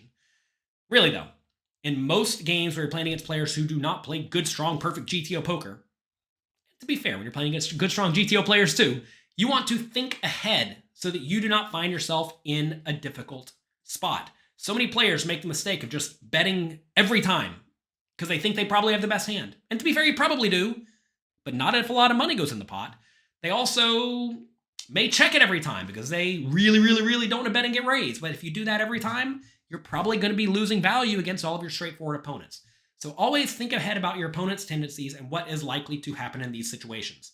As a general rule, though, as your hand is very likely to be good and kind of likely to be outdrawn, those are times you really, really, really want to be betting. But as it's more and more difficult to get value from a worse made hand, that's when you want to be more inclined to check and then just check and call. So for example, on Queen Jack 4-8, if you had a hand like King Jack or Jack 10, those are hands that probably want to lean more towards checking than betting, because if you bet with a hand like middle pair marginal kicker, what are they calling you with, right? They're going to call you with draws, which is fine, and they're going to call you with queens, which you're in bad shape against. But whenever you have a good queen, with the good queens, now they can call you with weaker queens and jacks, which you're in very good shape against. Today, we're going to discuss when you should fold good hands on the flop. I know you here have watched my YouTube videos, and you know that I hate folding. I hate folding good hands. I hate it. I hate it. If you hate folding good hands, do me a favor. Click the like and subscribe button below. Ugh, I hate folding good hands. Let's take a look at an example. We raise ace-king, a pretty good hand, from under the gun, and the cutoff, small blind, and big blind call. All right, flop comes ace-8-5. We continuation bet, and one of the opponents raises. That's annoying. How should we proceed? Well, it depends entirely on your opponent's strategies, because most people do not play GTO, and that's especially true in multi-way pots. So, if the raiser's range contains any ace, as some players will because they think any top pair is good, well then you clearly cannot fold because ace-king dominates many hands in their range, right? If the raiser, however, will only raise with two pair and better made hands, or occasionally a draw like open-ended straight draw, then you should just get out of the way. Why? Because you lose to two pair, and open-ended straight draws have a solid 40-ish% equity against you, right? So that is a spot where you should actually fold very, very early. Now, obviously, you don't know your opponent's strategy. This is why you really, really, really have to pay attention. You must pay attention to your opponents. Whenever you're playing poker, if the poker's here, don't be looking over here chatting with somebody. Don't be over here watching TV. You need to be paying attention to what your opponents are doing. Because if they bluff too often or overvalue too often, you just get to call down and win all the money, right? It's an easy game. But if you're not sure what they're doing, then it makes this a way more difficult spot, because a lot of players will raise with stuff like backdoor straight flush draws, or gut shots with a backdoor flush draw, or top pair third kicker, right? And you're in great shape against all these hands. That said, most players in most games are reasonably honest and straightforward. They raise because they have a hand they want to try to build a big pot with. So what's that on ace-8-5? Well, it's going to be ace-8, ace-5, pocket eights, pocket fives, maybe ace-queen, maybe open-ended straight draw, maybe, right? So ace-king's a hand that's just okay in this scenario. Notice if you had a hand like ace-4 or ace with a bad kicker, obviously fold. Now, to be fair, you maybe shouldn't be betting the ace-4 on the ace-8-5, but if you did bet the ace-4 on the flop and you get raised, ditch it. Please. What most players do in that spot is they bet the ace-4, they call a raise, they check the turn, they call a bet, they check the river, they call a bet, and they're shown ace-8. Like, oh my god, how could I be beat? So unlucky, I had top pair. But realize, you were probably drawing thin from the beginning, and you're lucky you didn't spike an ace or a 4, because then you really would have lost a lot of money. Do not stick around too long. Folding early will save you a lot of trouble and probably a lot of money. You gotta realize, you will occasionally improve to two pair or trips. But most of the time you will not. Most of the time you will miss. And sometimes when you improve to two pair or trips, you'll still lose. Because remember, ace-king on ace-8-5, what can you improve to? Well, you can spike another ace, but then you still lose to the sets in two pairs. You can spike a king, you still lose to sets, and your opponents may chicken out of putting all their money in with a hand like ace-5 or 8-5 suited, right? So it's okay to get out of the way early. Now, not necessarily with ace-king on ace-8-5, but like ace-10 on ace-8-5? Yeah. It is worth noting, if your opponent will raise the flop kind of aggressively, but then only bet with the very good hands on the turn, calling the flop becomes way better, especially as you think their flop range is wider and wider and wider, right? Because what a lot of players will do is they'll raise the flop with any ace, Then they'll check back all the marginal aces on the turn, or every hand works in 2-pair on the turn, and only bet with 2-pair and better on the turn. Well, in that scenario, folding ace-king would be criminal on the flop, but then you can easily call flop, but then check turn, and then value bet the river and have them call you with their ace-queen, ace-jack, ace-10, and get full value, right? Or at least a pretty good amount of value. So that's a scenario where if your opponent will probably be straightforward on the turn, you definitely do not want to fold on the flop.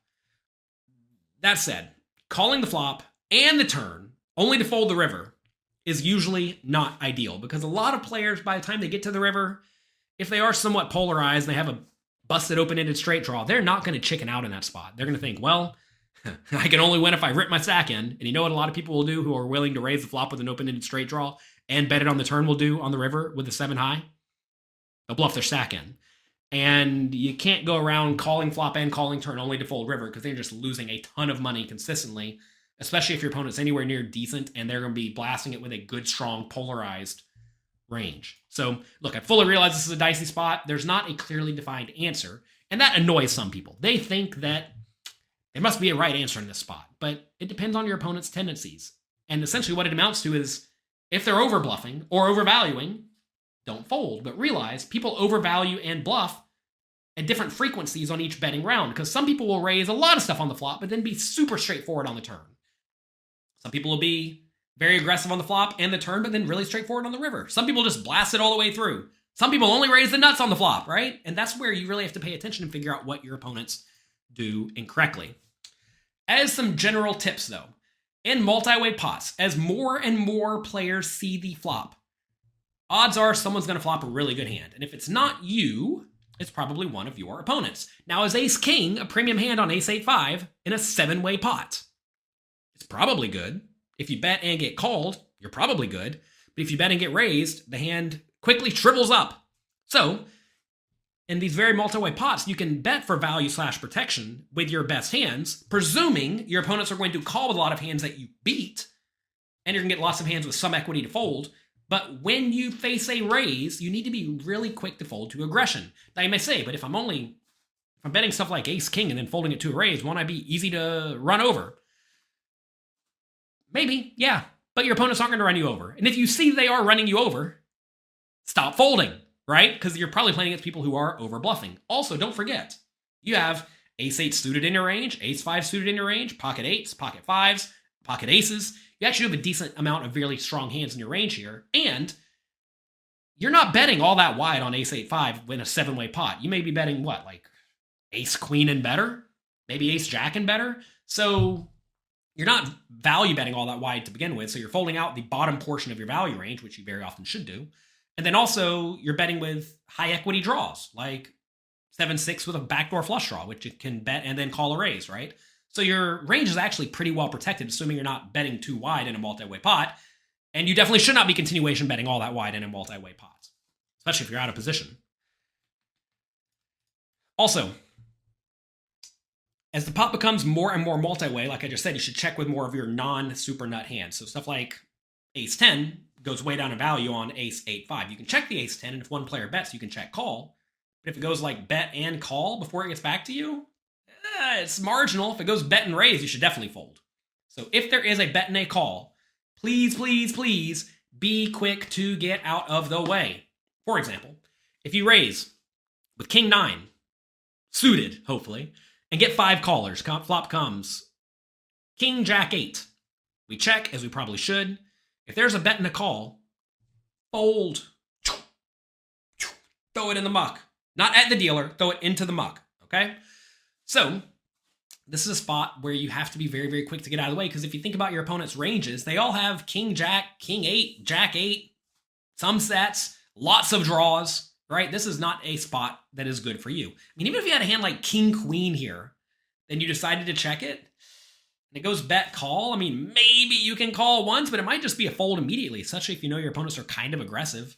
Because think about it, on any turn, you check and then they blast it, what are you really doing, right? Definitely a rough scenario. So be pretty quick to get out of the way in these scenarios. You have to be cautious when there's lots of players in the pot and multiple opponents are trying to put money into the pot. Okay? So again, always consider your opponent's ranges. As your opponent's more weak, tight, straightforward, as a lot of small stakes players are in most games, they're there to try to make the nuts. They get the nuts, they put their money in. Don't pay off those players. But if your opponents will overvalue worse made hands, or they will run lots of bluffs, nonsense raises, etc., that's when you do want to find more call downs. That's going to be it for today. Let me know how you play against these players in your games. I mean, I know it's a tough spot. You bet someone raises. What do you usually do in that spot? Some people may say they re-raise to find out where they stand. That's expensive. That's expensive. And you may not even find out where you stand because some players will still rip it in on you with draws. I'm sure some people will say, no one rips it in with draws there. Well, some people do. The more aggressive people do. That is a good way to find out where you stand. The problem, though, is that whenever you find out where you stand, well, you usually have 0% equity or close enough to 0% equity. And that's really not where you want to be. So I know some people are probably saying in the comment section throughout this entire video, raise to find out where you stand. But the answer is no. Because if you re-raise, remember, on the flop, you bet something like, let's say, 4 big blinds. They make it 12. You make it what? 30? Starting to get up there. It's pretty detrimental to fold out after you put 30 big blinds in the pot. And if they call, what does it mean if they call? Does that mean they have you beat or not? What if they call, you check the turn, and then they bet? That's pretty bad. What if you check the turn and they check it down and you win a small pot? Well, medium pot. I guess that's okay, but pretty rough. It's pretty rough. Re-raising is usually not the answer with your marginal made hands. It's your last chance to get the biggest discount of the year on Poker Coaching Premium and Peak GTO. Take your poker study to the next level with Peak's ELO rating and track your progress to poker dominance. Also, make sure you take part in the interactive poker hand training, the monthly curated challenges, and the guided drills from our top poker coaches. Head over to pokercoaching.com/Black Friday to get started right now. Let's discuss 3 perfect spots to check raise. Back in the day, it was actually considered to be disrespectful and rude and perhaps not even allowed to check raise. A check raise, by the way, is when you check, someone bets, and then you raises. Out of line, unacceptable. Well, today you can do it, and it's part of the game. And if you use these check raises properly, you can crush your opponents with aggression. And in this webinar, you are going to learn how to exploit players with check raises. Also, how to attack weak, straightforward players with check raises. And we're going to discuss which boards are best to check raise very, very frequently. First, let's discuss exploiting the auto continuation better. We've all seen players who clearly believe that when they raise before the flop, they have to continue betting on the flop. You check to them, they bet every time, usually using a small size. So, if you know your opponent's betting every single time, what can you do to counter that strategy? Well, on boards that connect well with their range, where they should have a lot of pretty good hands, we're going to want to check raise using a large size to really, really put them in a difficult spot with all of their non-premium hands. And on boards that connect poorly with their range, where they just have a whole lot of nothing, in those scenarios, we're going to check raise small because they're going to have a really difficult time defending against even a small check raise. Let's take a look at a few examples. Here we have King 5 of spades against the auto continuation better, playing 1-3 no limit hold'em cash games. This applies to tournaments as well. This will also apply to shallower stack with deep stack. This is just a common exploitative spot where we are taking advantage of something our opponent does very, very wrong. All right, the cutoff raises it up. We call in the big line with King 5 of spades, which is perfectly fine, perfectly standard. And we flop King high. But we do have a backdoor flush draw and a backdoor straight draw and an overcard. We check, and the opponent continuation bets $10 with presumably their entire range. So, this is a board where they're going to presume we're going to have a lot of misses, and we're just going to check fold. And to be fair, a lot of players do even fold hands like the King 5 of spades in this scenario, and I think that would be a gigantic mistake. In my mind, this is an easy check raise. And this is a spot where they are actually going to have some good hands in this scenario. But at the same time, they still are going to have some stuff like ace high, which is, okay but not great, right? And pocket tens, which is okay but not great. And if you can make them feel very uncomfortable with a hand like pocket tens, that's amazing, right? Because even though they will have good jacks that they're just not folding, and overpairs they're not going to fold, they're going to have a lot of pocket tens and worse that will fold, especially when they bet hands like pocket tens. That is a hand that you could conceivably just check back on the flop.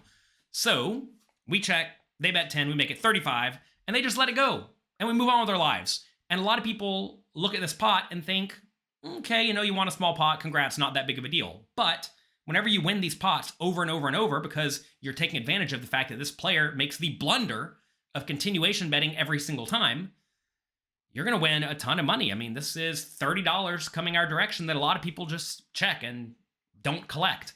And this type of hand we have, an overcard with a backdoor straight draw with a backdoor flush draw, that kind of lacks showdown value, is actually a really good hand to check raise. Because by check raising here, we're getting a lot of better hands to fold, mainly ace high and maybe under pairs. And also, if we do turn a flush draw or a straight draw, we can very reasonably continue betting. And then sometimes we're going to get there on the river and make the nuts. If we get a king on the turn, we're also really, really happy. So this is an excellent spot to check raise. And I would even be check raising far more hands in this situation. Like if you gave me a gut shot straight draw or something like queen 8 of diamonds for just an overcard and backdoor flush draw and junky backdoor straight draw, I'm going to be check raising those very frequently in the spot to a big size and really applying aggression against this type of player. Let's take a look at another spot. Button raises, we call big blind with jack 7 of spades. Flop comes jack 9-5. We check. They continuation bet $7. This is a spot where I think we can also reasonably check raise. But now we're actually check raising for thin value.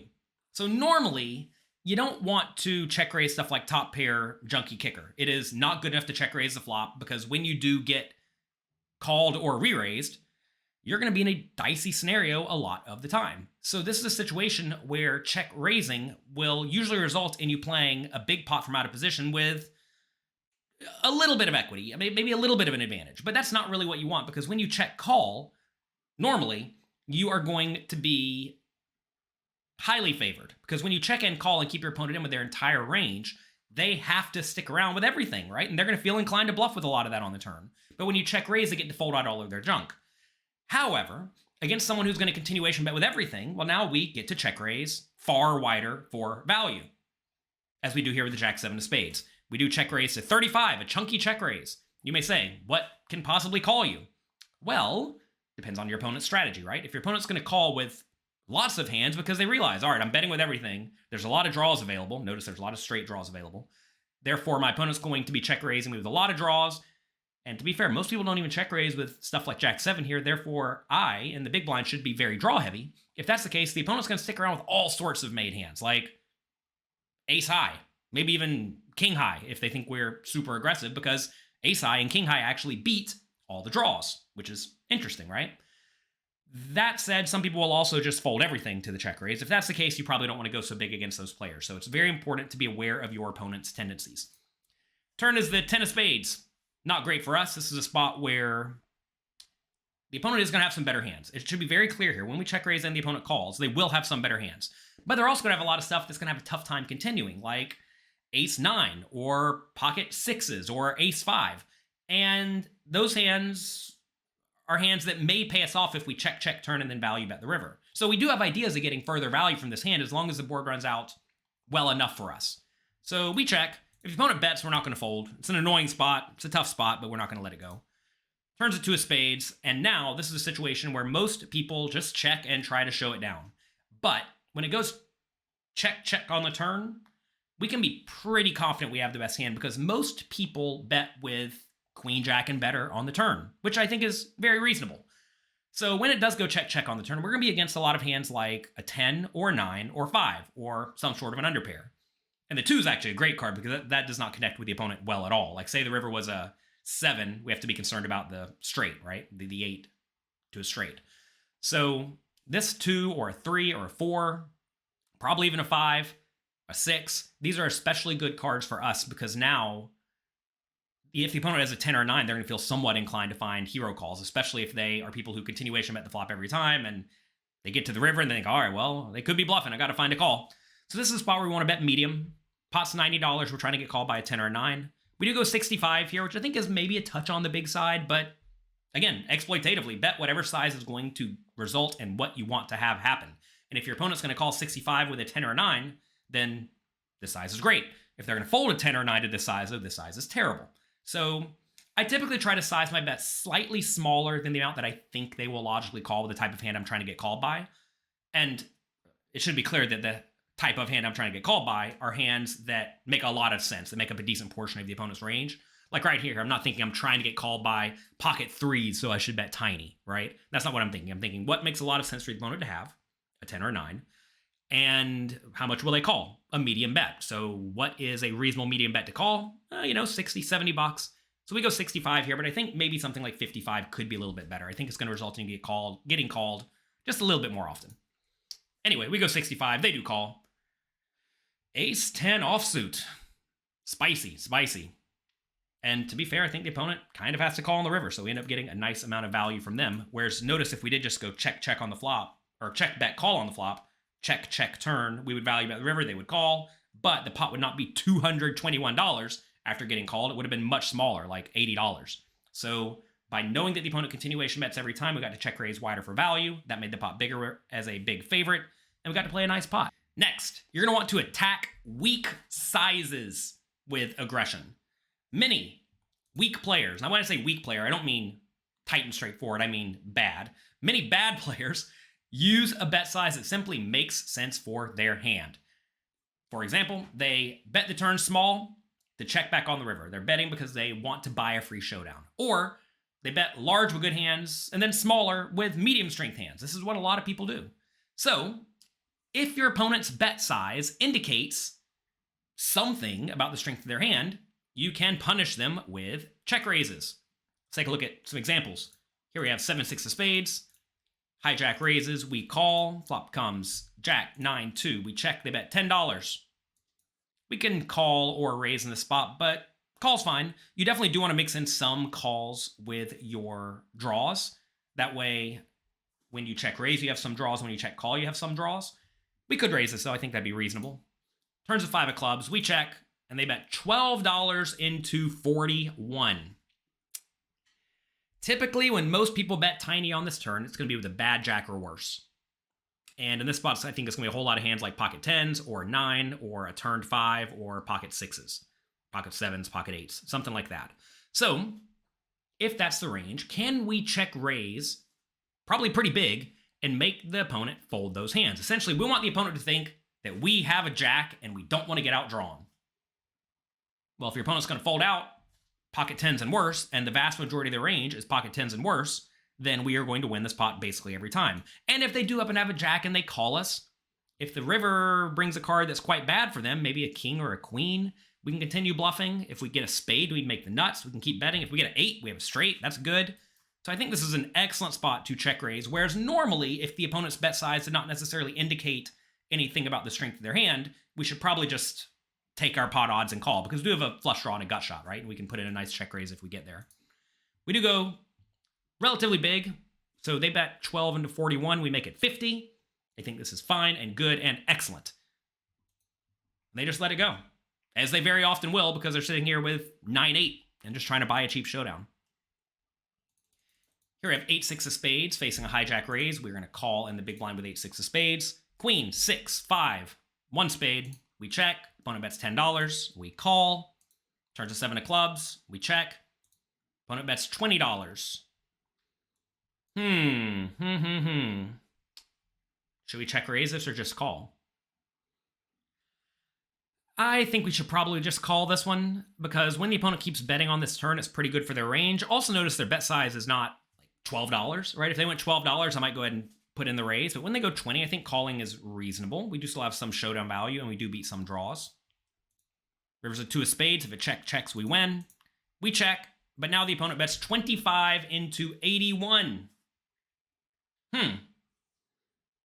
So, I think most people in most games, at 1-3 no limit hold'em or small stakes tournaments especially, when they bet small on the river in position, which is not a GTO approved play, by the way, when they bet small on the river in position, it is almost always with a thin value hand. So the question is does our 8-6 beat any thin value hands? And I mean, maybe we beat some weird 5. Maybe we beat 6-4 suited, but we block that, right? I think we're going to be against a queen or a hand like pocket jacks or 10s or 9s or 8s maybe ace seven, something like that, basically every time. Now, if the opponent will get tricky and use a small bet with the nuts, you have to be more careful with the play I'm about to recommend. But this is a spot where if it did go check-check on the river, I think we actually win a lot. But when we check and they bet small, I think we win almost never now.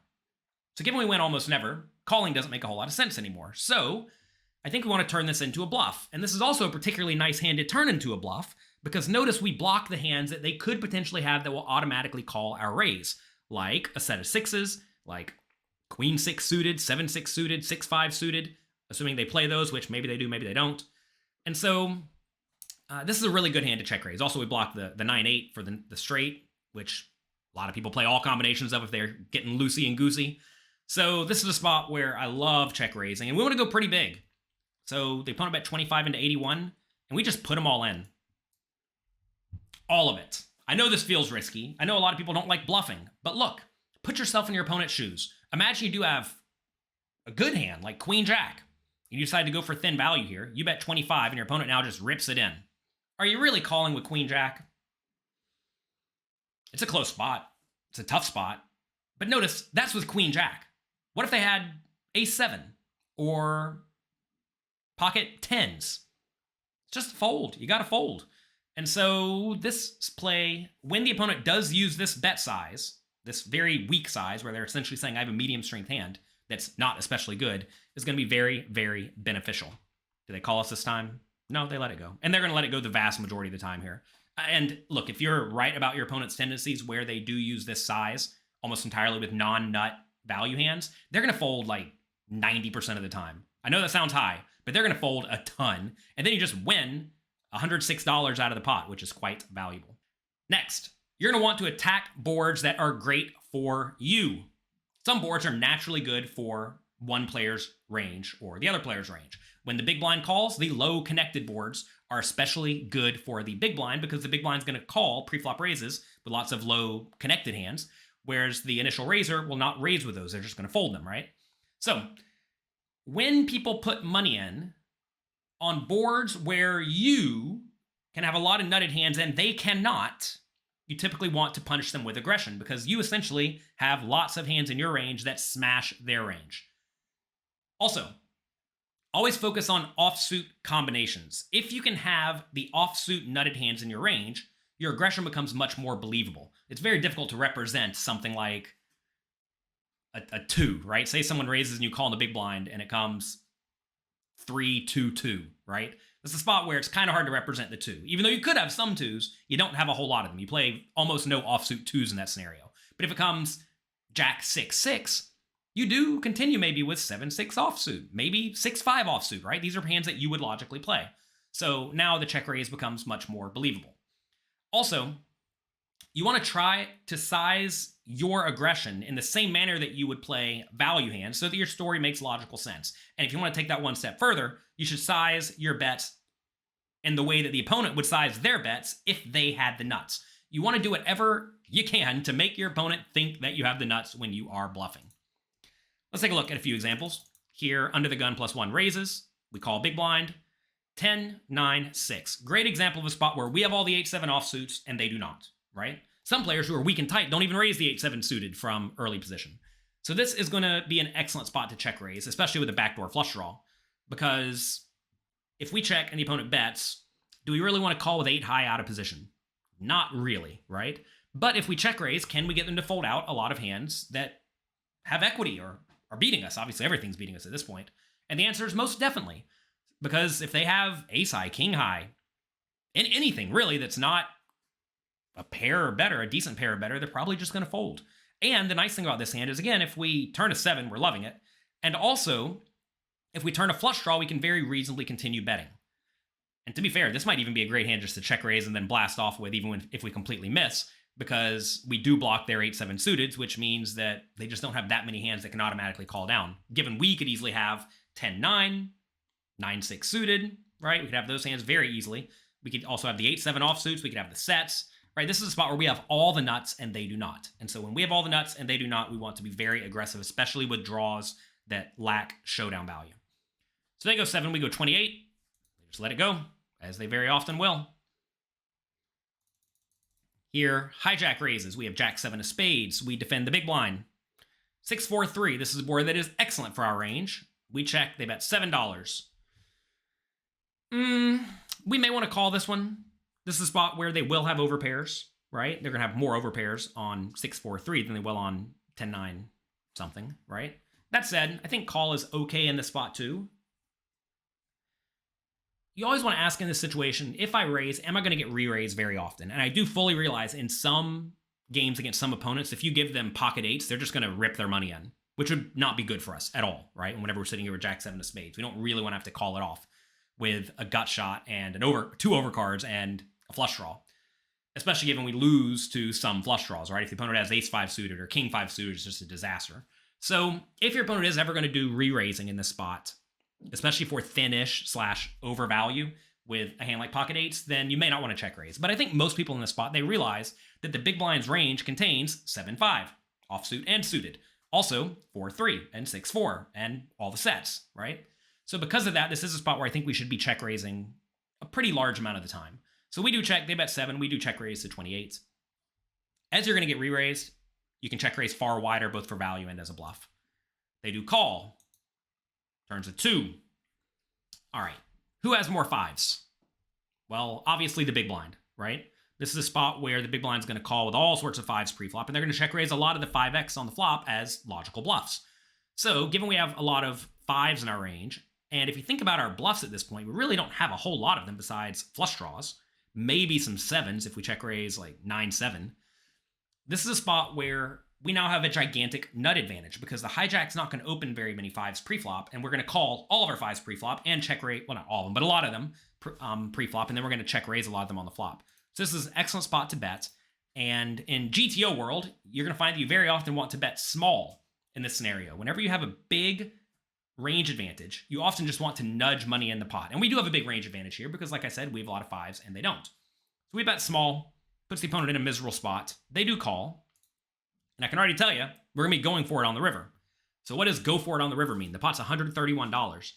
We want to make a chunky bet. Now, again, this is a spot where you can be very exploitative depending on your opponent's tendencies.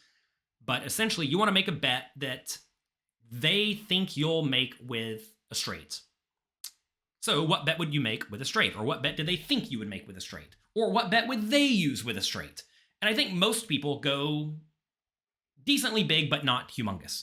That said, I think this is a spot where, given we have, almost 2x pot behind, that shoving could be fine with some bluffs. But exploitatively especially, I don't think we would need to go all in this scenario because the opponent could have a 5. And also, it's a spot where I don't think most people think we are going to be betting big with our straights. Now, if your opponent's going to look at a medium bet, like let's say $100, and they're sitting here with an overpair and they're just going to call it every time, but they'll fold to an all-in, well then obviously all-in's a million times better, right? But I think this is a spot where we don't have to go too egregiously big. We do go 80 against this particular opponent, which, feels a little bit small to me. Feels kind of like we're trying to get called, which may result in some people calling. So this might be a little bit too small, but if your opponent's going to fold to a bet like this because they think this is how you would play a straight, then this bet's particularly amazing. But again, this is where you need to have some idea of what your opponent's doing. That said, I do think a lot of people will just find calls with overpairs for this size. So if that is your opponent who will find a call with an overpair, then you may want to go bigger. And I think you certainly can go all the way up to all in this spot. And if you do go all in this spot, a lot of people are just going to find folds with a lot of their range, as to be fair, they probably should, which is really, really good for you. So that's it. Those are 3 perfect spots to check raise. Again, to recap, when your opponent is an auto continuation better, when they continuation bet every single time, check raise a lot. Bigger on boards that are better for them, smaller on boards that are better for you.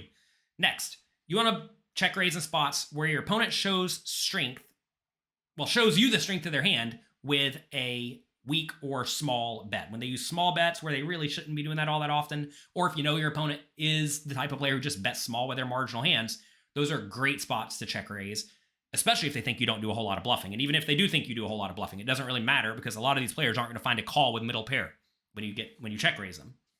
And you also want to check raise on boards that are great for you and therefore bad for your opponent because you have a big range and nut advantage. We have a big range and nut advantage as we discuss in the tournament masterclass at PokerCoaching.com. Those are the times where you want to be blasting it. So that's it. Use these 3 spots to punish your opponents and make a whole lot more money from the table. Realize that sometimes when you do check raise, it's going to fail, but on average, these plays are going to result in you winning a whole lot more money at poker. In this strategy segment, we are going to be discussing 3 tips to help you crush with suited connectors. Suited connectors should make you a lot of money. In fact, any hand you put money in with, except for when you're in the small blind or big blind, should make you money. Otherwise, you should just fold it. That said, many small stakes players make so many blunders with suited connectors that these hands become unprofitable for them, and that is a disaster because these hands are super profitable if played well. So, in this strategy segment, I'm going to give you my 3 best tips to help you stack your opponents more often with suited connectors. You're going to learn how to play and how not to play them before the flop. We're also going to discuss some huge mistakes to avoid post-flop. And finally, I'm going to give a few more tips for live cash games and tournaments. So let's get right to it. You should stop thinking about suited connectors as either good hands or bad hands because it depends on the stack depth and the situation.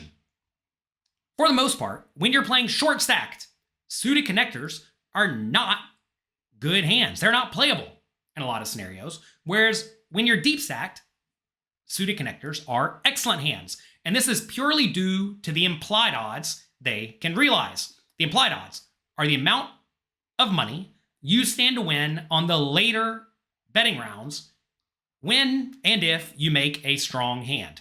As you can potentially win more money from your opponent, suited connectors go far up in value because when you make a straight or flush, it's usually a very, very good hand and you're happy putting in as much money as reasonably possible. If you're only 20 big blinds deep, though, you can only win 20 big blinds from your opponent.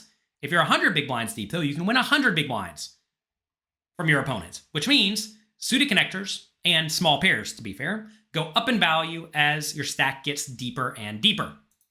Let's take a look at some preflop ranges. Here is our low jack raise first in range. This means it folds to us as if we were under the gun with 6 players at the table.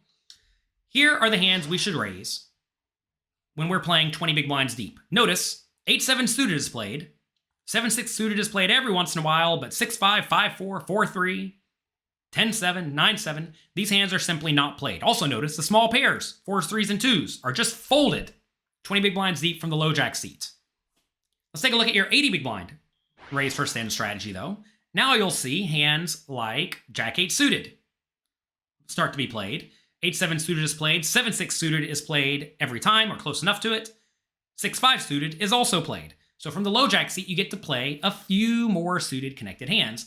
And your range is actually going to include more and more suited connected hands proportionally as you get in later and later positions. Also notice 4s, 3s, and 2s can play whenever you are 80 big blinds deep from the low jack, whereas they cannot when you are 20 big blinds deep. Okay? Suited connectors go up in value as you get deeper stacked. Next, let's take a look at what you should do when you are on the button facing a raise from the first position player if there are 8 people at the table, under the gun 8, in a tournament. So 20 big blinds deep, button versus under the gun 8, raise first in.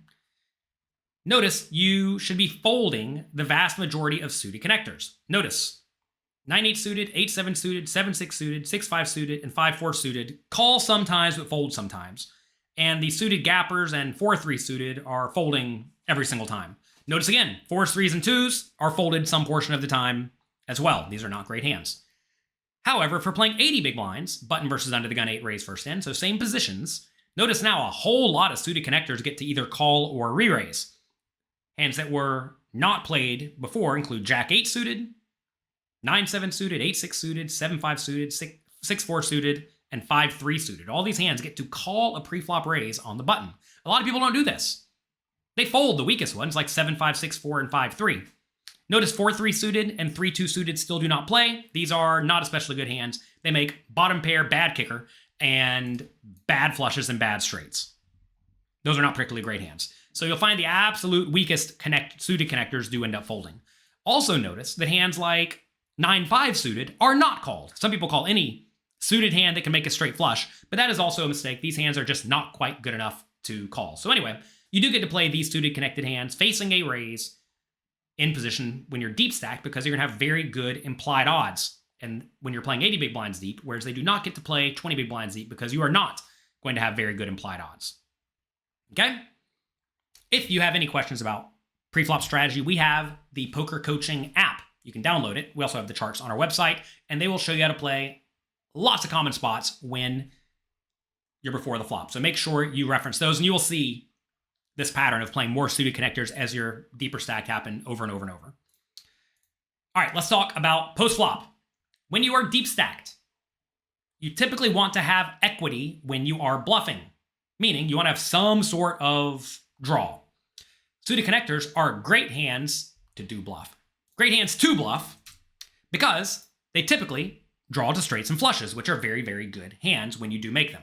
So you're going to find that being aggressive lets you steal the pot from your opponents when they don't have anything good, while still being able to outdraw them and get there and win a whole lot of money when they happen to call you. So if they fold, great, you win. If they call, fine, you can either bluff them later or you can get there and win a bunch of money.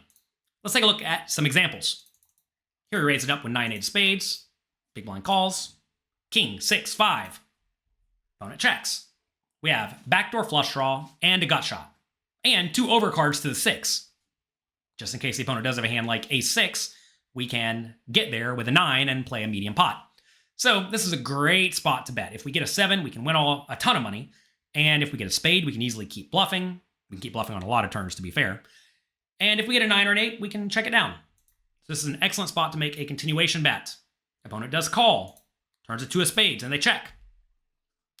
Anytime there's 2 flush draws on the board, you're going to find that you typically want to use somewhat big bet sizes. When I say big, I mean over the size of the pot a lot of the time. We discuss this extensively in the Cash Game Masterclass at PokerCoaching.com, so check that out. So big blind checks, and we bet $55 into the $35 pot. You may say, but when you get called, you're going to be in bad shape. Well, first things first, we have a flush draw and a gut shot, so we can't be in that bad a shape. And also, if you put yourself in your opponent's shoes, a lot of people will even start folding out a bad king in this scenario. They think, well, I got king 8. What am I going to do? I guess I have to fold. Because they don't want to call here and then face an all-in on the river. And if you can get your opponents to fold out a king, obviously this is fantastic. They do fold. We move on. We move on with our life. The great thing about this play in general, by the way, when there's 2 flush draws available, is that you're going to have a lot of hands that naturally want to bluff. And I think you're going to find a lot of your small stakes opponents really do tighten up in this spot. Also, a lot of your small stakes opponents are going to check raise every premium hand on the flop, meaning the best hand they can have at this point on the turn is something like, well, they could have king 2, or I suppose 6-2 or 5-2 suited, but those are unlikely. And they're usually going to have something like king jack and worse. And there's a whole lot of worse hands than king jack, so you're going to be able to make them fold a large chunk of their range with this turn over bet. Take a look at another one. 5-4 of hearts. We raise it up, playing 100 big blinds deep. In the cutoff, big blind calls, ace, 10, 2. They check. This is a great spot to bet with our gut shot and backdoor flush draw. We bet $20. They call. Turns to 8 of hearts. Another excellent spot to keep bluffing. If we did not get a heart on the turn, we might just give it up in this spot. It's kind of easy for the opponent to have an ace or a 10 that just isn't going to fold.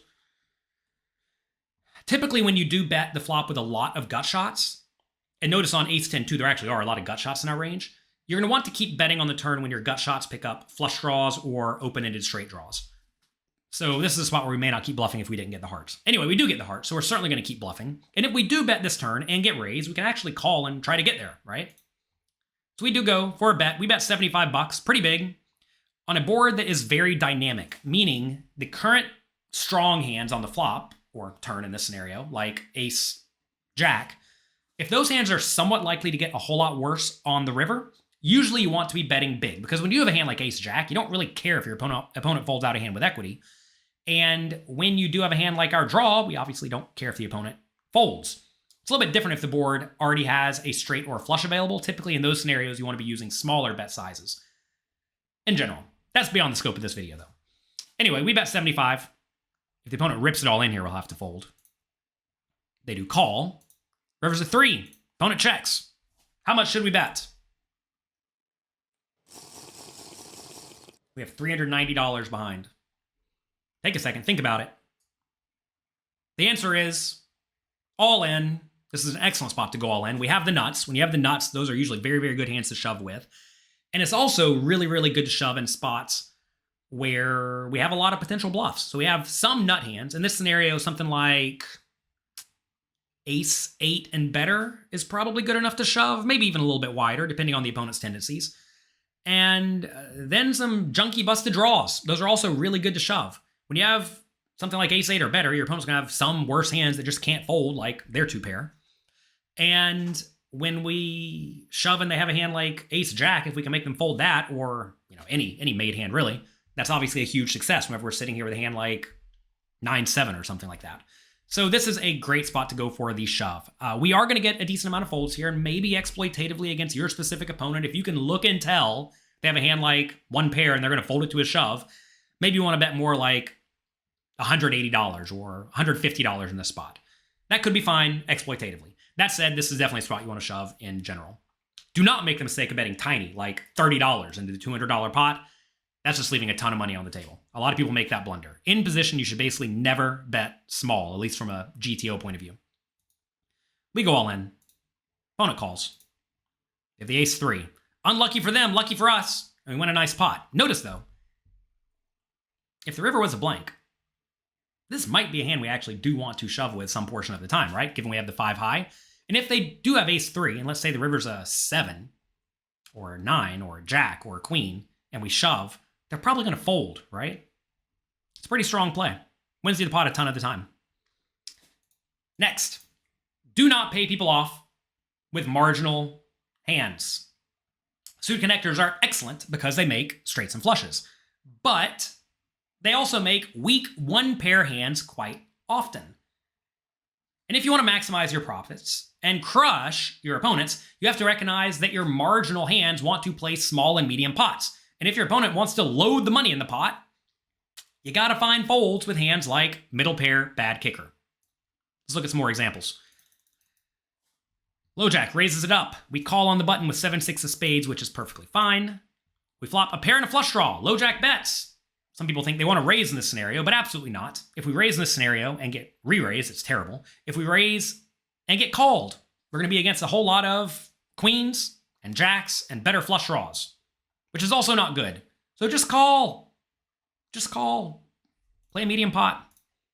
Turns a 5. Opponent bets again. For them to keep betting again, they are announcing very clearly that they have a strong made hand or a high equity draw. If they have a strong made hand, do we want to load money in the pot? No, because they're not going to fold. If they have a draw, do we want to load money in the pot? Well, you wouldn't mind it, but the problem is they're going to have a lot of strong hands here. So we just have to call. River's a 2. They bet $100.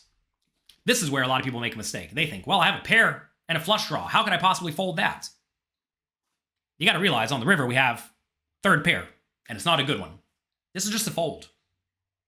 And we should actually be pretty happy with this result. We got to see the river very cheaply in a spot where the opponent has now put in a ton of their money. If we would have gotten there, we potentially would have won a lot of money and realized our implied odds very well.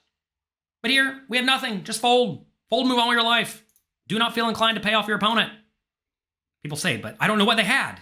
Yeah, you don't know what they have. It's okay. It's okay to fold and not know what your opponent has in exchange for 33 big blinds, or any number of big blinds, really. Let's take a look at another one.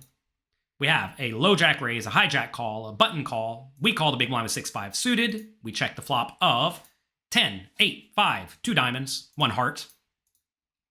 $15 bet from the low jack. Call from the high jack. Button folds. What should we do with our bottom pair? Bad kicker. Just fold immediately. Just fold immediately. You have to realize in this scenario, yeah, we have a pair. Our 6 is probably live. We have to realize sometimes it's not. Sometimes someone's going to have 9-7 and we're going to lose a bunch of money when the 6 comes. Or they already have 10-8 or pocket 10s or pocket 8s, right? And if we get a 5, yeah, we almost always have the best hand, but there's no guarantee we're going to be able to load a lot of money in the pot if we do get a 5, because it's kind of obvious if we lead that we really like our hand. And if we check raise, it's kind of obvious we really like our hand into multiple people. And they're probably just going to let it check through on a 5 anyway if we check. So this is a spot where you just let it go. I realize we're getting good odds, but out of position in a spot where we could already be in bad shape. Well, we already are in bad shape, but if we improve, we could still be in bad shape. this is just a spot to let go of your hand. A lot of people think, well, we're getting really good odds. We're probably gonna get paid off if we get there, but from out of position, you're not gonna realize your equity very well. Because if we do not have the best hand here, which we probably don't, well, I'm sorry, if we do have the best hand here, it's not gonna check down very often, right? So we really have to improve to be able to put any more money in this pot. And if our opponents are bluffing, they're probably gonna keep betting the turn. So we're gonna end up having to fold out our bottom pair. And so it's not a good spot. Let it go. Let it go immediately. We let it go immediately. They play out the hand. Someone has aces. Someone has top pair. Not shocking, right? This is actually one of the best spots you can hope for. And even then, it's not like we're loving it being out of position with bottom pair. So that's it. Those are 3 tips to help you crush with suited connectors. Let's recap them real quick. First, play suited connectors when deep stacked. Do not splash around with them when you are short because you completely lack implied odds. Next, bluff with your suited connectors post-flop, especially when you're deep stacked. You want to make sure they have equity when bluffing. You want to be bluffing with them when they have a draw. So be willing to bluff with your draws. Draws love to put money in the pot because they can make your opponent fold immediately. And when you do get called, you can still get there and or bluff later. And finally, don't pay your opponents off with marginal hands like bottom pair or middle pair. You have to get rid of the entitlement that you're supposed to win this pot because you flopped a straight and a flush draw or a pair. Just because you flop a little something does not mean you are supposed to win. Realize you're going to lose some pots and it is a-okay. Stay fluid, stay open-minded, and play well. Use these 3 tips. You're going to stack your opponent more often with your suited connectors, and you're going to stay out of trouble in the marginal spots. In this video, I'm going to explain how to quickly and efficiently take notes and record your hands at the live poker table. You may ask, why do I need to do that? Well, so that you can study. It is vitally important that you study poker away from the table if you want to have any chance of success in 2023 or later. The days of just showing up and playing and crushing your opponents because you're so much smarter than them are long gone. You have to do some work. So you need to write down your hand so that you can get feedback from your poker friends and other players who are better than you. And a great place to do that is in the Poker Coaching Discord. People are literally there right now working on their poker skills. And if you're not, maybe you're getting left behind. You also want to make sure that you're making efficient use of the time that you have with a poker coach and with a game theory optimal solver. I realize that private poker coaching is pricey. So you want to make sure that you make very good use of that time. We have a lot of coaches available at pokercoaching.com/private who will improve your skills a lot, and they'll improve your skills way faster if you give them good, clean information to work with. You'll also, by taking notes, learn how to think far more clearly about poker hands in general. You're not going to think about all of the nonsense that clouds people's minds that results in them not playing well. Things like there are 800 players left in a 1,000-person tournament. It just doesn't matter because you're very early in tournaments. It's irrelevant. It's a normal scenario. Or average stack is 56 big blinds and I have 42 big blinds. Doesn't matter. You need to learn to get all these things out of your head. Just because you can make a stat for something or some information is available does not mean it is relevant. And a lot of information that many people think is relevant at the poker table just is not. Information. It's also important to realize that your memory is not as good as you think it is. I've played poker with a lot of people. I've talked poker with a lot of people, and I've only met literally 2 or 3 people with a perfectly photographic memory. And most people get hands wrong completely. Even if you are pretty good at remembering your hands, over time, you're going to inevitably forget some aspects of the hand, and that's not good. You'd rather be precise than not precise. So, how do you take notes? Well, online, you can use a program like Hold'em Manager or Poker Tracker to record every single hand that you play. If you're not doing that, you are messing up. You need to go get one of those programs right now, okay? That'll make your life super easy. Every hand you play will be recorded. You can run those through database analyzers. You can run them through solvers. You can share them with your coach. Everything's easy. In live, though, you don't have access to these tools, so you have to find ways to quickly record all the relevant information about the hands that you want to study later. So you must find a method of shorthand that lets you write down all the important information about the hand while the dealer is shuffling the cards, which is very, very important. If you cannot write down your hand in about 30 seconds or less, the card's going to be in the air and you're going to be back in the action. And you do not want to be holding up the action because you're writing down the hand. And you want to make sure you're paying attention to the action that the players are taking in the next hand. So you need to get very, very quick about writing down your hands. And the method I'm going to share with you lets me write down hands in about 30 seconds or less, which is all the time you have. When you're playing live, there are some apps on the market that say they help you take notes quickly. I found for me personally, either a physical notepad that's not that big, it's maybe this big, is good, or also just the note file program on your phone. That's also good. With either of these, you're gonna have to practice. A great way to practice is to watch live poker streams on TV or on your computer. And after the hand is done, write down what happened in the hand.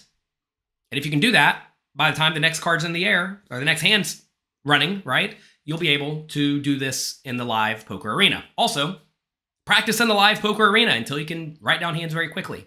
Practice will make you way, way better at this. So here's how I take notes. This is how I would take notes in a physical note file. Or a notepad. What is a notepad? Does anybody even know how to write anymore? I mean, I'm like probably the only person with a pen on my desk. Nobody has pens anymore. Okay. You must record a few things in order to have the information you need to analyze a hand later. First, you need your hand. You need to know what cards you have. Next, you need to know your stack depth, or the effective stack depth if your opponents are shorter than you. Next, you need to know the blinds, and then you need to know your position. So at the top of every page in a notebook, I would pre-write this before I would go to the casino on all 500 pages of the notebook. I'd write HSBP, because these are things that I, Jonathan Little, tend to forget to write down after the hand. And if I'm forgetting to write them down after the hand, you probably are too. And these things are vitally important. Next, what do you need? Well, you need to know all the relevant action in the hand, as well as the board cards, and perhaps also some reads on your opponent. So let's take a look at this hand we have here. Here we have H, ace of spades, ace of diamonds, S, 20,000, B, 50, 100, and P, second. Now look, in terms of positions, you need to find a shorthand for positions that work for you. I don't use second anymore. I've changed my recording strategy since I took this photo 10 years ago. Now we have big blind, so BB, small blind, SB, button, B, cutoff, CO, hijack, HJ, low jack, LJ. Then we have UTG7. This would be under the gun if there are 7 people at the table. UTG8, UTG9, UTG10. Those are the positions. Anytime I'm going to reference those positions at any point, I'm going to be using those shorthand, that shorthand. So let's take a look at this. Here we have I 300. What does this mean? This means that I raised to 300. That means the people before me folded. It's presumed they fold. If they limped, I would need to write that down because that would change the situation, right? So I make it 300. Lag kid calls B. Means lag kid calls on the button. Lag means loose aggressive. It's not a perfect tag here because lag could mean insane bonkers, or it could just mean kind of loose and aggressive. I know that whenever I say maniac, I know the difference between a maniac and a lag. Lags are just kind of loose aggressive for me. We have like lunatic. Lunatic means super duper maniac. Maniac means kind of maniac. Lag means just loose and aggressive. GTO means game theory optimal player. Tag, nit, super passive, whatever, right? So you're going to want to record reads on your particular opponents quickly, ideally with 1 or 2 words, because again, you don't have a whole lot of time to write this. Okay, so I make it 300, loose aggressive kid calls on the button. Now, there's nothing else written here, which means the small blind and the big blind folded. If they called, you need to write that. All right, flop comes, Jack 9-7, I 500, he calls. So I make it 500, he calls. If you don't want to write the whole word calls, you could write C, or 500 C. Then you only have to write 500 C, right? Then it'd be even faster. Again, I found this works for me, but you don't need to write that I did it because you know you did it, right? And then, because we're the first ones to act, and then he calls. If perhaps I checked and he bet, maybe you'd write X for I check, 500 for him, and then C for me. So again, find something that works for you. I found that just writing I 500 he calls is fine for me. I can write this super duper fast. All right, turn to 4 of spades. I 1,300, he calls, pretty straightforward. River's a T of D, a 10 of diamonds. I check. You could write IX or just X. He 3,000s, I call, and I beat King 9. King of hearts, 9 of spades. Okay, so that's the hand. That's what happened. We would go through, we take this hand, we discuss it with other players, we run it through a solver, whatever we want to do to study the situation and see if my call with the aces on the river was good, as well as if my flop bet was good and my turn bet was good, right? You want to make sure that you are studying away from the table to make sure you're not making blunders left and right. Anyway, this is how I would write a hand. So, what are some tips that help me, Jonathan Little? Well, first you want to write things you know ahead of time, like the HSBP. You know you're going to need to write those things. If you forget them, you definitely need to write it at the top of the page. You also know ahead of time very often, not always, but very often, your stack depth and the blinds. And you can actually consider combining your stack depth and blinds to be big blinds, right? Because in this scenario, right here, we're playing $20,000 stack, or 20,000 chip stack at 50-100. That means we have 200 big blinds. If you're playing a cash game and you're playing, let's say, 1-2 no limit, and every single hand is 1-2 no limit, you don't need to write the blinds, right? You can just write your stack as 200. So maybe that's something you can omit because it's the same every time. If you are playing 1-2 and someone straddles, though, you need to write 1-2-4. Or if someone straddles the button, 1-2 B4, right? If the button straddles, or 1-2 CO4 if the cutoff straddles. So you want to figure out some sort of shorthand that will let you write that stuff at the top of the page because it's definitely relevant. If you're playing a stand-up game or a bomb pot, again, you need to write all that stuff in some shorthand that works for you. If you're playing in a tournament and you're near the bubble, say 17 divided by 20. I mean 17, or you're 17th out of 20, and let's say 12 pay. 17 divided by 20, 12 pay, or something like that, or 12 remain. Again, the fact that you're 17 out of 20 doesn't necessarily matter, but again, you want to write the stuff that is relevant to your exact scenario. Whatever that means. Okay. Next, I have found that for me, writing down the turn and river action first is pretty beneficial, and especially the bet sizes, because these are things I often forget. So essentially, I personally write down a lot of hands backwards. I write the river action, turn action, flop action, preflop action. And that's because I can go back and easily figure out what happened to preflop, right? Usually preflop, especially in games against good players, it's raise, call, or raise, 3-bet, call. And most people use standard-ish sizes, so raise to 2.5 big blinds, 3-bet to 7 big blinds, call. You don't, like, that's easy, right? Whereas what happened on the river, I checked, he bet 37.25, I made it 10,800, he called. Like, that's something at least I kind of have to think about. Also, I write down the board cards. I write the flop, the turn, and the river first, almost always, because those are things that I forget. I especially found that I forget suits very quickly if I don't jam them onto the paper or into the note file. Like I discussed, you want to develop a list of player types that you understand so you can quickly give yourself reads about your opponent after the fact with just 1 or 2 words. And again, I cannot make it any more clear. You need to focus on what matters. Do not focus on nonsense. If you're mad that the dealer dealt the cards at you funny, or if you're mad because the cocktail waitress has not brought your drink as fast as you would like it, like, things like this are just asinine. So many people come to me with hand histories like, I was annoyed because the dealer was mean to me and I raised it up pre-flop with aces and somebody called. Well, who, right? Flop comes 9-6-3. I check. The turn's a 6 of spades. They bet and I call. Like, this is nonsense, right? Like, how much? River comes. I check. Or they check. I bet. Small. How much is small? And then they raise. And then I go all in because I'm mad. And then they call and I lose. Bad beat, huh? Like, all of this is just nonsense. And that is how a lot of people, check the comment section below, write down poker hands. And that's not good. You want to make sure you are clear, concise, and logical. And I think one of the reasons I can think pretty clearly at the poker table, even when things are inevitably not going great, is because I'm thinking with a nice, clear, easy structure. So let's practice. Top of your page, HSBP. Let's go through a poker hand. Okay, what are we playing? We're playing 1-3 no limit. If I was playing 1-3 no limit, I would already have that at the top of the page, and we have $300, and so does everyone else, so I'd already have that at the top of the page. If I was playing 1-3, I'd actually just have 100 BB, right? All right, folds around to the cutoff. Cutoff makes it 10. We call queen 10 of spades. Flop comes 9, 6, 4, spades, club, diamonds. We check. Opponent bets 10. We raise to 40. They fold.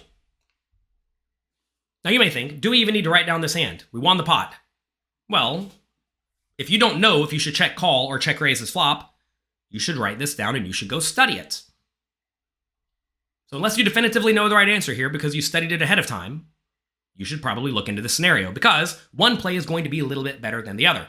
So let's go right down the hand. 9, 6, 4, spades, clubs, diamonds. So I'm telling you what I would do right here. Like I said, 9 of spades, 6 of clubs, 4 of diamonds, 9 of spades.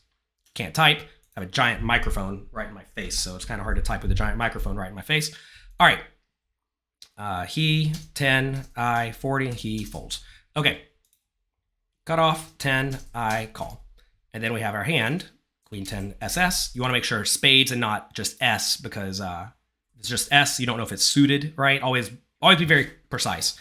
Stack is 300. We would have pre-wrote that. Blinds are 1, 3. Position is big blind. And this is our hand. Cut off raise to 10. I call. Flop comes 9, 6, 4. Spades, clubs, diamonds. I check. That's presumed. In deep stack cash games, I'm not going to be leading very often at all. If I did, I would obviously write I bet, or I lead even, perhaps, to make it sure it's really clear to me. So he 10, I 40, he folds.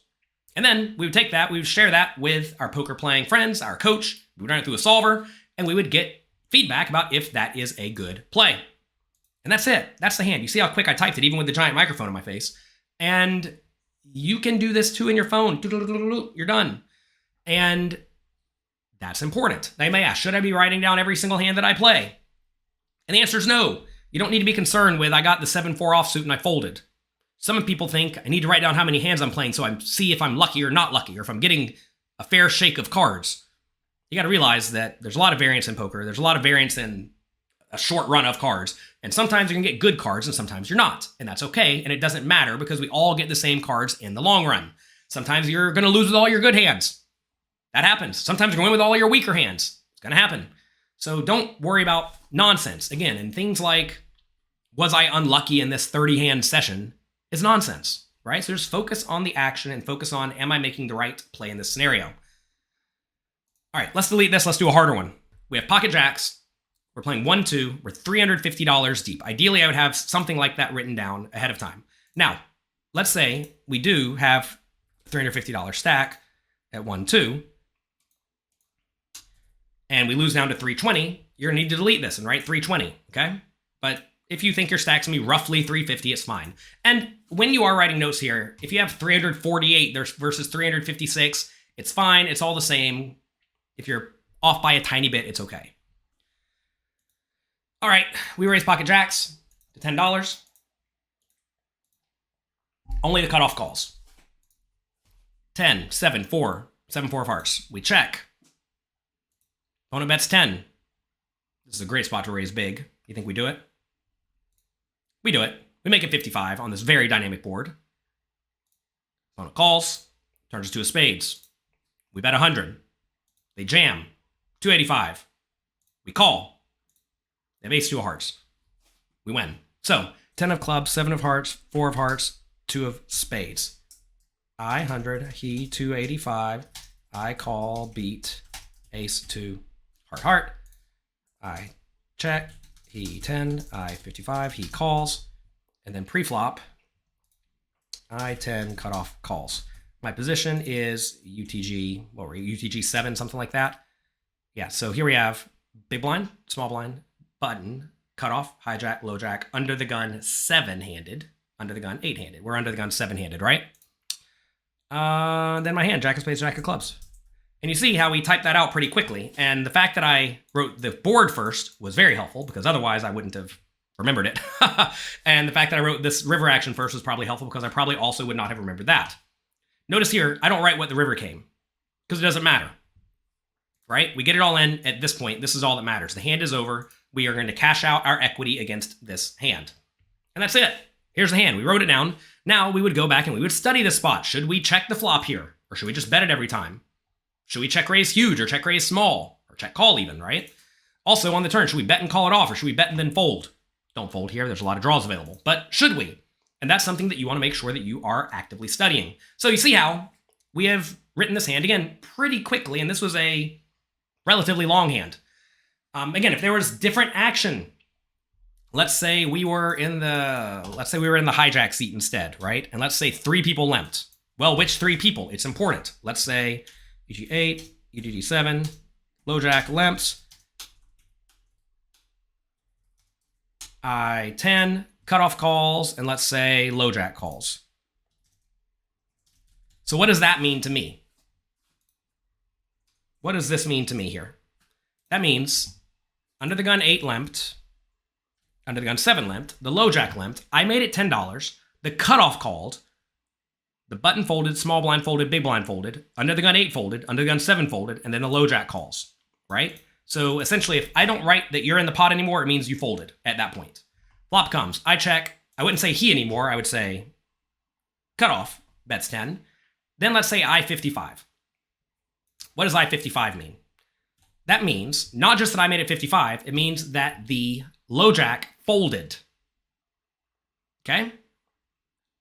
So anytime I don't list the person in the hand anymore, it means they're not in the pot. If the low jack called or re-raised or whatever, we would need to write that. So make sure that you are always keeping very precise notes on what your opponents actually do in these scenarios, and that's going to go a long way to helping you take good, clear, concise notes. So that's it for today.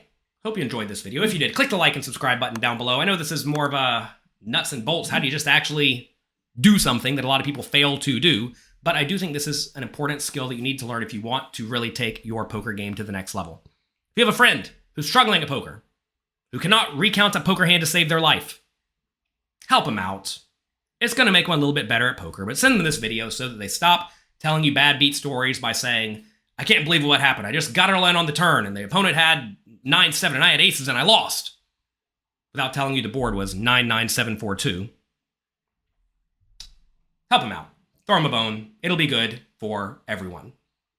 And as practice, what I want all of you to do, go find a poker stream right now, watch a hand, and write the hand down in the comment section below. Get some practice.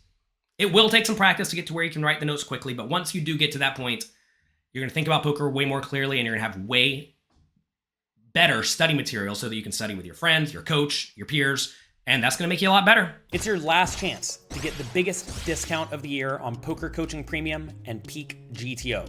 Take your poker study to the next level with Peak's ELO rating and track your progress to poker dominance. Also, make sure you take part in the interactive poker hand training, the monthly curated challenges, and the guided drills from our top poker coaches. Head over to pokercoaching.com/Black Friday to get started right now.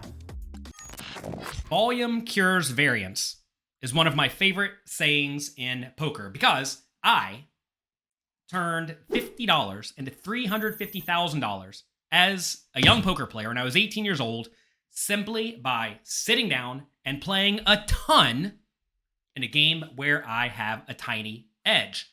And everyone still has that opportunity today. You just have to be willing to sit down and put in the volume. You have to put your butt in the chair and play tons of hands or play tons of tournaments. Understand that there is a lot of variance in poker in the short run. In any individual day, at pretty much any form of poker, anyone can win. However, there is almost no variance in the extreme long run. However, most people don't want to do the work to actually get to the extreme long run. They feel like they're playing a lot because they put in a lot of time. But that does not necessarily mean they're actually putting in substantial volume. Also understand that different formats of poker have different amounts of variance. For example, if you play 1,000 person poker tournaments, the top 5 or 10 people end up getting a lot of money and everyone else gets nothing or close to nothing.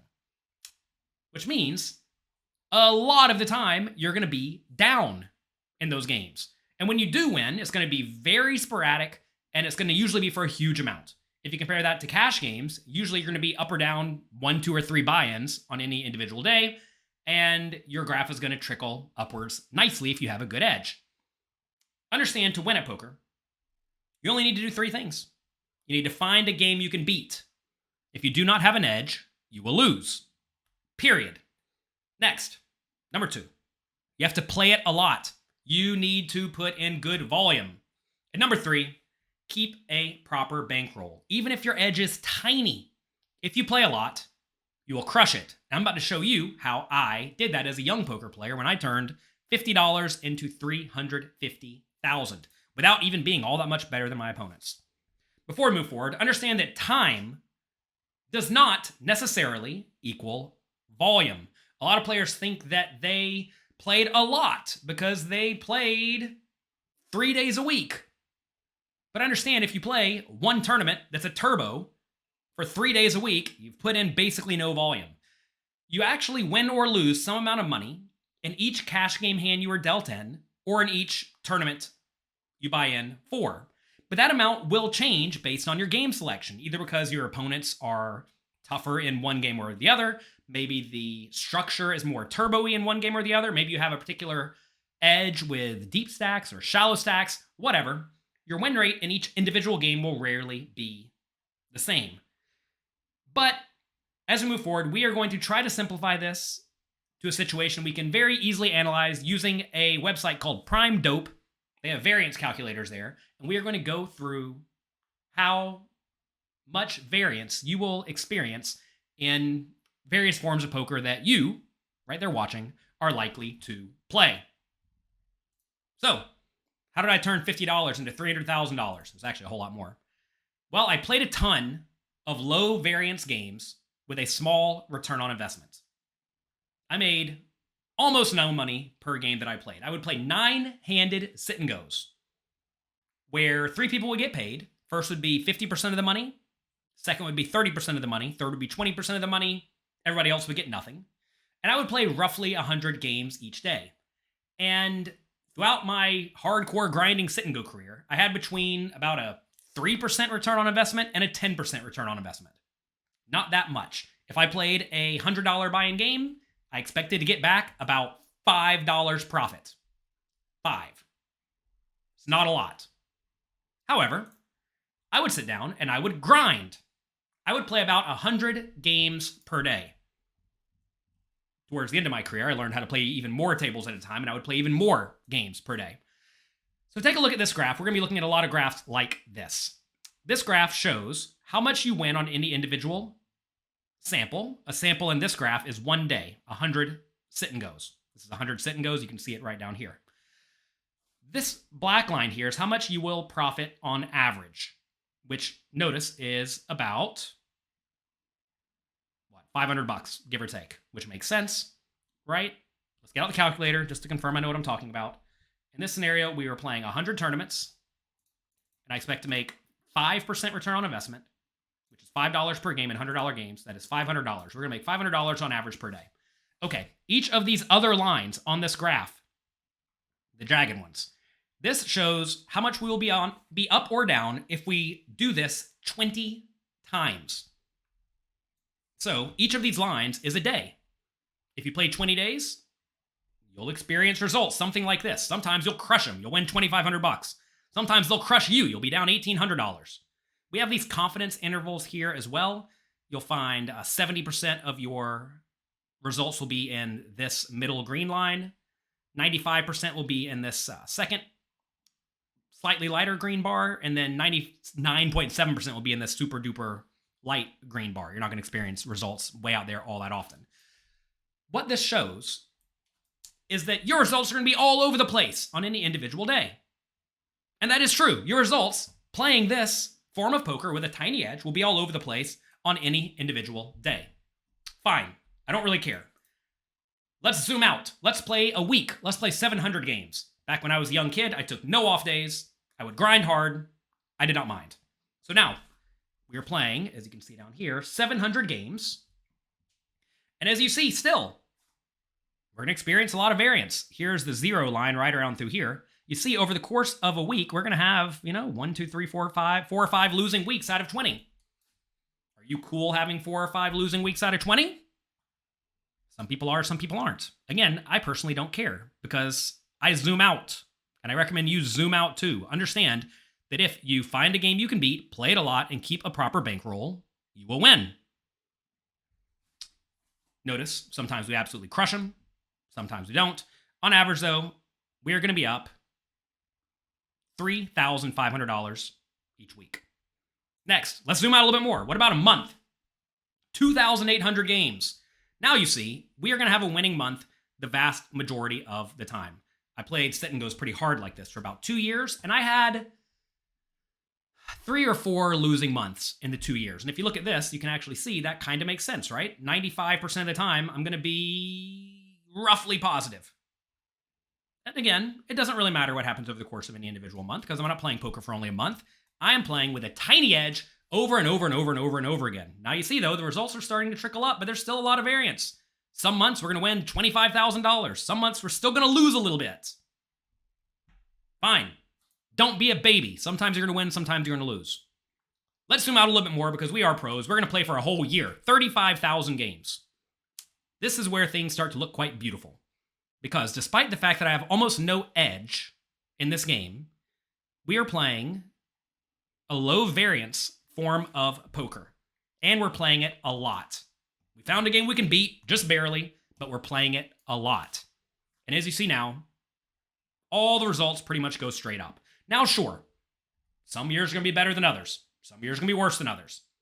This is 20 years. And as you see, as you zoom out farther and farther, your results start to get, relatively closer and closer to each other. Some years, it's going to be bad. If you have a really bad year, you're only going to win about $80,000 or $90,000. Tough luck for you. If you have a great year, you're going to win like $300,000 or something. But, most of the time, you're going to be right in this band, right in here. This is 70% of your wins. This is 95% of your, not 70% of your results for this band and 95% for this band. And you're going to get between something like $250K and $150K each year, pretty much consistently. Now, back whenever I was doing this, I was winning at 5% return on investment, and I was getting about 5% return on investment in rakeback, which was just deposited into my account, which was consistent money, which is quite nice. So I was winning at double this, which is good. Obviously, you need to do everything you can within reason to try to increase your win rate. Things like rakeback and making good use of VIP programs is very important. Now you may say, are sit and goes still beatable? At the small stakes, they are. At the medium and high stakes, though, not so much. Why? Because the game was kind of simple. So, I'm not going to say that sit and goes are completely dead, but I do not recommend my students play sit and goes. Instead, they have to play tournaments or cash games. Let's discuss tournaments first, because, well, they have one big problem. The problem is they have massive variance. You will rarely get a big win. And if you play a spread of buy-ins, let's say you play between $500 tournaments and $3,500 tournaments, you may be unlucky and just happen to win your $500 buy-in games and lose all your $3,500 buy-in games. This is not going to be a full discussion on Poker Bankroll. We do have an article at PokerCoaching.com/bankroll. Go check that out. We discuss things like average buy-in there. If any of these terms are going to be we are discussing are unfamiliar to you, check out that article at PokerCoaching.com/bankroll. Understand, if you play live poker tournaments, and that's all you play, you will have losing years. Some people don't like that. They think that means it's all luck, or mostly luck. And to be fair, there is a lot of luck and variance in that time frame. But remember, we're not concerned with time frame. We are concerned with how many games are you playing. And when you play live poker tournaments, you just don't get to play all that many. So you have to plan accordingly. I recommend every single poker player I teach who demands to play only tournaments, which I don't necessarily recommend, I strongly recommend they have like a year's worth of living expenses set aside or more. Ideally more. Because you will go on big downswings. Now, of course, you can move down in stakes when you're doing poorly and your bankroll gets smaller. You can move up in stakes when your bankroll gets bigger. None of these graphs we're showing here will presume you're doing that. Also, this tournament graph I'm about to show you presumes we are playing $100 buy-in tournaments with a 12% rake, and that's it. I realize you might be playing bigger or smaller, which is going to make the variance be a little bit more choppy. So keep that in mind. Again, though, as you zoom out, you will see that the results typically converge into a nice straight-up line. Just maybe not as quickly as you would like. So let's take a look at a good live winning poker player. They are playing with a 50% return on investment in $100 buy-in 250 player tournaments. As you play tournaments with more and more players, you're going to experience more variance. As you play with a smaller return on investment, you're going to experience more variance. Or at least you won't be up quite as often. So, is 50% return on investment in a $100 buy-in live tournament actually doable? I think it probably is, but it's close. Like, this is what a good winning player is going to experience, okay? If you're not a good, strong, world-class player, it might be worse. Also, I'm presuming you're only going to play 20 games a month. If you're a full-time pro, you will inevitably be re-entering, and you'll be playing more than only 20 days per month, I hope. If you're a hardcore grinder, maybe you get to put in 40 tournaments a month, which is good. Increasing the volume will get you to the long run faster, which is vital. We'll be discussing that later. So here are the results that are possible in 1 month playing 20 games per month. As we can see here, the results are all over the place. And actually, you're down most of the time. Take a look at this. If this is the 0 line, we have 1, 2, 3, 4, 5, 6, 7. Roughly 7 times out of 20, you're up any amount of money. We'll be up $1,000 on average each month doing this, okay? I was looking at this line right in here. Yeah, so anyway, $1,000 will be up on average.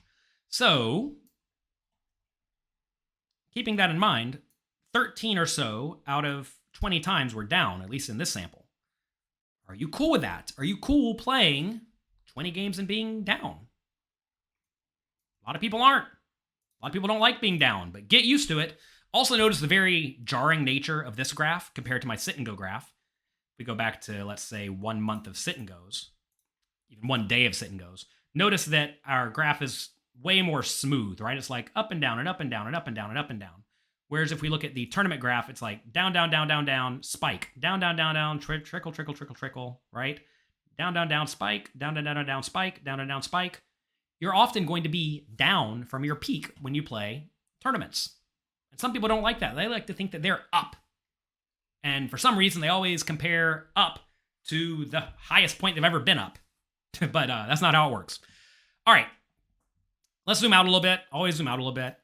What about 1 year of live poker? Again, 240 games. Maybe you can play double this, maybe even a little bit more, especially during peak season, like times where you can go play a lot of live tournaments with re-entries. Maybe there's a tournament in the day and one at night. Whatever. You can do stuff to increase your volume. We'll, again, be discussing that later. As we see, we'll be up, what is this? $12,000 over the course of a year on average. Then take a look at this. 1, 2, 3, 4, 5 times. We got above that $12,000. The rest of the time, we are not. And also notice, over the course of a year, if this is roughly the break-even line, and this 20-year run at least, we had, I call it 3 years where we were down. That's actually tame. I bet if we ran this again, there'd be more of them that are down. And that's normal, right?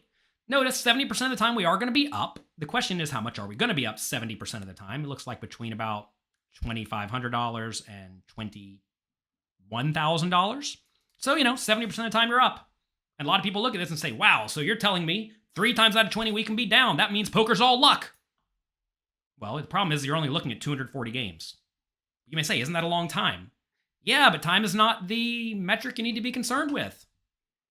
Let's zoom out 5 years of live poker. Again, presuming 250 player tournaments with 50% win rate. Now you win, well, basically every time. 99.7% of the time, you will break even or be up. How lovely. Could you imagine playing for 5 years and being break even? It'll happen sometimes. Notice though, 95% of the time, you're going to be up $20,000 playing $10 or $100 buy-in tournaments. Not great, but not terrible. Sometimes you're going to be up a load. If you have a great run, you're going to be up, how much? $100,000. A lot of money playing $100 buy-in tournaments. Obviously, though, you're going to, on average, be in this spot. You're up like, what, 12K? Or I'm sorry, 60K.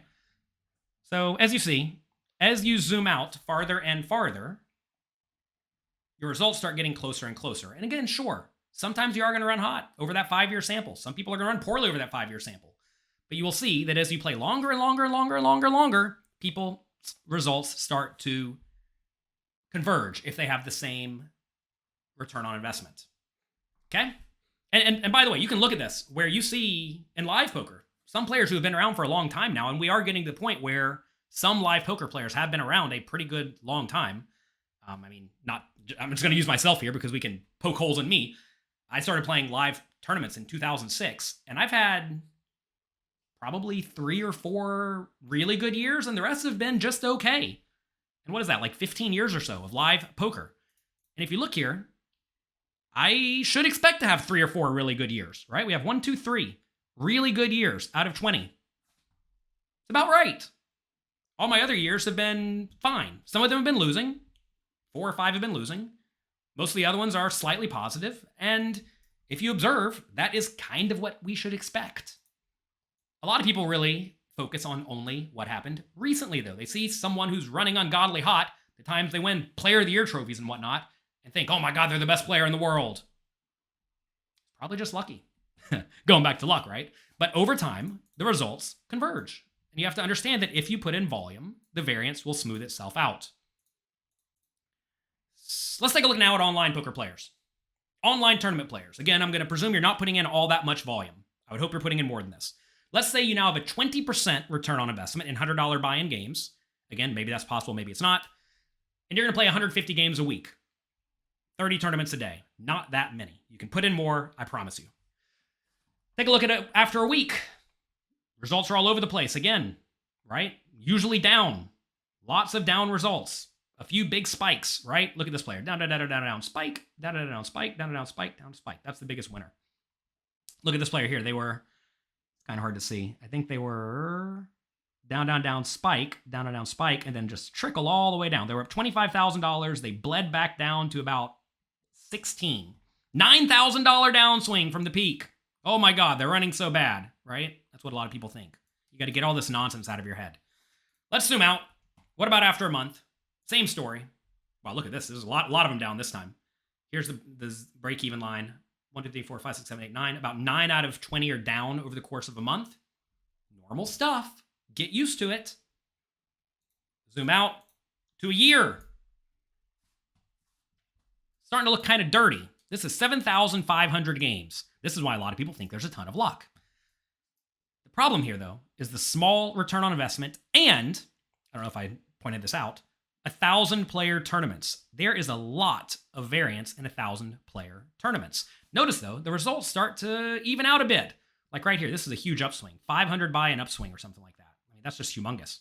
Doesn't look like anything, though, right? This person right off the bat, 250 buy-in upswing. The biggest loser here had multiple big scores. Just kind of ran bad, though. And you have to understand that if you're playing with a small edge, ideally you're playing in a game that does not have a ton of variance. And if this player instead played 100-person tournaments with a 20% ROI, their results would be way more smooth. A lot of players, they want to try to get rich quick. They want to win these tournaments and turn $100 into $1 million. I hate to break it to you. It doesn't happen all that often. So as you see, after a year, 5% of the time in online poker, playing 7,500 games, you could be down. You cool with that? If you're not cool with that, then maybe it's not for you. It is okay for a form of poker to not be for you. A lot of people think they just want to play tournaments. Why? They like the competition. That is a ridiculous answer, in my opinion. Sorry to all those who said that, but it's true. If you're playing for competition, you're inevitably not playing to try to win money, right? And if you get flustered and mad when you lose, because a lot of competitive people don't like to lose, that may not be good because you're going to lose a lot in tournaments just naturally. As we see here, 5% of these people who are good online poker players, putting in okay volume, they're going to lose over the course of a year. I don't care about years, though. Zoom out. After 5 years, everybody wins. Who'd have thought? Volume cures variance. Once again, 0.3% of the time, you're only going to win about $200,000 over the course of 5 years. The worst run you could possibly expect, you're only going to make $40,000 per year. Tough luck for you, huh? Only $40K a year if you run like absolute poopy. If you run ungodly hot, you can win $1 million and change. On average, you're going to make $750K. That's a lot of money. Could you imagine playing online poker, $100 buy-in games, and making $750,000 in 5 years if you just have the patience to put in the grind? You don't get impatient. You don't think you got to get rich quick. You just put your butt in the chair, play medium volume, and you crush the games. Now, I will say again, 20% ROI in $100 poker tournaments may be difficult. Maybe you got to play $50 games and you make half as much. Whatever. Find a game you can beat. play it a lot, and keep a proper bankroll. And again, people who's going to say it's all luck, they're going to say, look, the biggest winner wins 1.2. The person who did poorly won 300K. Look at that spread. Tons of luck. But again, it's just math, right? You realize most of the results are going to fall in this 70% spread, 95 in this second spread here, and it's just math. It's a math game. Poker is a math game at the end of the day when you look at things like your results. Again, the swings are not going to be quite as clear as this because you're going to be playing different buy-in spreads. So your results may be even more choppy than this.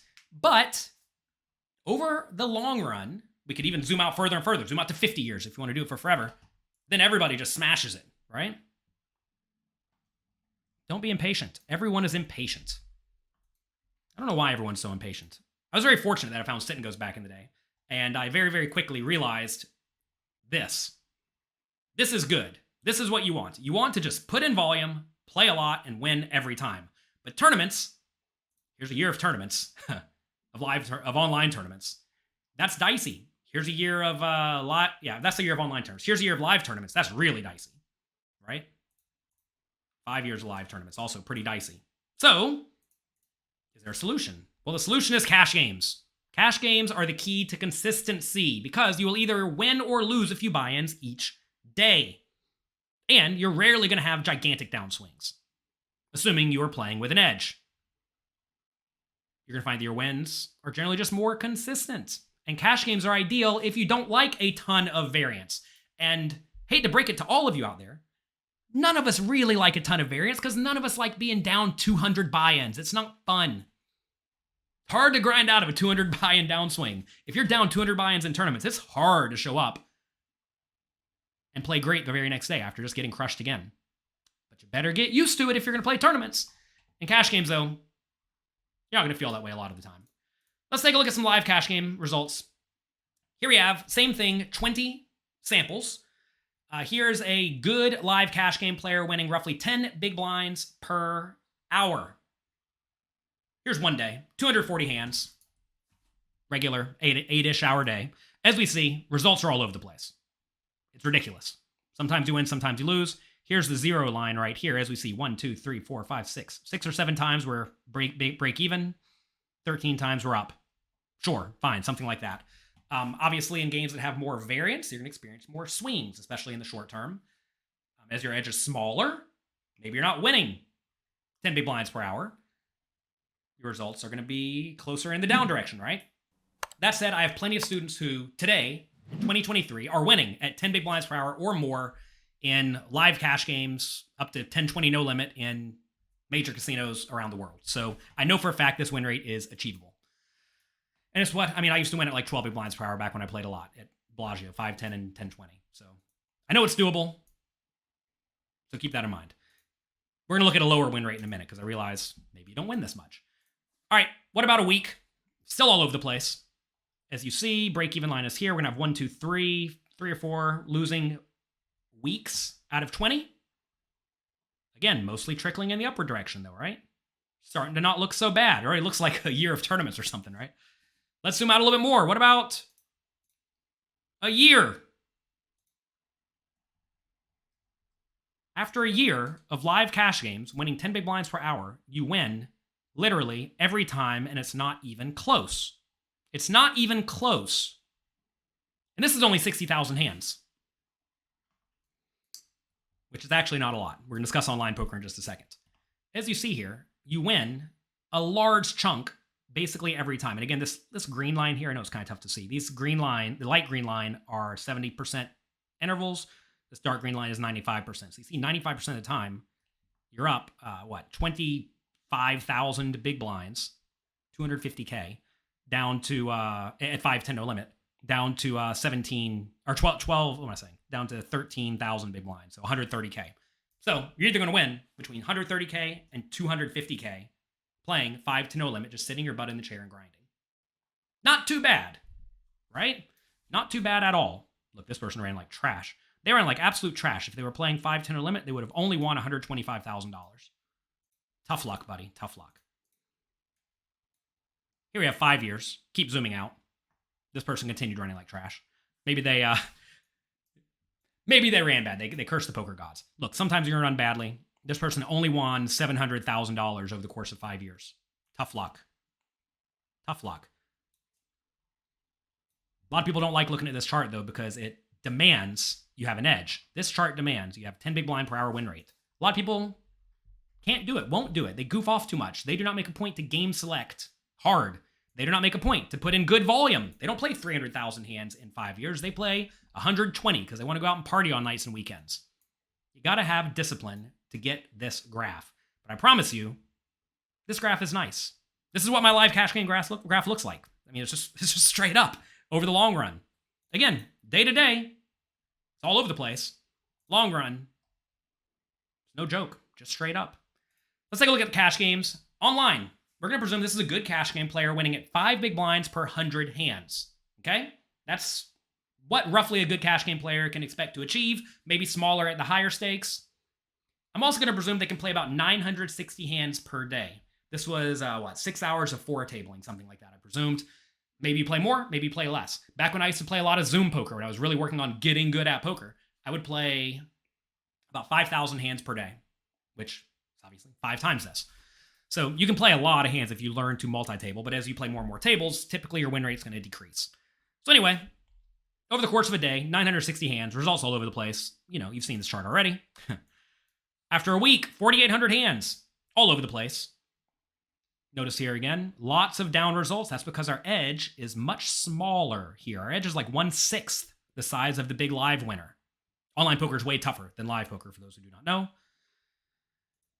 What about after 4 weeks? This is 1 month. 1 month of online play, 19,200 hands, about a third of a year live. As you see, results are still all over the place. Woo, look at this person. This person got trounced. This is one of these like super duper outliers. It happens. Get used to it. Notice though, we still lose 1, 2, 3, 4 or 5 times out of 20. 4 or 5 times out of 20, we're going to have losing months playing about 19,000 hands in online poker with a decent win rate.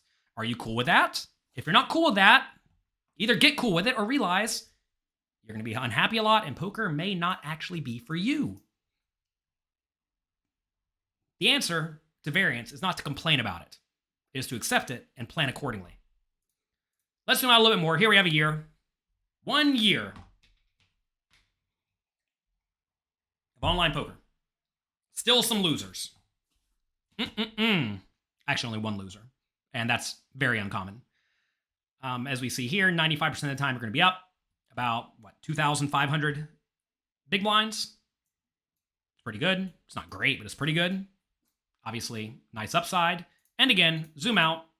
5 years. Everyone wins. The worst person, poor person, only wins 25,000 big blinds in 5 years. Is that right? Did I do that math right? Oh, it looks right. Everyone wins in the long run. Now, of course, you may win twice as much as somebody else given the same sample size with the same win rate, but everybody's winning in the long run. I'm tired of hearing people cry about variance. Okay? So, what can you do to not cry about variance so much? First things first, jack up your volume. You need to play a lot. And I highly recommend that you really focus on putting in volume because most people do not. They'll go to the casino, they'll play a tournament, they'll bust, they'll go to dinner, they'll have a drink, they'll go home. Don't drink and drive. But that's what they do. And you're wasting your time. 1 tournament is nothing. So when you go to the casino, make sure you're properly bankrolled. Again, check out pokercoaching.com/bankroll. And be ready and willing to re-enter. You may get to play the tournament 3 or 4 or 5 times. Every time you play that tournament, you're extracting some edge. Make sure you account for that. Your edge will be smaller as you buy in later. Often. Not always, but often. And that will let you get in substantially more buy-ins, right? If you go to play cash games, plan ahead so that whenever you show up, you can get right in a game. You're not waiting on a list for 2 hours. Because when you're waiting around doing nothing for 2 hours, you get to play 0.0 hands. 0.0 hands is not very many. You want to make sure you're in the action. Especially when you're first starting poker. Whenever you do not know you have an edge, because nobody knows if they have an edge when they first start, You really need to focus on putting in volume because that will let you know quickly if you actually have an edge, which is why I recommend every single one of my students put a little bit of money in an online poker site and play micro stakes.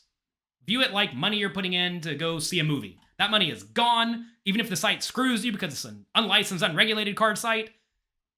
Doesn't matter. You're going to put $50 in there. If you lose it, it's fine. You need to prove that you can turn that $50 into $100. And you can turn that $100 into $200. And if you can quadruple your tiny buy-in, playing somewhat properly bankrolled, treating it like that's all the money you have, you're going to be able to do it in other venues, presumably live, right? If you can beat tiny stakes online, you can probably beat tiny stakes live.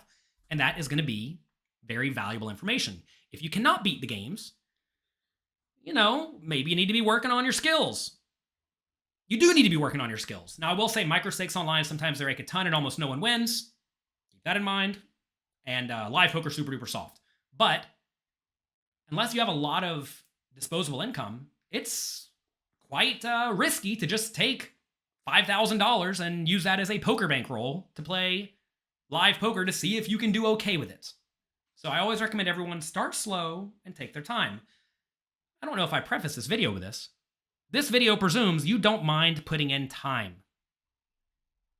Everyone wants to get rich quick, but poker is a horrible way to get rich quick. It's actually an amazing way to get rich slowly. 5 years. Online cash games with a okay win rate. You always win. 5 years of live cash games. You absolutely crush them. 5 years of tournaments. You crush them. Right? 5 years of live tournaments. Even then, with a ton of variance. Not even putting in all that many games. You crush them. And if you put in more volume, remember I said this isn't actually that many games. If you double this volume, it would look even nicer. Play around with that equity calculator, or that variance calculator we discussed earlier. Next, increase your volume, but also increase your edge. You saw that when we had a bigger edge, we win far more consistently. You can increase your edge by playing in soft games. I don't even know if I've been adamant about game selection in my poker career, but maybe I have been. Whenever I would play live cash games, I would always try to get a very good seat in a very good game. I would change tables, I would change seats, and that would result in me having a very profitable seat. If you go to the casino and they put you at a seat and you just sit there for the next 8 hours, you have a random seat. Would you rather get the best seat in the room or a random seat? I'd rather get the best seat in the room. You got to work for that. In tournaments, I don't play every single tournament that runs. I try to play high value tournaments. And I especially focused on that whenever I was in the bankroll building phase of my career. So do your best to try to play in soft games where you have an edge. Also, study a ton, because you don't always get to pick your seat. Sometimes you do get a bad seat and you're not going to get out of it for a while. So you need to make sure that even in bad seats, you have a good chance and that you do have an edge even in those bad spots. So you got to work hard at poker. Find a form of poker that you love and study it a ton. I realize, though, again, a lot of people are going to say, I like to compete in tournaments. But if you don't like variance and you're not going to play with a proper bankroll and you don't like being down, tournaments may not be for you. Okay? Keep that in mind. Study, constantly improve your skills. I have a poker training site called PokerCoaching.com. Did you all know that? Check out PokerCoaching.com. We have a tournament and cash game masterclass there. They're about 40 hours long. 10-minute videos each. Well, 40 hours broken into 10-minute videos with quizzes after every video, lots of examples, lots of explanations, and lots of strategies that you can put into place to help you have an edge, especially in the small and medium stakes games. So check that out if you want to improve your skills. So that's it. I know this video is long, but again, please realize there's a lot of variance in the short run. Anyone can win in the short run. There's almost no variance in the long run, and there's basically no variance in the extreme long run. The problem is that most people don't have the patience and the discipline to get to the extreme long run. But if you do, and you have a win rate, you have an edge, your graph will go straight up. I'm Jonathan Little for PokerCoaching.com, and today we're going to address one of the fundamental building blocks that you must understand if you want to have any success at poker. You have to understand both equity and pot odds. This is something that I know a lot of you already know, but realize a lot of people do not. I get emails all the time where people make it clear they do not understand equity and pot odds. So if these two terms are unfamiliar to you, I'm going to make it really, really clear today what they mean and how to use them in poker.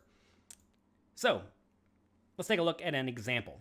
Let's say you raise to 2.2 big blinds out of your 16 big blind effective stack in a shallow stack poker tournament or a shallow stack cash game for middle position, and then a tight player in the big blind goes all in with this range.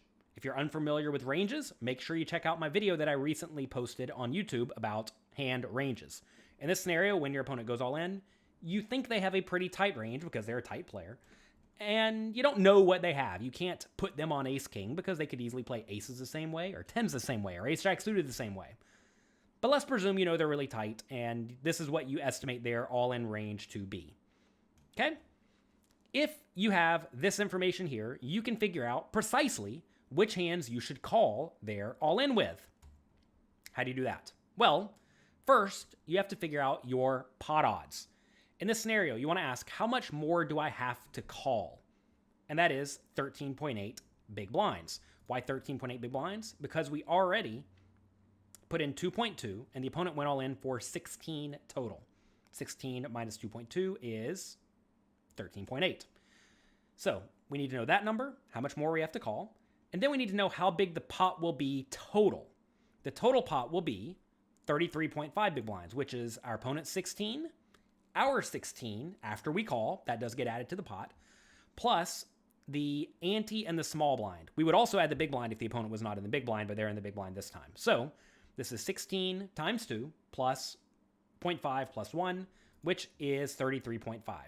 Okay? So in this scenario, our pot odds are the amount we have to call, 13.8, divided by the total pot, which is 33.5, which equals 41.2%. Okay? Once we have this number, all we have to do now is figure out which hands have more than 41.2% equity against our opponent's range. You may say, how in the world are you supposed to figure that out? Well, you can use a free program called Equalab to figure this out. You can just search Equalab on Google. It'll come right up. Here it is. What you want to do is you want to type in your opponent's range into Equalab. So here is the opponent's range. It's tens and better, ace-jack suited and better, ace-queen offsuit and better, and king-queen suited. So you can click right here, give your opponent tens and better, ace-jack suited and better, ace-queen offsuit and better, and king-queen suited. Click apply. And now you just have to find hands that have 41.2% equity. Is that what we decided? 41.2% equity or more. So they actually have a feature called the hand range calculator, but for some reason it's not working on my computer. I'm traveling and my computer's not working right.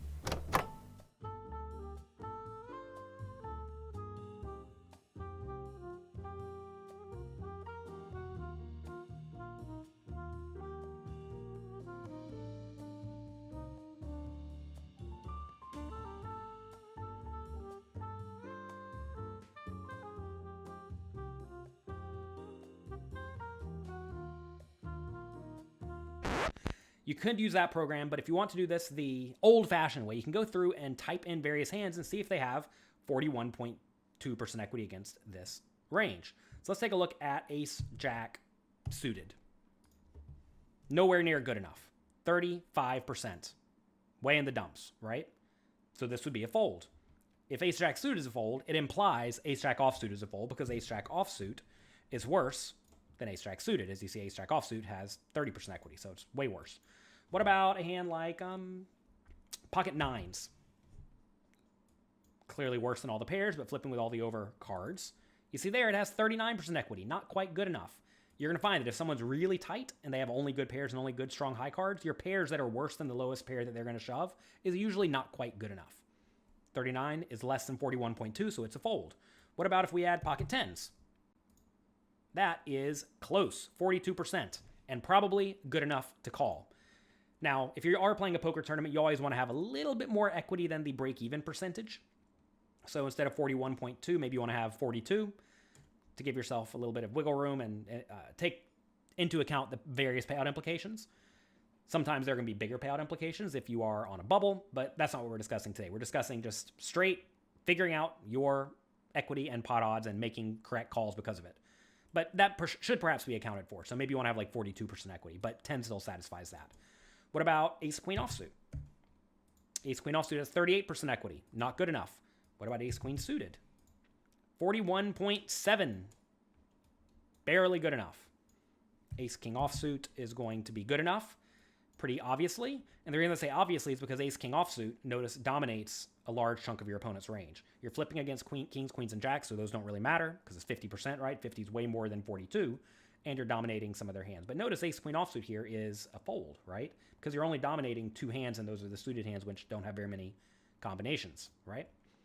So in this scenario, we should call with pocket tens or better, right? Because that has more than 41.2. And we should call with ace queen. Is ace queen offsuit a call? No, still not a call. We should call with ace queen suited and better. And that's it.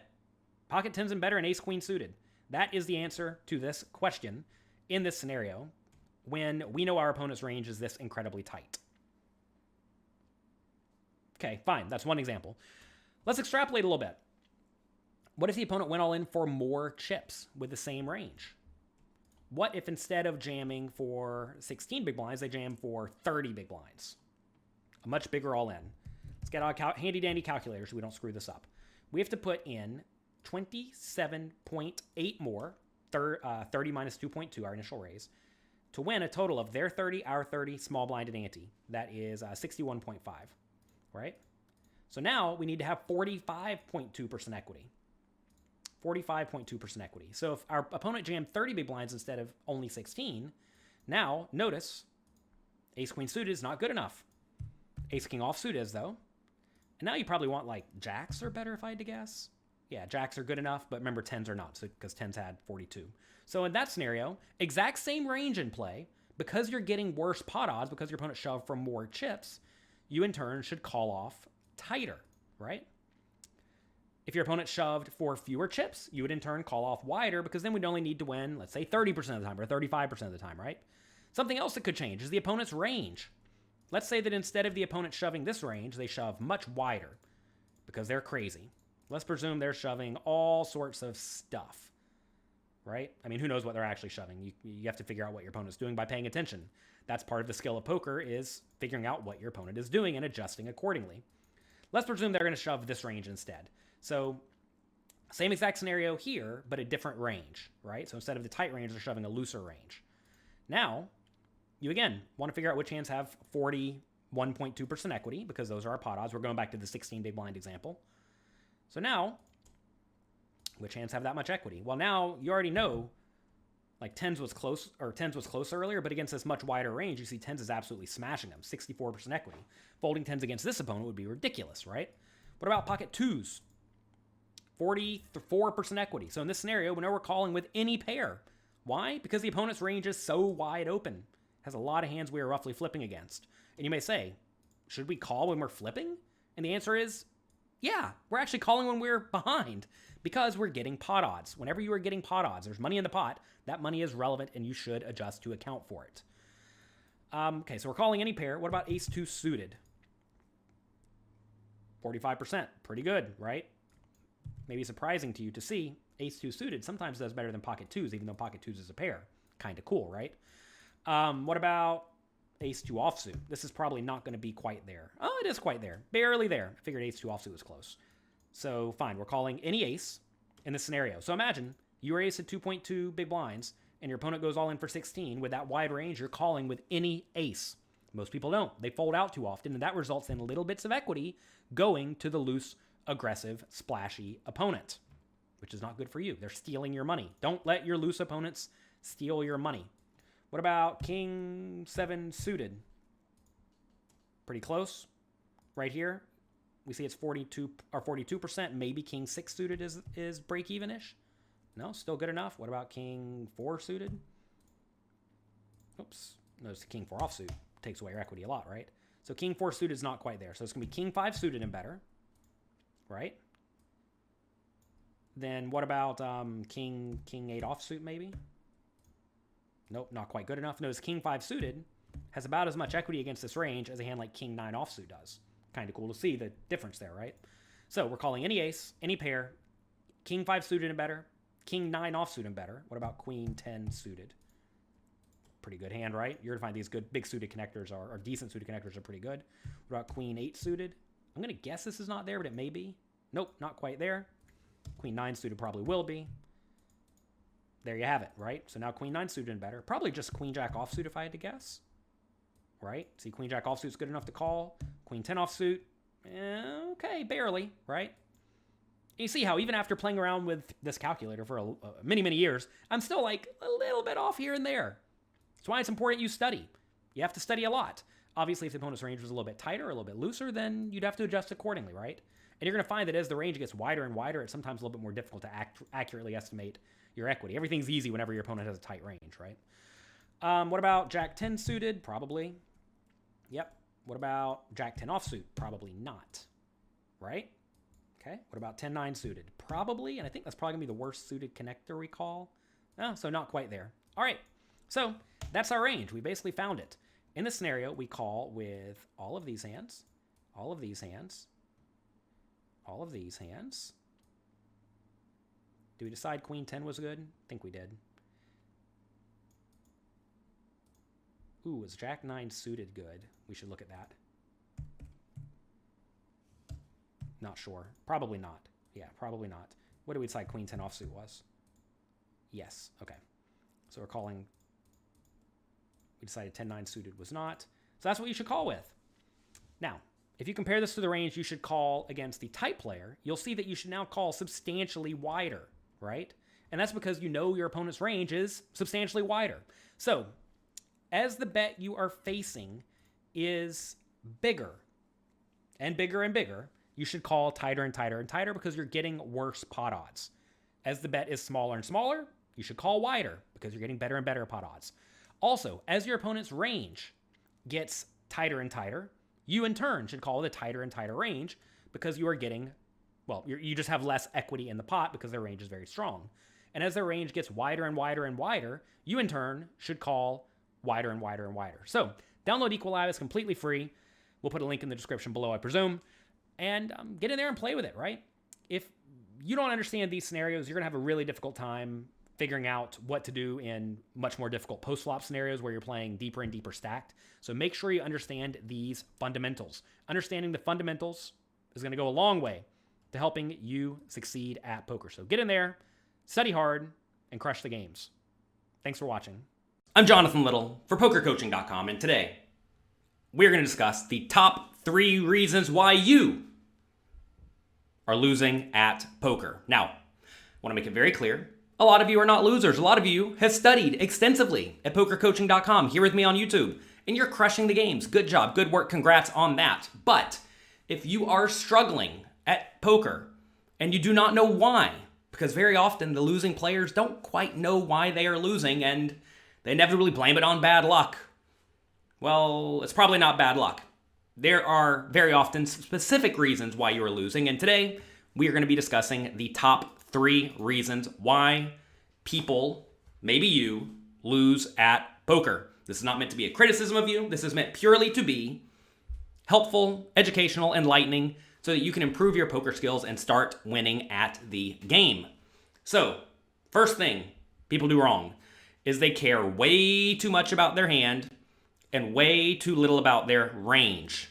Most losing poker players look at their cards and they ask, how do I play my hand? But understand that anytime you make a decision at the poker table, you split your range. For example, say everyone folds to you on the button, okay? If you have a good hand, you raise it. If you have a bad hand, you fold it, right? Some people, though, if they have a medium strength hand, they limp with it. Take a second and think about what that does to your limping range. Well, your limping range is going to be all very marginal, right? And if your range is starting off very marginal, you're going to be really easy to play against if your opponent just applies mindless aggression, because unless you improve to top pair or better on the flop, or the turn or the river, you're going to end up folding, right? So you want to make sure that you are playing a balanced range that is difficult to play against. For example, at PokerCoaching.com, we have a tournament masterclass and a cash game masterclass that go in depth and show you the game theory optimal strategy, but also an implementable strategy that will have you playing close enough to the game theory optimal strategy so that you are going to be difficult to play against. For example, in this scenario, let's say we raise the button with all of these hands that are not white, right? You see all these hands that are white. These are hands that we would fold on the button. Maybe this is the cutoff. I'm not exactly sure of the exact scenario, but it extrapolates to every other scenario. We play with this range pre-flop, and let's say the big blind calls, okay? Flop comes 10, 8, 6. What do we do with our entire range? Not do we play our whole range the same way because we're going to be betting some hands, we're going to be checking some hands, right? But we want to make sure that our betting range has strong hands and weak hands in it. And we also want to be sure that our checking range has strong hands and weak hands in it so that we're not easy to just run over with mindless aggression. What a lot of people do wrong is they check behind with their medium strength hands and garbage only, and then they just fold all of it by the river. If their opponent bets the turn and bet the river, well, that's not going to work out for you at all, right? So you're going to find that in general, when you have what's referred to as a big range advantage, whenever your entire range just crushes your opponent's entire range, which does happen sometimes, in that scenario, you're going to want to bet very, very frequently. But in scenarios where you do not crush your opponent's range, such as on 10-8-6, where the big blind caller in this scenario is going to have a whole lot of straights, two pairs, top pairs, draws, etc., we have to do a decent amount of checking. So in this scenario, take a look at what I would recommend doing. You want to go through and you want to categorize your hands in your range, because we would play all of these hands pre-flop by raising them, right? We're not limping anything. We want to categorize them into premium made hands, draws, marginal made hands, and junk. And then, assuming you don't have a big range advantage, which you do not in this scenario, you're going to bet your premium made hands and your draws, and you're going to check your marginal made hands and your junk. And it's important to realize that your draws are going to be some very good draws, like open-ended straight draws, gut shot straight draws with overcards, etc. And some of your draws are going to be pretty weak draws, such as the King 2 of Hearts on 10-8-6. You may say, King 2 of Hearts isn't a draw. Well, it's a backdoor flush draw, right? You make the King high flush, you're probably going to win. Or if you get a heart on the turn, you can keep betting very easily. And also, if you get a King, you're usually pretty happy. So this counts as a bad draw. This is a draw that you could bet the flop with and then fold if you get raised.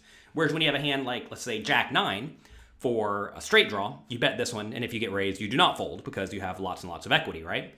So when you bet the flop, you're going to have all these good hands in red that are just happy playing a big pot, including sets, top pairs, over pairs, the best middle pairs, pairs with straight draws, etc., right? These are all very good hands. We're not folding if we get raised. And then we're going to bet with some strong draws, such as stuff like Jack 9, Queen Jack, Jack 7 suited. Really, any 9 or 7 is pretty decent if it has an overcard. And then we're also going to bet with some weaker draws, quote-unquote draws, such as various overcards like King Queen. Is King Queen, no backdoor flush draw, a draw? Sure. You get a King or a Queen, you almost certainly win. If you get an Ace or a Jack or a 9, you can continue bluffing. Maybe even a 7, you can keep bluffing. So these are cards that are hands that are going to win very often with additional aggression on the turn or the river. Same thing for these low backdoor flush draws with an overcard. Then we have this total garbage Ace 5. That's another hand you can bet and then fold to a raise. Then our checking range. This is where a lot of people go very wrong. What a lot of people do incorrectly here is they bet every 10, 8, 6, or pair. And that makes their checking range something like Ace high and worse. So imagine your checking range on this flop is Ace high and worse. Well, unless you get an ace on the turn, if your opponent bets, you just lose, right? And the tough thing is that if your opponent is trying to check it down, they probably have an 8 or a 6, and you're going to lose anyway. So if they bet, you end up folding and you lose. If they check it down, they have a pair and you lose.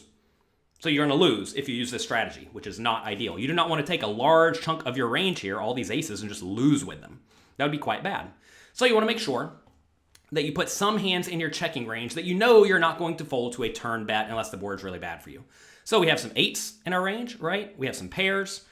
I would definitely recommend even protecting this. Maybe you check back the aces sometimes, right? I think that would be very viable. You want to do everything you can to reasonably protect your checking range. But notice we have a lot of 6s that we're not folding to a turn bet. We have a lot of 8s we're not folding to a turn bet. We have some Ace 9 and Ace 7 we're not folding. Ace King and Ace Queen, we're probably not going to fold to a turn bet unless the turn's quite bad. And realize a lot of these hands in green are going to improve to a pair on various turns, right? Like if a King comes, Ace King, King 6 improves to a pair. If, like, let's say a Queen comes, Ace Queen improves to a pair, Queen 8 improves to a pair, Queen 6, right? So on various turns, you're going to improve to the best hand, and your opponent's going to have a difficult time seeing that. So that's how you go about playing these scenarios. You also check back your total garbage. That's going to be stuff like Jack 5, no backdoor flush draw. Fine and reasonable. But at PokerCoaching.com, we discuss extensively how to balance out these ratios over here. These ratios over here are going to let you know if you're playing somewhat in balance or not. As a general rule on the flop, you can have at most 2 draws to every 1 premium made hand. Fewer is fine. Notice here it's more like a 1.4 to 1 ratio or something like that, which is fine. But you don't want to have a ton of draws because then your range is way too weak, right? These ratios here will inform you if you're playing a reasonable strategy or not. If you have like all premium made hands and no draws, that's a problem too, because when you bet, you just have the nuts. Your opponents can easily fold, right? You may say, but my opponents are calling stations. They're oblivious. Good, then you found a nice, easy game that you can just sit there and value bet your opponents to death. I'm presuming your opponents are not horribly awful at poker, because if they're horribly awful at poker, well, you're just going to win. I mean, it's very difficult to lose if your opponents are blundering left and right, unless, of course, you are blundering left and right. A lot of people in the small stakes games get a little bit egotistical and think they know how to crush their opponents because their opponents play so bad, and they, in turn, try to adjust so much to the point that they end up playing very poorly themselves, and they lose. So you're going to find that starting off with a good, fundamentally sound strategy and then adjusting accordingly is very often the way to go about beating basically every game. All right, next reason you're probably losing is game selection. You are probably playing in games that are too tough for you. People very often play as high as they possibly can to the point of failure. You're going to find the biggest winners in the game play a level or two below what they conceivably could play, right? You have to understand, if you're the 9th best poker player in the world, you're really, really good. But if you sit at the table with players number 1 to 8, you are going to be a consistent loser. You need to understand where your win rate comes from and game select accordingly. For example, there are some $10,000 buy-in tournaments that are quite soft, that satellite in a lot of players from $100 buy-in games, right? If $100 players are playing in $10,000 tournaments, they're presumably going to be less skilled than the regular $10,000 players, right? But there are also some $10,000 tournaments that satellite in no players, and those games are very tough. If you care about making sure you have an edge, you want to play in the games that are soft and not the games that are tough, because in the games that are tough, even if you're good, your win rate may be 5 or 10% return on investment. But in the really soft ones, you may have 50% return on investment. Would you rather have 50% return on investment or 5? It's up to you. You have to be disciplined and make sure you're playing in games that you can beat. Same thing happens when you're playing in cash games, right? Whenever you walk into a casino, let's say you want to play 1-3 no limit and they have 4 1-3 no limit games, very often one of those games is not particularly profitable to play at, even for a good player, because first off, the rake is going to be kind of high in a lot of 1-3 games, which is a big problem. Make sure you're playing in games with low rake, if at all possible. But also, sometimes some players in specific games are going to be taking the game very seriously. And they're going to be trying their absolute best to win, whereas at the other tables, they may be having a party. I remember one time I went to a casino in Philadelphia to play 5-10 no limit randomly for a day. I walk in there and there are 2 5-10 games. One of the games had everyone wearing sunglasses, hoodies, drinking their green tea and water. The other table, everyone was having a party. It was like a circus over there. They were all having fine wine, throwing chips in the pot, etc., right? Well, I can guarantee you, at the tough game, your win rate's going to be minimal. At the party table, your win rate's going to be through the roof. And you know what happened? They seated me at the tough table initially. Fine. What you do is you ask the floor person to put you on the table change list, and as soon as the seat comes open at the other table, you have first priority to take it, which of course you will in that scenario, right? So make sure that you ensure that you have the best chance of success by getting in games and specifically seats that you can win at, right? Also, in No Limit Hold'em, Pot Limit Omaha, any game with position, chips flow to the left, okay? Meaning, you're going to lose money to the people on your left, on average, and you're going to win money from the people on your right, on average. So, you want big stacks on your right and short stacks on your left, if you can ever set that up. Sometimes you can. In cash games, you can move seats if you feel inclined. So, if you have a big stack on your right and small stacks on your left, you're going to win big pots and lose small pots. You ideally want to have position on the weakest players, right, who are going to be making errors, because you're going to be the one in position to capitalize. So you want to make sure that you're not just going to the casino and taking a seat, or just going to the casino and playing whatever the daily tournament is. You want to make sure that you're being selective about it and playing in games where you have the biggest edge possible. Third reason why you are probably losing at poker is that you are far too emotional about short-term variance. Poker is a high variance game, and if you're trying to view this game as a get-rich-quick scheme, you're not going to make it. Hate to break it to you. While every year, someone turns a little bit of money into a whole lot of money by running hot, parlaying it, and parlaying it, and parlaying it, and getting rich, you may not know this, but a lot of them end up broke because they continue being not going to say degenerate, but yeah, I will. They continue being degenerates. You have to realize that if you consistently play with a small bankroll and you're taking gigantic shots, especially in tough games as the buy-ins get higher and higher, your edge is going to diminish down to nothing. So then you really are just kind of flipping a coin to some extent, maybe even with a minimal edge. But if you don't have a proper bankroll, you're going to get demolished. Also, a lot of people, especially in the live poker arena, do not actually play all that much poker. You're not actually putting in a lot of volume. You have to understand that volume cures variance. And you have to work hard and play a lot to actually realize your edge. I think a lot of people get it in their minds because of, media and Twitter and whatnot. They see people winning. World Series of Poker is happening right now, and when I look at my Twitter feed, this person won a bracelet, this person won a bracelet, this person won a bracelet. You're like, man, everybody's winning a bracelet. Why aren't I? Well, there's a whole lot of people not winning the bracelets, right? You only see the winners to some extent, and you have to make sure that you have a clear picture of reality. I mean, this is why I put out video blogs that are 100% open and honest, showing quite often I go and I play a tournament series, I didn't win any hands, and I lost. It happens. Sometimes I win too, but you're not going to always just go there and smash your opponents. You have to realize that, and you have to be reasonable about that. You have to understand how variance actually is in poker, and there is a lot of variance. But if you play a lot with an edge, it's basically impossible to lose in the long run. A lot of people think the long run, though, is like a year. But then you dig deeper into their results or into their data, and they're like, they play one tournament every week. It's 52 tournaments. Hate to break it to you, 52 tournaments is not a lot of tournaments.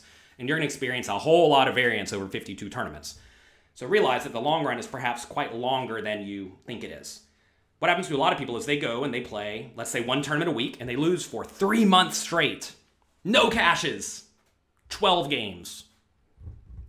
Hate to break it to you, you're going to go 12 games without getting a cash frequently if you play a lot of poker tournaments. Or if you're playing cash games, you may go for a stretch where you lose some number of sessions in a row, especially if you play short sessions because you're not putting in very much volume, right? And this makes some people go on tilt. And this is when they go off the deep end. They don't play their best. They show up. They're already annoyed. They're already mad. But you have to realize when you're not playing your best, whatever edge you have when you are playing your best usually goes right into the dumpster. And then you start playing at a big negative, at a big disadvantage, right? And if you're playing at a big disadvantage over and over again, well, now your opponent's going to be beating you, which is going to make, it's not even necessarily your variance go up, but you're going to go down into the dumpster farther and farther and farther. I want you to get out of the dumpster, everyone. And playing poorly, playing when you're on tilt, is just going to result in your results being awful. Because, even if you're a good, strong winning player, you're going to experience variance, right? And sometimes that's going to result in you losing. If you're a losing player, instead of trickling up on average, you're going to be trickling down on average. So then whenever you actually do get a bad run, it's going to go way down, right? And that makes a lot of people sad, depressed, annoyed, and I do not want that for you. You do not want to be sad, depressed, or annoyed in life. Fully recognize that you have a great opportunity to play poker, and that if you get to play poker, you're doing pretty well in life, even if it may not necessarily feel like it. This is a game that's supposed to be fun and enjoyable, and if you are not having fun, if you're not enjoying it, you need to figure out how to do that. And at least for me, an easy way to do that is to win. And if you play when you're on tilt, you're way less likely to win. So don't get on tilt in the first place. Understand that variance exists. Embrace it. Accept it. Play with a big bankroll. Play a lot of volume, and you'll find that that will cure variance in the long run. You just have to realize that this is a long run game, not a get-rich-quick scheme.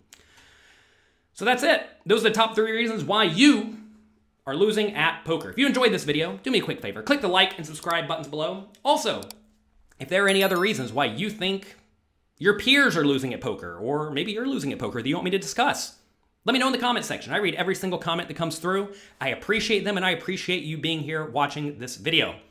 Good luck in your games. Have a great, great day, and I'll talk to you next time. It's your last chance to get the biggest discount of the year on PokerCoaching Premium and Peak GTO. Take your poker study to the next level with Peak's ELO rating and track your progress to poker dominance. Also, make sure you take part in the interactive poker hand training, the monthly curated challenges, and the guided drills from our top poker coaches. Head over to pokercoaching.com/Black Friday to get started right now.